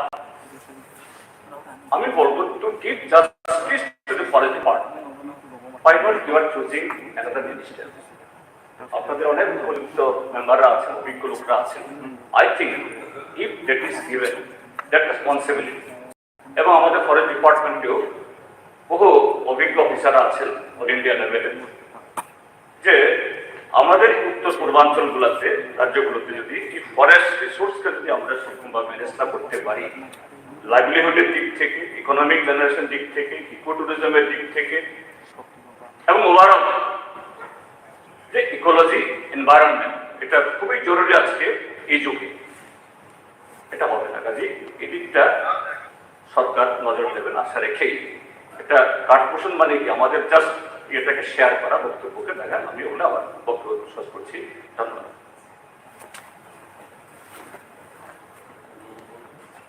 এখন মাননীয় বক্তব্য এগুলোর উপরে বক্তব্য রাখবেন মাননীয় মন্ত্রী মহোদয়গণ। বলার নাই বলবেন, দীপঙ্কর কি জানি নাম, নয়ন বাবু বলবেন, বলুন।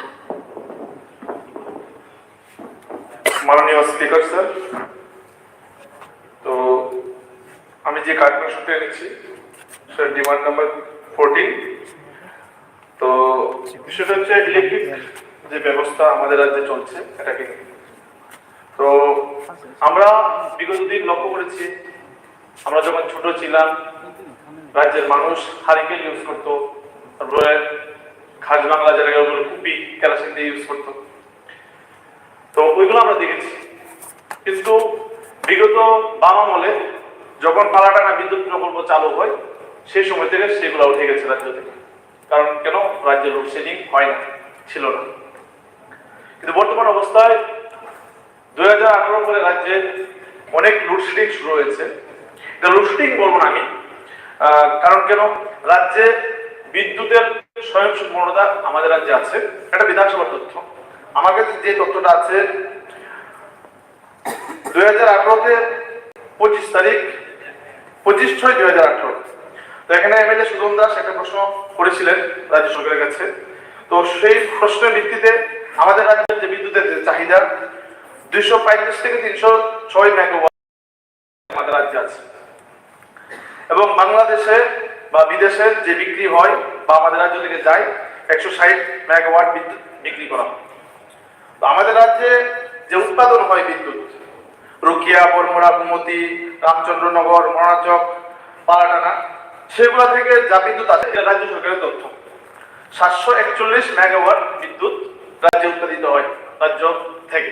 তার মানে আমরা রাজ্যে ইলেকট্রিকের বা বিদ্যুতের দিকে স্বয়ংসম্পূর্ণ। তো স্বয়ংসম্পূর্ণ থাকার পরও কেন আমাদের রাজ্যে সেই প্রবলেমটা হবে? ইনফ্রাস্ট্রাকচার আছে, হয়তোবা অনেক জায়গাতে বিদ্যুতের লাইন যায়নি, কিন্তু যেই জায়গাতে লাইন আছে, বাড়িতে কারেন্ট লাইন ঢুকেছে, ইলেকট্রিক পিলার আছে, সব আছে, কিন্তু বিদ্যুৎ থাকবে না কেন? আমার কথা হচ্ছে এই জায়গাতে। তো সেই জায়গাতে দাঁড়িয়ে আমরা যা লক্ষ্য করেছি, বিশেষ করে গ্রামীণ এলাকায় দেখা যায় যে আমাদের যে যন্ত্রণা, যে ইলেকট্রিক না থাকার যে যন্ত্রণা, বলতে লোক কারেন্ট চলে যায় ভোর 3টার সময়। তো অনেক সময় আমাদের এলাকা, যে এলাকাতে আমরা বাড়ি, তো ওই এলাকাতে আমি নিজেও ইলেকট্রিক অফিসে ফোন করেছি যে কারেন্ট নেই কেন। ইলেকট্রিক ডিপার্টমেন্টের লোক বলে যে দাদা কুয়াশা পড়লে তার ভিজলে নাকি কারেন্ট যায়, এরকম আমি শুনেছি, আমাকে বলেছে। কেউ বিশ্বাস করুক না করুক, আমি কাউকে হেয় করার জন্য বলছি না, এরকম বলেছে নাকি। যাই হোক, এটা তাদের ব্যাপার, তাদের টেকনিক্যালি ব্যাপার, তারা বলেছে। কিন্তু রাজ্যের যে আমাদের এই সরকার, মানে 18 পরে যে সরকার আসার পর বিভিন্ন সাবডিভিশন আমরা বেসরকারি হাতে তুলে দেওয়া হচ্ছে। বেসরকারি হাতে যে সংস্থা পরিচালনা করছে, তো লক্ষ্য করা যায় তাদের যে বিভিন্ন লাইন মেনটেনেন্স করার জন্য বা কাজ করার জন্য যেই কর্মচারীগুলো নিয়োগ আছে, তারা যে ব্যাপারে কাজ জানা দরকার কিন্তু আজকে আমরা লক্ষ্য করছি। সেই জায়গাতে দাঁড়িয়ে তারা ঠিক মতে পরিষেবা দিতে পারছে না, ঠিক মতে তারা যে নষ্ট হলে বা কোনো কিছু মেনটেনেন্স করতে গেলে যা দরকার সরঞ্জাম তাদের কাছে নেই। তাদের সাথে যখন আমরা কথা বলি তখন তারা এরকমটাই বলে। যাই হোক, মেনটেনেন্সের কারণে আমরা পাচ্ছি না, কিন্তু রাজ্যে বিদ্যুৎ সাপ্লাই হচ্ছে কিন্তু বাড়ি পর্যন্ত পৌঁছছে না। আমাদের কথা হচ্ছে যে বিদ্যুৎ যদি থাকে তাহলে মানুষ কেন পরিষেবা পাবে না? মানুষকে তো পরিষেবা পেতে হবে, এটা আমাদের নিত্যদিনের সঙ্গী। একদম ভীষণ কষ্ট হয়, কারণ কেন মানুষ এখন আধুনিক যুগে চলে যাচ্ছে, ইলেকট্রিক ছাড়া চলা যায় না, মোবাইল টেলিফোন যাই বলুন সবকিছু ইলেকট্রিকের উপরে নির্ভরশীল। তো সেক্ষেত্রে দাঁড়িয়ে আমি বলবো যে মেনটেনেন্সের ব্যাপারে এগুলো নজর দেওয়া হোক। আমি একটা বিষয়, খুবই গুরুত্বপূর্ণ বিষয়, একটা উদাহরণ হিসেবে দিচ্ছি যে বেসরকারি যে সংস্থার দেওয়ার পরে কি হচ্ছে। কল্যাণপুর ডিভিশনে সম্ভবত, হ্যাঁ কল্যাণপুরে, উদাহরণ হিসেবে বলছি, মার্চের 2020 তারিখ থেকে 196 জন টেকনিক্যাল অ্যাসিস্ট্যান্ট, 322 জন জুনিয়র অপারেটর কন্ট্রাক্ট বেসিসে আউটসোর্সিং করা হয়। তাদের স্যালারি 6,980 টাকা করে দেওয়া হয়। তো বলা হয়েছিল পরবর্তী সময় তাদের বেতন বৃদ্ধি করা হবে, তাও হয়নি। 1,020 টাকা এরকম বাড়ানো হবে এরকম বলা হয়েছিল, কিন্তু বাড়ানো হয়নি এখন পর্যন্ত।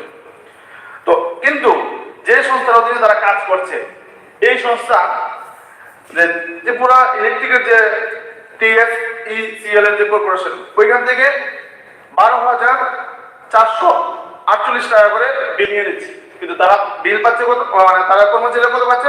6,980 টাকা। তো তারা যদি এরকম পায় তাহলে তাদের সার্ভিস কিরকম হবে তারাও জানে, যে আমাদের বেতন হচ্ছে অত টাকা, আমি পাচ্ছি অত টাকা, সার্ভিস তো এরকম হবে। তো এইরকম যে অবস্থা, তারপর আবার ইদানিং আরো 120 জনকে নিয়োগ করা হয়েছে। তো এইভাবে যদি চলে, যে যেরকম ন্যূনতম একটা চলতে গেলে যে পাওয়া দরকার তাদের স্যালারি, তো তাদের কাজেও তো গাফিলতি এরকমই থাকে। যাই হোক, এখন রাজ্যের ইলেকট্রিকের যে অবস্থা বললাম, তো এখন যে আমাদের যে রাজ্যের 23/3/2021 এই বিধানসভার তথ্য রতন ভৌমিক MLA উনি একটা প্রশ্ন এনেছিলেন। এই প্রশ্ন অনুযায়ী রাজ্য ইলেকট্রিক ডিপার্টমেন্ট মিনিস্টারের দেওয়া তথ্য, আমাদের রাজ্যে যে তাদের যে সংখ্যা, মানে শূন্যপদের সংখ্যা, রাজ্য সরকার দেওয়া তথ্য, শূন্যপদ আছে বলে কি সমস্যা হচ্ছে। শূন্যপদের সংখ্যা, গ্রুপ এ কর্মরত কর্মচারী 105 জন শূন্যপদের সংখ্যা, গ্রুপ বি শূন্যপদের সংখ্যা 25, গ্রুপ সি শূন্যপদের সংখ্যা 182, গ্রুপ ডি শূন্যপদের সংখ্যা 196। মোট 508 জনের শূন্যপদ পরে আছে ইলেকট্রিক দপ্তরে, এটা আমাদের বিধানসভার তথ্য। ঠিক আছে, তো শূন্যপদ যদি পরে থাকে তাহলে পরিষেবা কি করে পাবে মানুষ? যাই হোক, আমি অবিলম্বে বলবো যে বিদ্যুৎ পরিষেবা দেওয়ার ক্ষেত্রে সরকারি কর্মচারী বা বিদ্যুৎ লাইনে দেওয়ার ক্ষেত্রে IPDS প্রকল্পের অধীনে আমাদের রাজ্যে 2017-তে মাটির নিচ দিয়ে কেবল লাইন সম্প্রসারণের কাজ শুরু করেছিল বিগত বামফ্রন্ট সরকার আমলে। কিন্তু এই বিগত যে 5 বছর যে সরকার চালিয়েছেন, আমি জানি না কতটুকু কেবল লাইন নিচ দিয়ে করেছে, যেটা মাটির নিচ দিয়ে হয়। তো আমি আবেদন রাখবো কাঠমোশনের মাধ্যমে যে হয়তো নিচ দিয়ে কেবল লাইন করুন, যত দ্রুত করা যায়, না হলে তাদের জন্য বিকল্প, বিশেষ করে গ্রামীণ এলাকার জন্য প্রত্যেক পরিবারকে আবার পুনরায় সরকারের পক্ষ থেকে হারিকেল এবং 5 লিটার করে কেরোসিন যাতে প্রত্যেক পরিবারকে দেওয়া হয়, আমার দাবি। ঠিক আছে, আরে দাবি না তো কাঠমোশনের তো আচ্ছা, এটা তুললাম আর কি বলবো। না না, এতে যে তুললে হয়নি, তুললাম, এটা ছাড়লাম। Please conclude. না না, ঠিক আছে, তোমার নতুন মেম্বার বলে সুযোগ দিচ্ছি, বলুন। আচ্ছা, দ্বিতীয় যার একটা কন্ডিশন, ডিমান্ড নাম্বার 42। তো আমাদের পূর্বতন সরকার NHIDL যে সংস্থা, ওই সংস্থাকে দিয়ে রাজ্যের বিভিন্ন প্রকল্পের কাজ করার জন্য অনেক কোটি কোটি টাকা দিয়েছে। তো রাজ্য সরকার বলেছিল যে অনেক দ্রুত কাজ এগোবে, কিন্তু যে কাজগুলো হয়েছে সেগুলো রক্ষণাবেক্ষণ পর্যন্ত ঠিকভাবে হচ্ছে। তো আমাদের রাজ্যে PWDর আন্ডারে NH একটা ডিভিশন আছে, যদি এনএস ডিভিশন দিয়ে কাজ হতো, আমাদের রাজ্যের একটা কমিশন থাকতো এবং রাজ্যের লাভ হতো, অনেক কর্মচারী এখান থেকে নিয়োগ হতো এবং যে ইনকাম সোর্স একটা বেরোতো, তো সেটা হয়নি। তো আমি কনক্লুশনে এই বিষয়টা সবাইকে ধন্যবাদ। আর বলবেন শরীর বাবু বলুন। আরে মাননীয় স্পিকার স্যার, এতক্ষণ কেউ জানে না, আবার আমরা আনন্দ করছি। না না, একটা জিনিস, ডিমান্ড নাম্বার 61, এখন তো আমি জিতেন বাবু এখানে আছেন, আমি শ্যামাচরণ ত্রিপুরার কথা মনে পড়ে, নবমাতিয়ার কথা মনে পড়ে, আরো অন্যান্য মেম্বারের কথা মনে পড়ে। কার্ড মোশন কি জিনিসটা আমি বলি না, 1 বছর আমি কথা বলিনি বিধানসভায়, মনে আছে। প্রথম ছুটেই যদি সদস্যদের না বুঝিয়ে হাউসে প্লেস করে দেয়, জানেন ফিউচারে কি প্রবলেম হবে। এই কার্ড মোশন কি ধরনের কটা আগে বোঝাতে হবে। এই জায়গাটা একটু প্লিজ প্লিজ, কার্ড মোশনটা কি দেখুন। কার্ড মোশনটা হলো 3 ধরনের কার্ড মোশন, এবং রাখেন জানলে শোনা, জানলে তো আমি বলতাম না, কেন এসব করছেন, মনে যা ইচ্ছা বলছে, এক জিনিস করে দিচ্ছে আরেক জিনিস।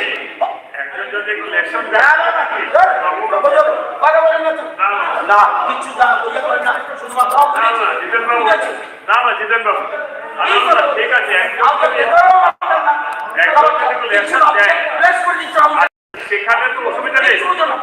আপনারটা বলে না করেনি, শিখিয়ে আনুন। একজন যদি শেখা অসুবিধা, ইট ইজ ইউর ডিউটি। না এটা বলছেন, যে কি সিস্টেম আসতে হবে, কি সিস্টেম আসতে বলছেন, একটা সিস্টেমে যাতে ঠিকই তো আছে, সবার সময় আছে। কি বলছেন? আমি শিখিয়ে আনুন। বলুন তো কি বলুন।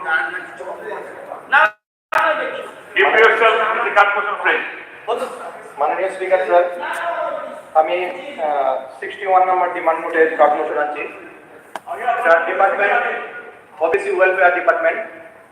আমি ওবিসি ওয়েলফেয়ার ডিপার্টমেন্টের 3-4টা পয়েন্ট নিয়ে ডিসকাশন করব। ওবিসি ওয়েলফেয়ার ডিপার্টমেন্ট থেকে হায়ার এডুকেশন এবং স্মল বিজনেসের জন্য যে লোন দেওয়া হয়, সব লোন প্রোভাইড করা হয়। সেখানে মেইন শর্ত হচ্ছে একজন এমপ্লয়িকে গ্যারান্টার লাগবে। আমি যে এরিয়া থেকে বিলং করি, এখানে 100% অফিস সম্প্রদায় এবং যে বিধানসভাকে আমি রিপ্রেজেন্ট করছি, সেখানে 65%, মোর দেন 65% রয়েছে অফিসি সম্প্রদায়ের লোক। এখানকার গভর্নমেন্ট এমপ্লয়ি সংখ্যা খুব কম। তো ম্যাক্সিমাম যারা উচ্চশিক্ষার জন্য লোনের দরকার এবং বিজনেসের জন্য সব লোনের দরকার, তাদের এমপ্লয়ি গ্যারান্টার পাওয়া খুব অসুবিধা হচ্ছে। সেই জন্য এই অল্টারনেটিভ যাতে এখানে পার্সোনাল গ্যারান্টি ল্যান্ড মর্টগেজের মাধ্যমে যাতে সেখানে লোনের ব্যবস্থা করা যায়, সেই জন্য কনসার্ন ডিপার্টমেন্ট মিনিস্টারের কাছে আমার আবেদন থাকবে। সেকেন্ড নম্বর আমার ওবিসি ওয়েলফেয়ার নিয়ে আমার কোয়েশ্চন হচ্ছে যে প্রি এবং পোস্ট ম্যাট্রিক স্কলারশিপ যেটা দেওয়া হচ্ছে, সেই অ্যামাউন্টটা আমার মনে হচ্ছে সেটা যথেষ্ট নয়। সেটা যদি পুনর্বিবেচন করেন আমি খুব খুশি হব। 3 নম্বর হচ্ছে যে বর্তমানে যে ওবিসি সংখ্যা ত্রিপুরাতে, টোটাল পার্সেন্টেজ হিসাবে ওবিসি কি এটা কি 30% হচ্ছে না 35% হচ্ছে না 40% হচ্ছে, আমার মনে হচ্ছে পরিষদের মন্ত্রী রতনলাল সেটা জানবেন, ওনার কাছে ডাটা রয়েছে, উনি যদি এটা প্রোভাইড করেন আমি খুব খুশি হব। আর ফাইনালি আমার যেটা লাস্ট সেটা নিয়ে ডিসকাশন, আমি যখন স্কুলে পড়তাম, কলেজে পড়তাম, তখন থেকে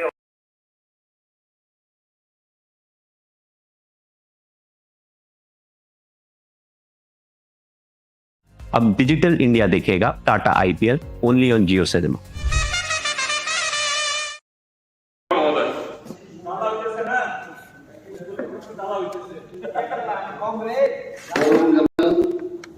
স্পিকার স্যার নরম বেলায় বেলায় হামবাই তিনি হাউস এজ এ বিরোধী দলনেতা आणि मेन स्पीच देणारी सुजूक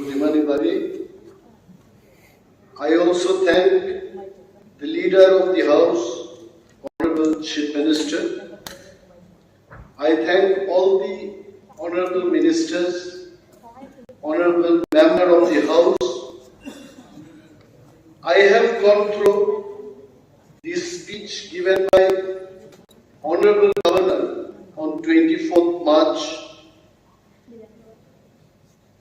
and after going through 2-3 times, whatever I could understand, I have understood, and with all democratic rights, I will definitely share my opinion in the House